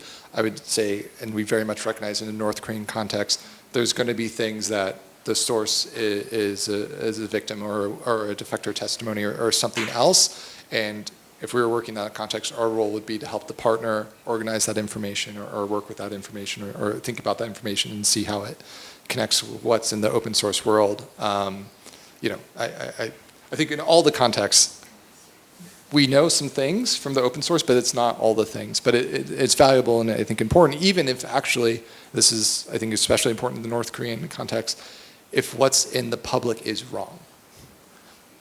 that is really, I mean, so many groups have documented things or have information that is maybe even more valuable than they know because it's, you know, the one violation that can get tied to this commander, or it's something that contradicts something else, and like that's really important to know. So. 마지막으로 한 질문 더 받겠습니다. I just want to ask very technical question. You collaborate with partners, your partners, like for instance, the human rights organizations. Did you also help them to build their own data model based on your own database, such as if one human rights organization want to add or tag different types of human rights violation related to the chain of command? I just want to know you guys help them to build their own data structure. Yeah.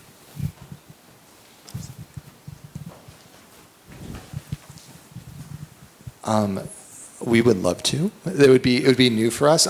Just to be honest, that has not been the ask from partners thus far, but we would be happy to do it. I would say there's really important, very complicated ways, or very important questions and concerns about building a database or thinking about documenting violations. That really would be a HURIDOCS question. But for the things that are important to, that would be important or that would be needed to connect information about a violation to the chain of command stuff, that would be very easy for us to do and actually be quite small. And even I'll say one of the things we've done is we've gotten totally anonymized data that was just an ID, dates, and locations. And we said, okay, well, this is how it connects to our chain of command stuff, because the partner would have the ID number or things to kind of run that analysis. So for us, it'd be totally something we do. And actually, what we need to connect is really just date, location, and type of perpetrator. It's very, very small, and everything else about the violation would be, the group would know better, and HURIDOCS or would know better about kind of organizing that stuff. We do actually also publish a lot of documentation on the data model.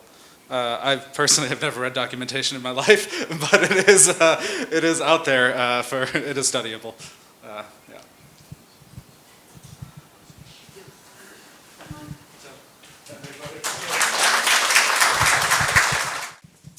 So our last session of the workshop today, we will be talking about the more legal aspect of how to hold the perpetrators of enforced disappearance accountable in a court of law. And I don't know if we have any legal professionals, lawyers here. Do we have any lawyers? Oh, I'm sorry, yeah, Ms. Min. Yeah, so we do not have that many lawyers today, I believe, but this is something that constantly came up in the previous sessions, previous talks too, but at the end of the day, the evidence, data, information that we collect will see a day in court, hopefully, and it'll be all these evidence will be presented to judges, prosecutors, lawyers for their legal determination. And I think it was in the previous presentation by was it Niko or Tony? But so the phrase will the judge understand, or will the prosecutors actually be able to represent all this, and will it be presentable to lawyers, defense counsels? That really struck a chord with me, because I always have this legal background. But it's really important that we have a good understanding of the law, and long before any trials or any prosecutions begin, from the time point of the initial human rights documentation, because what will later become legally significant details, they're not so obvious to the human rights documenters. And in the case of enforced disappearances too, I think it would really help if we understand like what kind of elements, what kind of requirements will actually stand up in court to actually convict somebody who is responsible for these disappearances. And this is particularly because we are trying to do a real trial in a real, like a genuine court of law with all the due process, the principle of legality. This is not some kangaroo court that we see so often in North Korea and elsewhere. I mean, it would be much easier if it were like we were trying to hold trials for these perpetrators in North Korea, for example. If all you need is like Kim Jong-un telling people to just like find this guy guilty and just execute him, that would be super easy. But obviously that's not what we want, and we actually want to have a solid legal case based both on the law and the evidence. So as we prepare for this workshop and also the international conference, we came across this very interesting case from actually a local court in Switzerland, that where the suspect of one of the enforced disappearances that had taken place about 20 years ago in Belarus ended up in Switzerland and actually stood trial. Although the trial is still ongoing on appeal, it was we thought it was very interesting to hear how all this legal drama has been playing out from someone who was deeply involved in this process for many years now.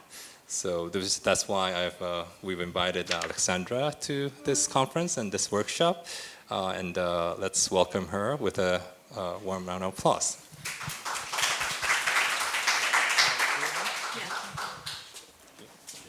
You have the 65 minutes? Oh yeah, my God. 65 minutes. Yeah. So up to 5:30. Great.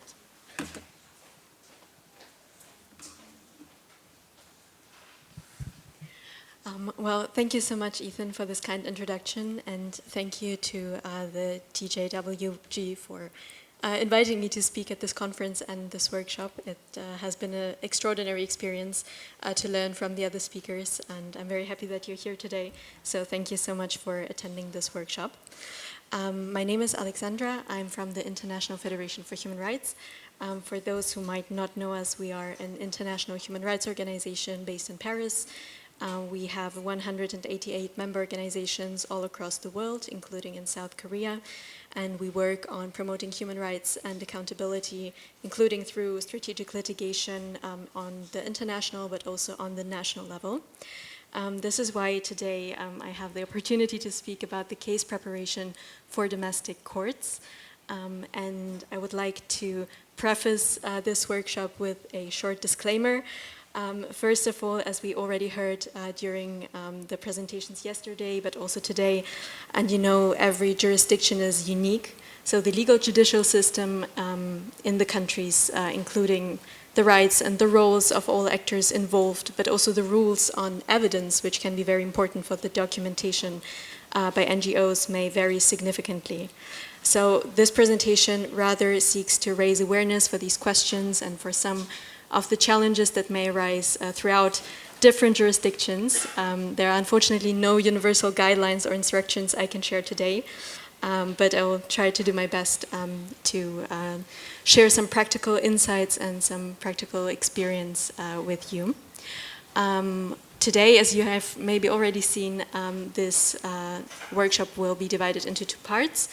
There will be a rather short theoretical introduction, and then you may have seen that we have distributed a case study. Thanks a lot for the support of our colleagues with that. Yeah, so I think I'm just start with the rather theoretical part. Please feel free to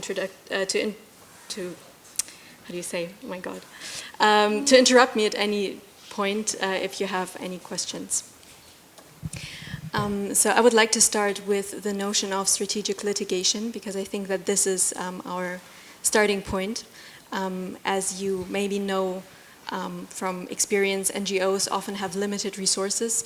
This includes personal resources, this includes temporal resources, this may include budgetary constraints, but maybe also limited expertise or limited experience, access to territory, access to victims, witnesses, or evidence.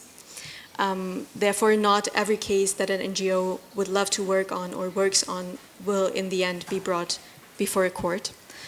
So that's why strategic litigation is important, and there is no universal definition of strategic litigation, but if you have a look at different approaches, then I think this is something that is pretty universal. It's the selection and pursuit of legal cases to create impactful and lasting legal, political, or social changes that go beyond an individual case and expose injustice and empower those affected by human rights violations.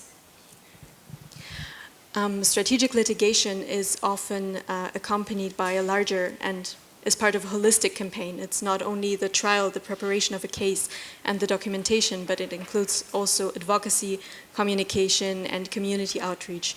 And this requires that NGOs become sometimes pretty creative, but first of all have to define the goal of their campaign. As we have heard several times throughout the other presentations, sometimes it's very important to define what your goal is first, and this can vary a lot. It can be justice, whether for the individual victim of the affected case or for the affected community as a whole. It can be financial reparations, but it can be also legal, institutional, or political changes. So maybe with your case, you would like to set a precedent in a jurisdiction. Maybe there hasn't been such a case in this jurisdiction before, or maybe it's even the first application of a criminal provision as we had in Switzerland.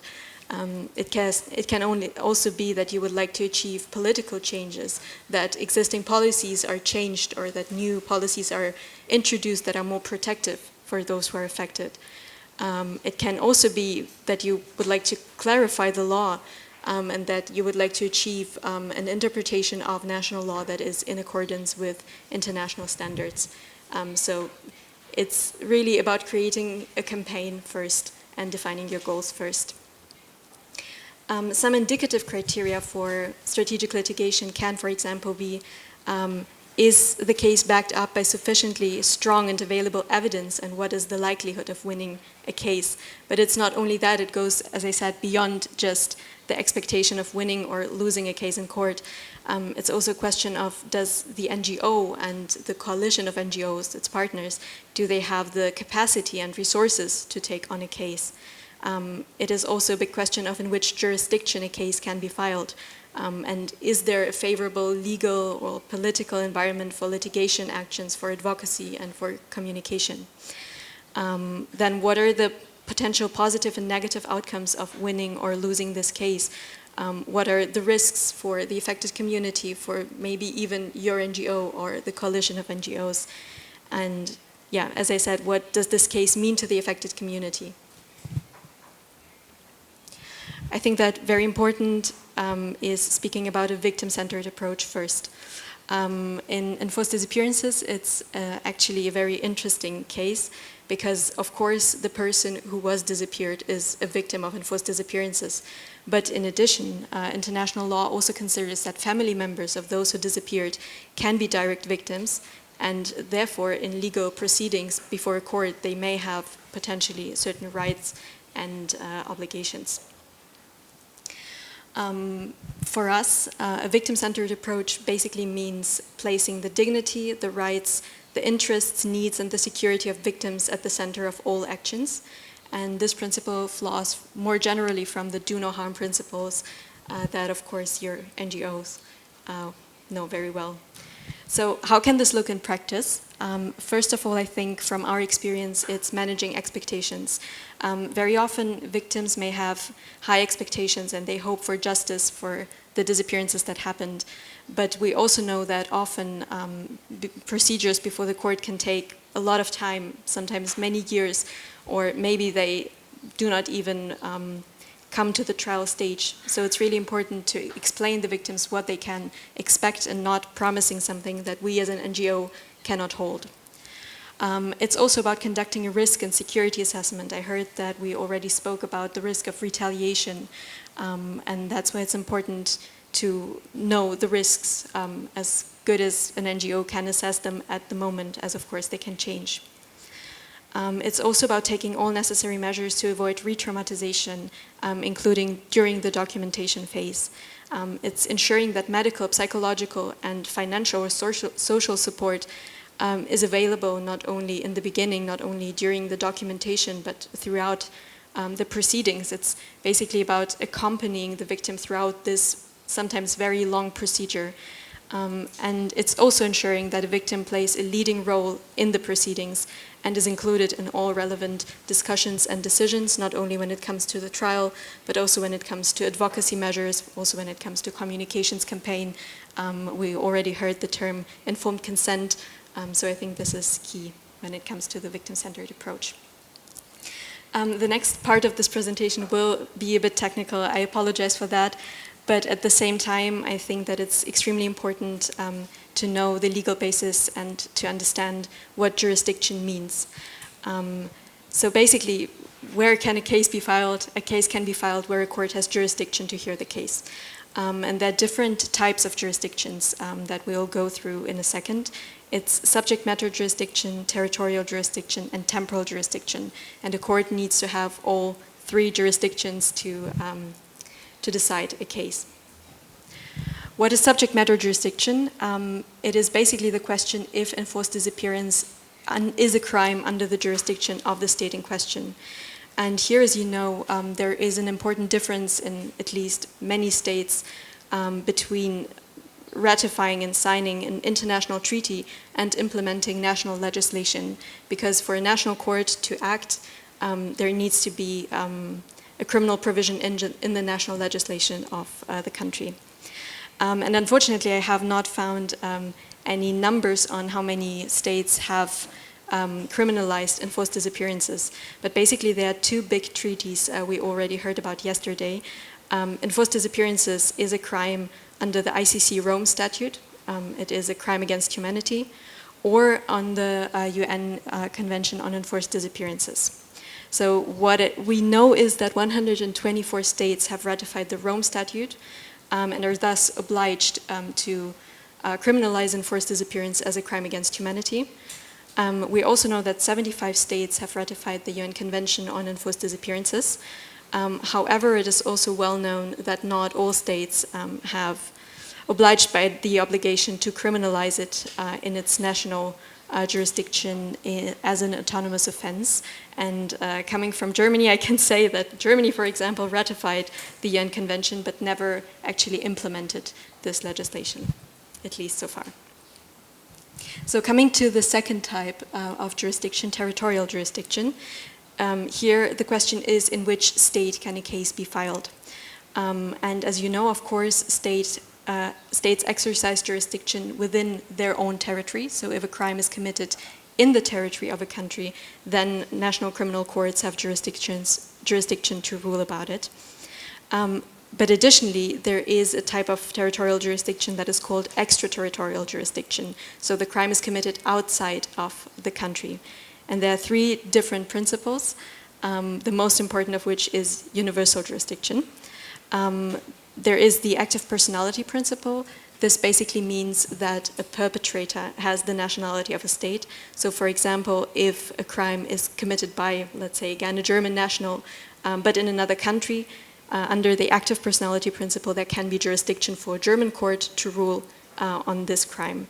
Passive personality is the same, but is about the nationality of the victim. So if a crime is committed against a German national somewhere abroad, then German courts could have jurisdiction depending on whether Germany has implemented this or not.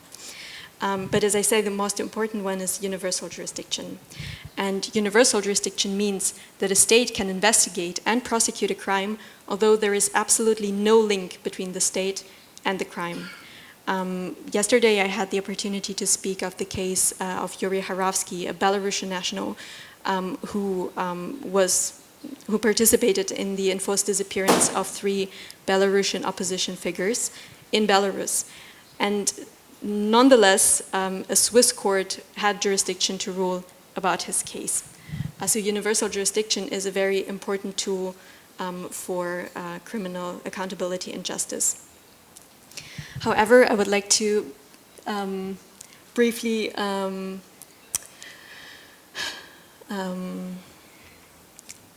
mention that universal jurisdiction sounds like a very simple principle, but there can be limitations.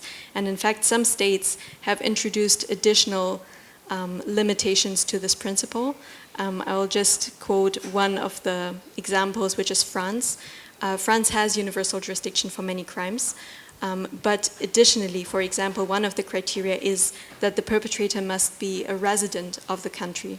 So if you have a perpetrator who comes to France but is not a resident there, so he does not spend a sufficient amount of time in the country and does not live there, the court would, however, not have jurisdiction to decide about his case, which of course is problematic for us. And I would also like to briefly mention that most jurisdictions are very cautious about investigations and trials in absentia. They are not automatically prohibited under human rights law, but nevertheless many states do not accept or accept only exceptionally trials in absentia, which of course makes it very difficult to achieve accountability in national courts. And the last question of temporal jurisdiction is, was enforced disappearance already criminalized in the jurisdiction in question when the crime was committed?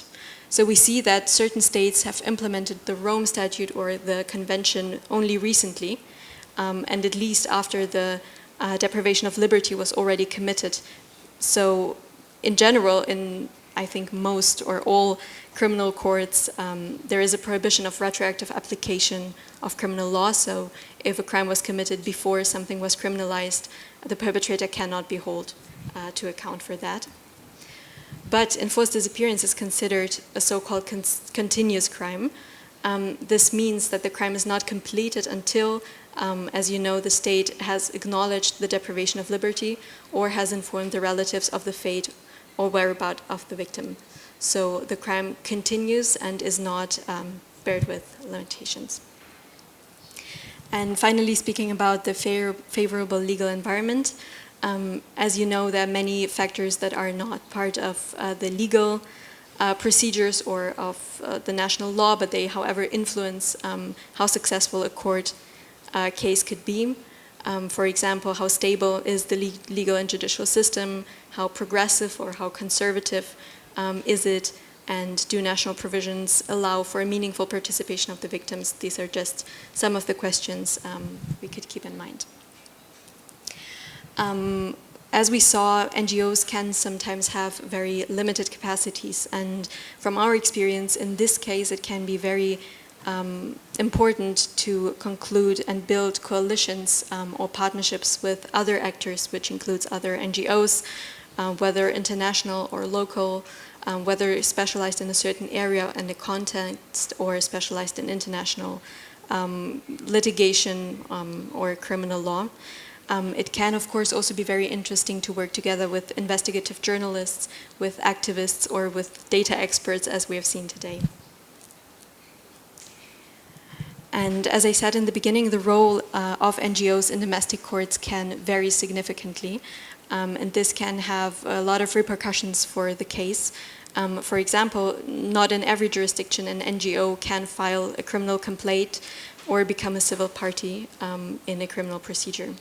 So the role of NGOs often consists in preparing strong evidence for a case, in facilitating the whole procedure, and ensuring that the victim's needs and voices are heard, and accompanying and supporting the victim throughout the process.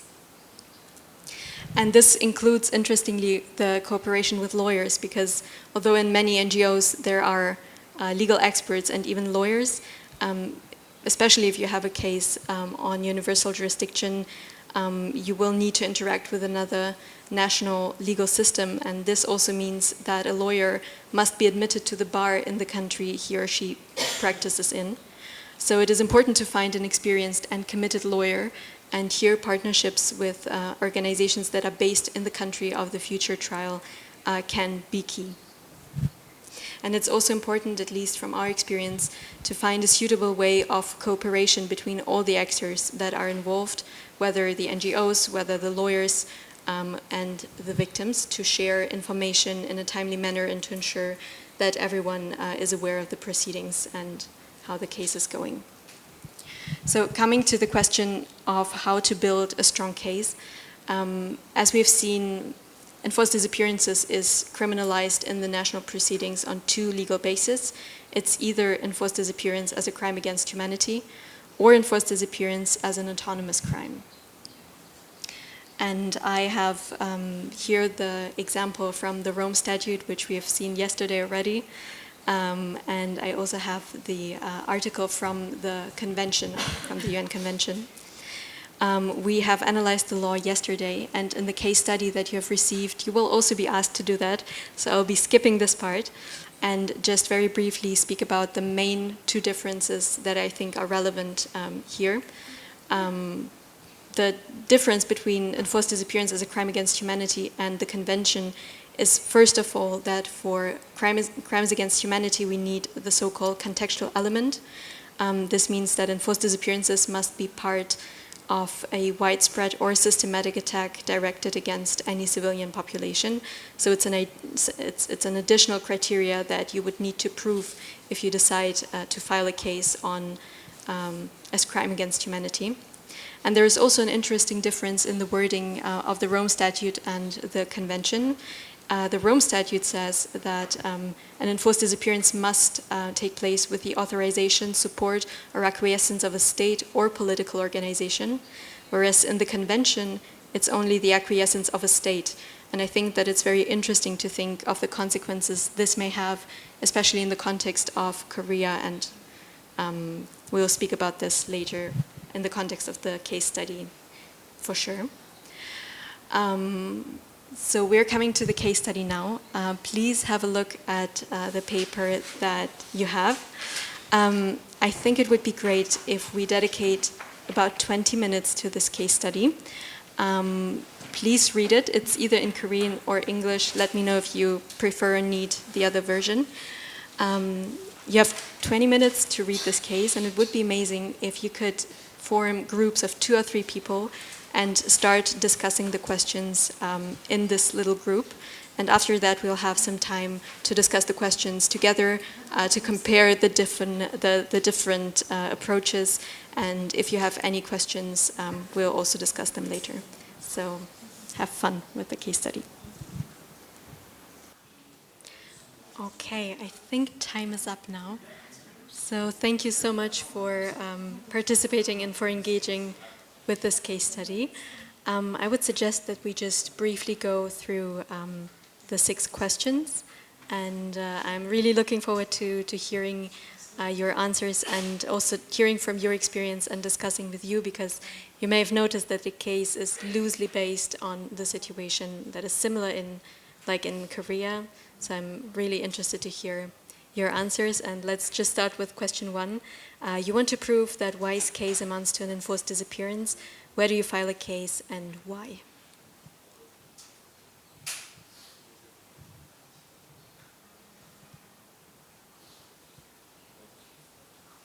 Okay. Any ideas on this very technical first question?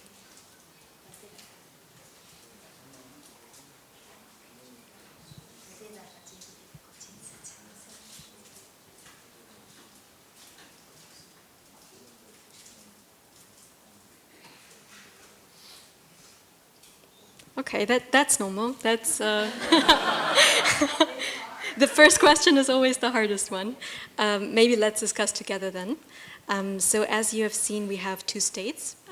We have State B and we have State C. State B has ratified the Rome Statute and has implemented the necessary legislation, but has not ratified the UN Convention. So in this case, we don't have any national legislation from the convention yet, but we have the Rome Statute. And that's why we have subject matter jurisdiction in this case. But there is an obstacle, as we see in the footnote, because in the national legislation, as we saw in the beginning in the presentation, sometimes there are limitations. And in this case, the article says the suspect must have his or her usual place of residence in State B. In our case, if I'm not mistaken, our potential suspect is in State C. So unfortunately, there is no way to file this case in State B. Is there an opportunity to file the case in State C?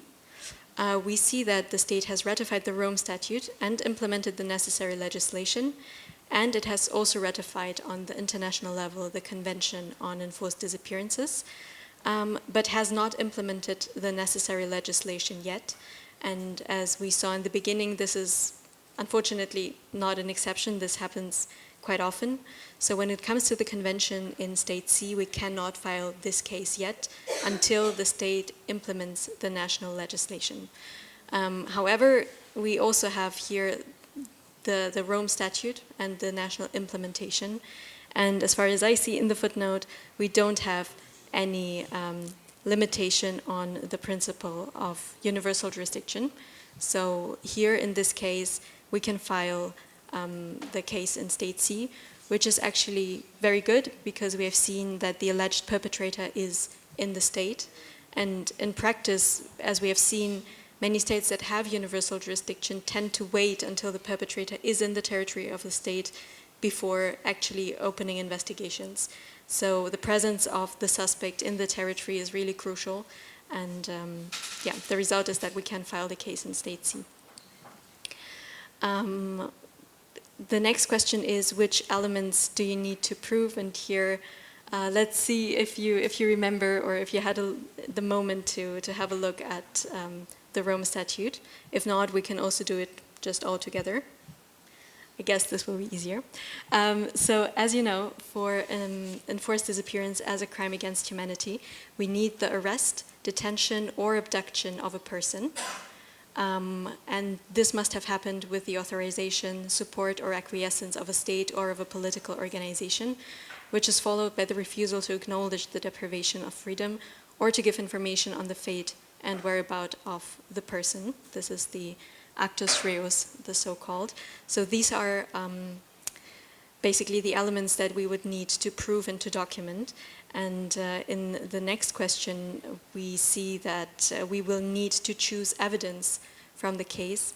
And here I'm really curious to hear which evidence you could use and you would choose from this case study. So maybe someone has an idea on witnesses, potential evidence, any other material that we could use in the case we are filing.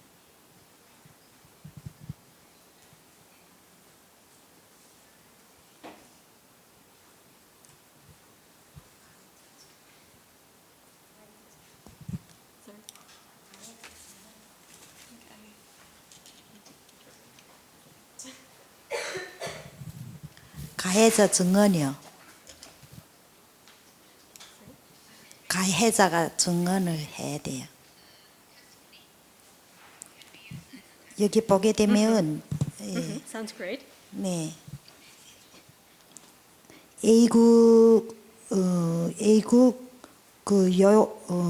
보안국의 현지 구성원이 2명 중에 1명이 예, 가해자로서 그 가해자가 증언을 해야 된다고. 그 굉장히 중요하다고 생각을 해.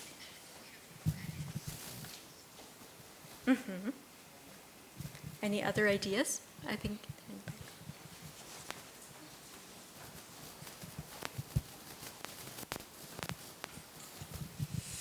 네, 일단은 방금 그 우리 최민경 피해자가 말씀하신 것처럼 그 기존에 이미 그 A국을 탈출한 비밀 경호 보위 관리들의 증언, 특히 인터뷰 언론에도 나왔던 그 증언들 있고요. 그리고 가능하다면 그 A국 출신 2만 명의 증언들을 조사할 필요가 있다고 봅니다. 그리고 탐사 보도 자료에는 판결문이 있었기 때문에 그것도 참고할 필요가 있고, 또 그 뒤에 나온 A국 보안국 전직 구성원 2명 중에서 1명이 바로 그 아들을 처형한 당사자입니다. 이분의 증언이 필요한데요. 지금 입증하기 위해서는 지금 2번 질문하셨나요?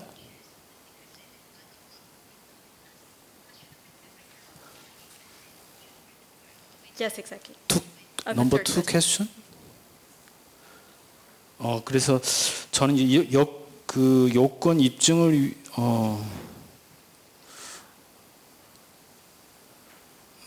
제가 질문의 포인트를 다시 좀 헷갈리는데 그 어떤 사람을 증거로 어떤 걸 증거 능력을 갖춰야 되는 질문이었는지 아니면 어떤 걸 입증해야 되는지 몰라가지고요. Oh, no, the evidence that we can use from this case. 에비던스. 예예예. 그런 것처럼 이제 전직 2만 명의 난민들 가운데 그 A국 출신들 난민들의 증언을 모으고 탐사 보도 자료와 문서 그것 그리고 판결문 그리고 전직 구성원 중에서 체포한 당사자 증언 이런 것들을 다 수집해야 된다고 보고요. 그리고 비밀 경호국 당사 그 기관의 그 증언자가 포함돼야 된다고 보고요. 북극곰이라고 하는 구금 위치 그리고 구금의 그런 환경들을 증언을 다 모아서 해야 된다고 봅니다.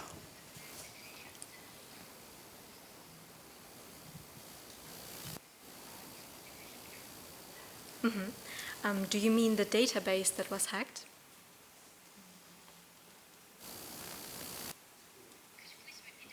두고 그 에비던스를 갖춰야 된다고 생각합니다.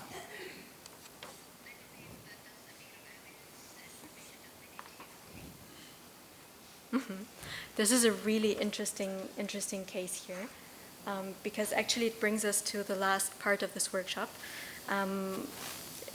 I wanted to speak with you about evidence that is necessary for a court case. And I just wanted to stress that from my experience, for documentation work, it is extremely important to know the rules of evidence of a specific state, because the standards of proof can vary a lot. So what do I have to prove? Do I have to prove it beyond reasonable doubt, or must it be more likely than unlikely that this crime has been committed?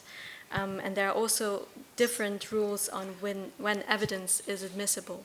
And in fact, a very important rule in many states is that evidence which was obtained when torture or ill treatment was used cannot be admissible in a case.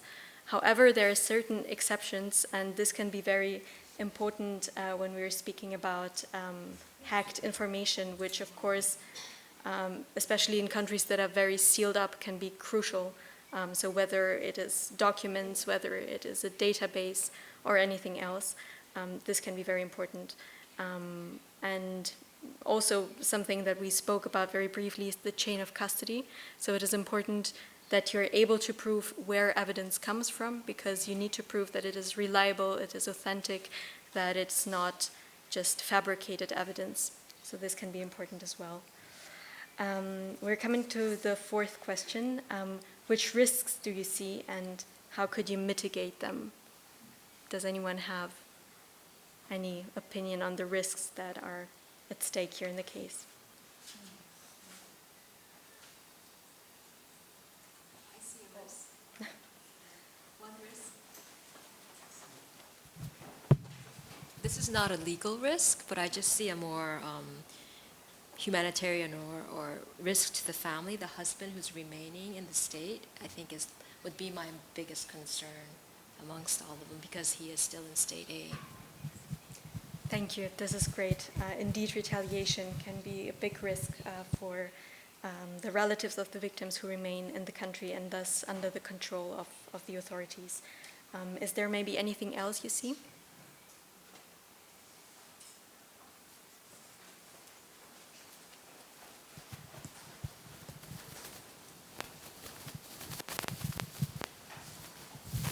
And also, X's mental health is drastically deteriorated. Going through the whole due process might made her mental health even worse. Thank you. That's also a very important point. The re-traumatization of victims, whether during the documentation process or during the process in the court that will follow, is a real risk and should always be part of the risk assessment for your strategies when it comes to that. So the fifth question is, if we file a case in State C based on the Rome Statute and based on the crime against humanity, as you know, we would need to prove that there is this contextual element. So we need to prove that there is a widespread or systematic attack against the civilian population. And I'd be very interested to hear what you think, what evidence could support this claim, because as you know, if you file a case in a court that is not very familiar with the political or human rights situation in another country, it can be crucial to prove that the situation is indeed dire and amounts to crimes against humanity and to an attack. So is there maybe from the case any evidence that you think could help us in this case?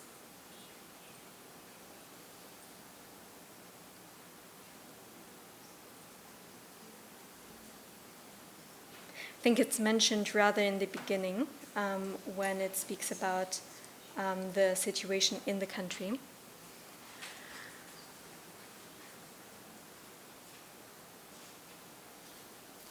So from our experience, or was there an answer?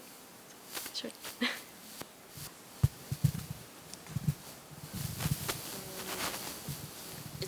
You asked for like a solution, possible solutions or something. I don't know if this would be helpful, but I know that since it mentioned the hackers, they had found some evidence of the crimes within, what was it, the polar bear prison? And since they retrieved the information in kind of an illegal manner, so they kind of can't be admissible in court, maybe since they have this evidence, they can try to find a legal route to request that evidence from the prison, like asking if there are records of this person existing, and if not, they can maybe try to find an investigation in that prison through legal matters to be like, oh, well, we have other evidence saying that this person did exist, so would you mind us trying to dig and see if that is true or not, that kind of thing. This is great.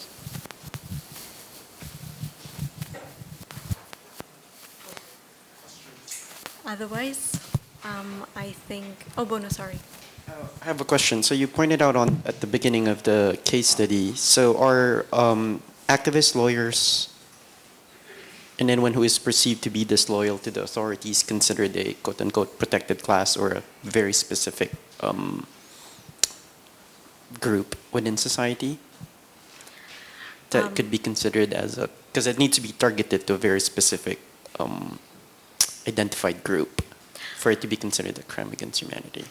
Well, if we spoke about persecution, then yes, it would need to be a political group or an ethnic or national group, for example. But for crimes against humanity, we only need an attack that is directed against the civilian population as a whole. So in this case, we wouldn't need to make an assessment and to differentiate between them. Okay.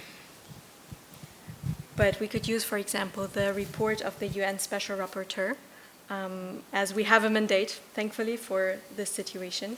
And indeed, any other reports from authoritative sources, whether from investigative journalists, whether from other NGOs, whether from other UN bodies, or other intergovernmental organizations can help us in this case.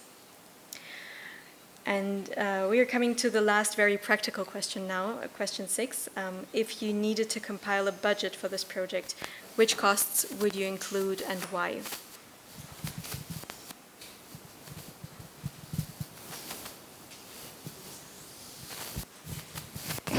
네, 일단은 그 시국에서의 뭐 소송, 뭐 기소하는 비용 마련돼야 될 것 같고요. 전 시간에 배웠는데 NGO들과 함께 연대해서 펀드레이징을 해야 되겠죠. 그리고 증언 자료들을 통역하고 번역하는 자료들을 이 모든 부분들 비용이 들어갈 것 같고요. 그리고 증언자들에게 대한 비용, 또 체류 증언하는 활동 기간에 대한 체류 이런 모든 것들이 비용이 들어갈 것 같습니다. 예, 그리고 이것 6번 답변 된 다음에 질문 다시 한번 드리겠습니다. Of course. Does maybe anyone else have an idea on question 6? Because I think your answer was very complete. So, yes, sure. Would you have to also?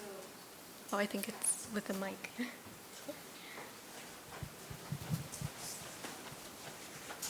think he did answer your question, but I have a question.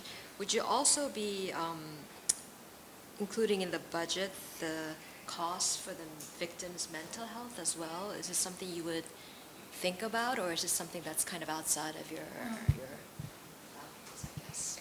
I think this definitely depends a bit on the mandate of the organization you're working for and the possibilities you have in your country, whether that is support that is free of cost or whether you would need to pay for this or whether there are insurances that can help. But in fact, I would definitely include this.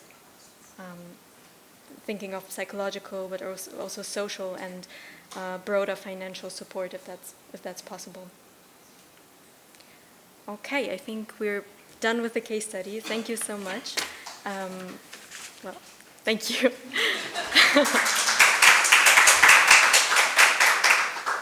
Okay, so let's start with the Q&A, if you have any other questions.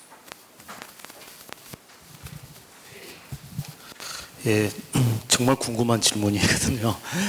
네, 그건 뭐냐면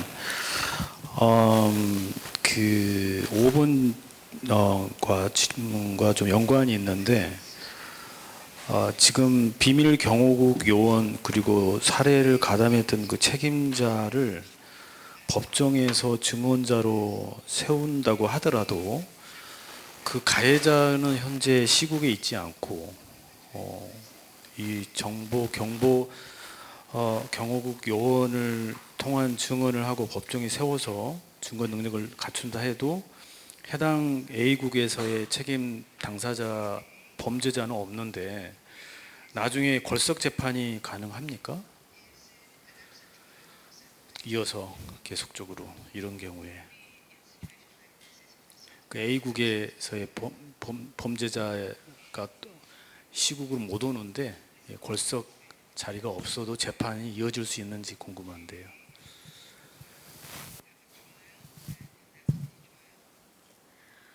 Well, given the political, well, first of all, thank you for your question. I think given the situation in State A, I'm not sure if there will soon be a trial. But if there was, I think it really depends on the legal system. There are legal systems that allow for trial in absentia, and there are systems that do not, or on very limited, very limited exclusions for this rule. This really depends on the legislation. Unfortunately, there is no universal rule. But it can be possible. It does not always violate human rights law. Thank you, Alexandra, for your presentation and the nice case study. Just have one question concerning the Harowski case. You mentioned the importance of the local lawyer for this kind of litigation, impact litigation. In that case, how did you find the Swiss lawyer who helped with your cause in the country? Thank you. Well, thank you for the question. Actually, this is exactly the case when a partnership with another organization was very beneficial for us, because as you know, we had two partner organizations in this case, and Trial International is a big international organization that is specialized in litigation and in criminal accountability, and they're based in Switzerland, so it always helped to have an organization that is based in the country where the trial will take place, and in this case, we got his contact over our colleagues from trial.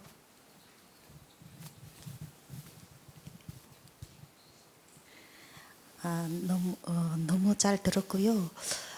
어떻게 보면 우리 피해자들로서 증거를 제출한다 해가지고 지금 중국하고 북한 당국에서 강제 송환이 지금 제일 중대한 사안이잖아요. 그래서 중국에서 작년에 아시안 게임이 끝나고 바로 600여 명을 기습적으로 송환을 했어요. 송환을 하면서 국제적으로 압박을 하니까 자기네 자국 내에서 탈북민들을 강제 송환을 한 유엔에다가 정식적으로 보고서를 낸 게 9월 14일에 제출을 했더라고요. 기사를 보니까 그렇게 말했어요. 자기네 자국 내에서 보낸 강제 송환한 사람들이 북한에서 고문받은 증거가 없다고. 이렇게 했어요. 그리고 이번에 지난 그 4월 말에 또 60여 명을 또 강제 송환을 했잖아요.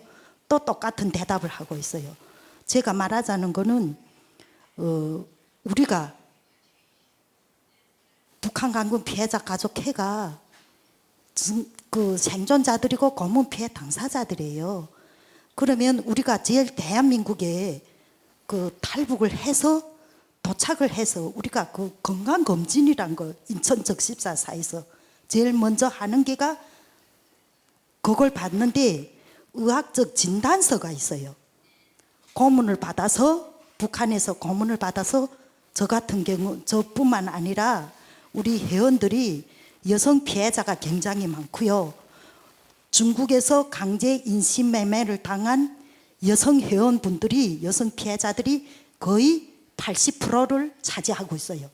그러면 이분들이 저도 지금 그 한국에 어제는 정착한 지 11년 되는데 외상후 스트레스라는 진단을 지금 그냥 지금 안고 있고 약을 복용하고 있어요. 그리고 그러면 그 의학적 그 진단이 있잖아요. 그게 그 확실한 증거가 될 수 있는지. 그리고 그다음에 그 증거를 그렇게 하고 그다음에 우리가 그 북한에 남겨진 가족들 때문에 이렇게 북한이 폐쇄적인 국가니까 그 가족들 때문에 이렇게 증언 그런 데도 못 나서는 분들이 좀 있어요. 그렇지만은 그 가족이 다 왔다거나 그다음에 아무것도 없어. 그러면 어제는 있는 그런 분들이 나서서 이렇게 국제행사재판소에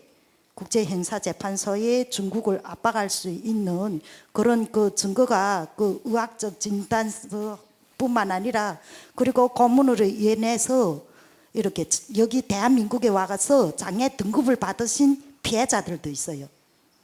그걸 확실하게 좀 좀 말씀해 주셨으면 좋겠어요. 중국을 어떻게 압박할 수 있는 그게 확실한 증거가 되고 어떻게 국제적으로 할 수 있는지.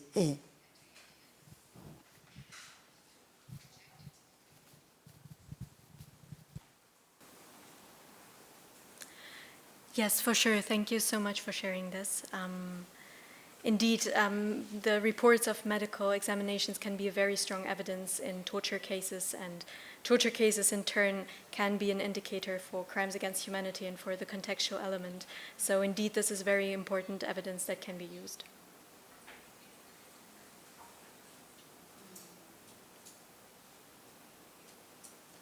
Okay, I don't see. Okay, sure. I know that in international courts, the discretion of the chambers is quite wide, large when it comes to the admission of evidence. And I wonder in domestic practices, how often it's been the case that the barrier is too high, that important evidence couldn't come in because, for example, they say it's hearsay evidence, or because there's a question of authenticity. How has it been have you been in situations, or your organization have been in situations where important evidence couldn't come in because of these high barriers? Like very, very important things that could change the case, I suppose. Thank you so much for this question.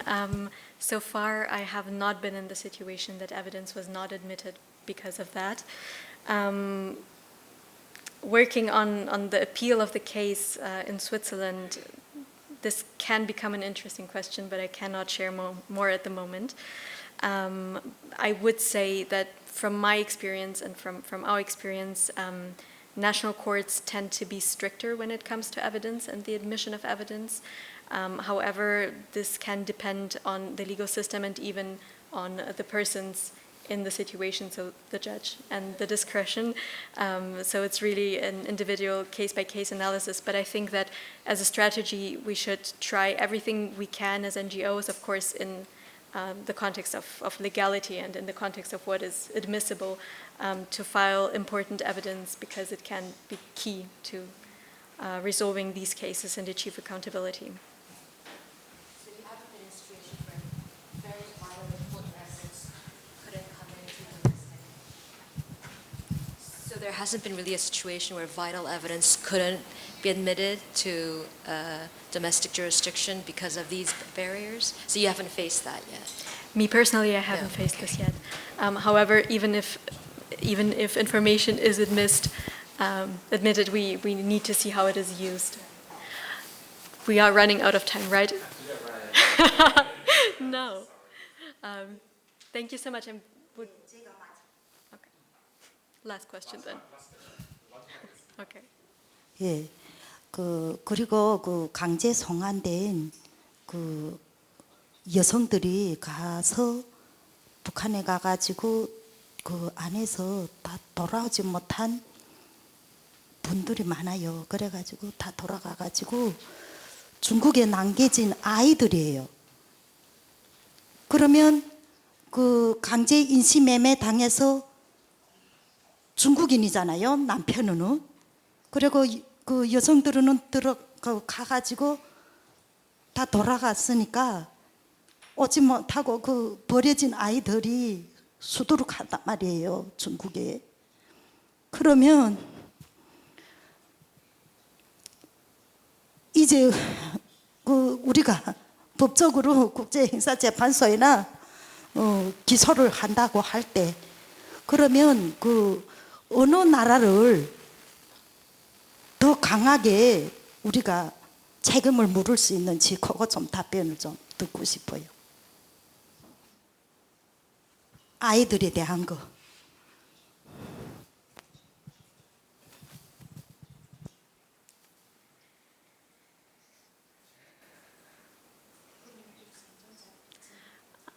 I will give a very brief answer, and I'll be happy to discuss this after the end of the workshop. From what I see right now, although I do not focus on ICC investigations, but on domestic investigations, the question is whether the ICC would have jurisdiction to decide on any of the cases, because unfortunately neither North Korea nor China are a member to the Rome Statute. So the question would be how the case could be filed. But again, very happy to discuss this after the end of this workshop. Yeah, so thank you so much for your participation, and